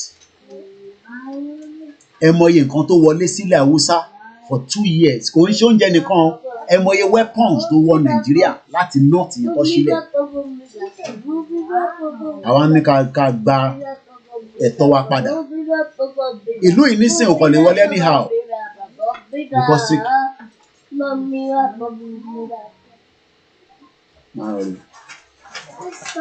àbọ̀rọ̀ mi yìí nísìnyí ò lè wọlé anyhow nílùú yìí because ó ní system ìwọ tó dẹ̀ ráyè wọlé tó gba student visa ìwọ náà mọ bó ṣe tó nǹkan ẹ̀ àbí kò ń ṣèwọ ló ní gbogbo oyè ká má fi gbẹnu sọ̀rọ̀ ó wá débi ìbàdàn ṣẹ̀ wá ń béèrè pé báwo la ṣe máa ṣe mo kíyàn gbogbo ẹ̀yin prophet wa àwọn evangelist tó ń ṣe pé wọ́n ń ṣe iyèméjì bọ́ọ̀tẹ̀ gbójú jáde wọ́n ń fa àdúrà ràn wá lọ́wọ́ gbogbo ẹ̀yin àfà akọ́lá jimoh ẹ lọ sí happy new month ẹ lọ sí Mecca wọ́n jayé ni ó yẹ káwọn náà máa jayé nílẹ̀ Yorùbá ni ẹni tó bá wọn á lọ sí Mecca ẹni tó bá fẹ́ lọ àwọn náà níbi tá a lè máa sọ di Mecca náà nílẹ̀ Yorùbá tó pọ̀ rẹpẹtẹ tí wáyé kó wà develop mo kí gbogbo ẹ̀yin oníṣẹ̀ṣe àwọn kan níyẹn pé gbàtà pé ìṣẹ̀ṣe là ń implement inú ọ̀rọ̀ Yorùbá nation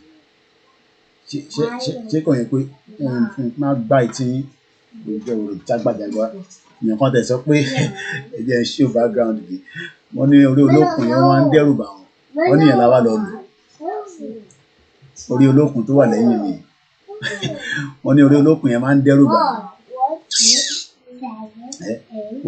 òyìnbó wá gbé ẹ̀jẹ̀ mú eléyìí tó òyìnbó wá gbé lọ 700 years ẹ má bínú ẹ̀ tàà lọ Instagram mo ti change view yẹn yẹn lórí kankan mọ́ ẹ wo kíní tẹ̀ ń wò lẹ́yìn mi ó wà lọ́wọ́ òyìnbó nísìn kíní tẹ̀ ń wò lọ tó wà lẹ́yìn mi is 700 years old sculpture tẹ̀ ń wò yẹn dọ̀láwọ̀ tí mo bá ṣe irú ẹ̀bùn Ọlọ́run fáwọn pípé láti lè build a sculpture báyìí 700 years old but ó wà lọ́wọ́ ọlọ́pàá lóyè ní sanwó in custody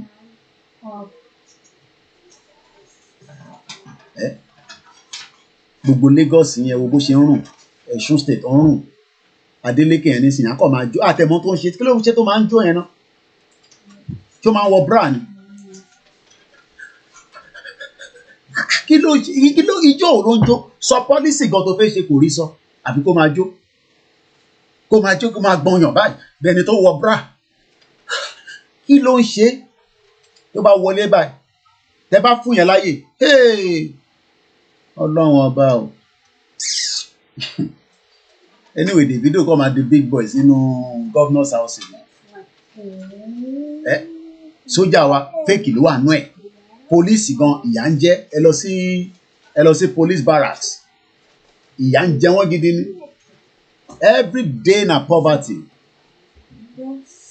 ó kù 5 minutes àgbà kọ̀ọ̀kan mọ́ so mo wrap up ni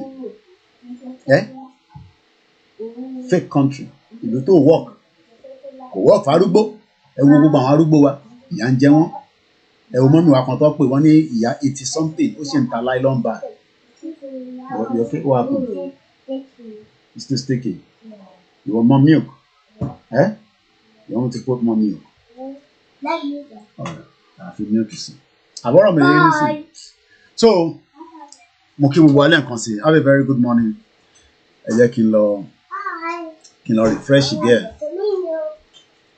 pé wọ́n kí n fi sí bẹ́ẹ̀ náà fẹ́ fresh milk ẹ máa mu fresh milk n tó ń jẹ́ ká máa dán nínú òyìnbó nìyẹn wọ́n ti mu fresh milk láràárọ̀ ìkànnú ẹ̀kọ́ máa bì í. Okay, yeah, if you need to get some. To buy more fresh milk. Yes, okay now. It's not sticky anymore now. Yeah. I'm covered up in the corner. Ṣé àwọn màálù tó ń kó káàkiri tó ń bá sùn ní Nàìjíríà yìí? Àwọn màálù. Yeah, take it out. Yeah. No. Mo bẹ̀ ṣe.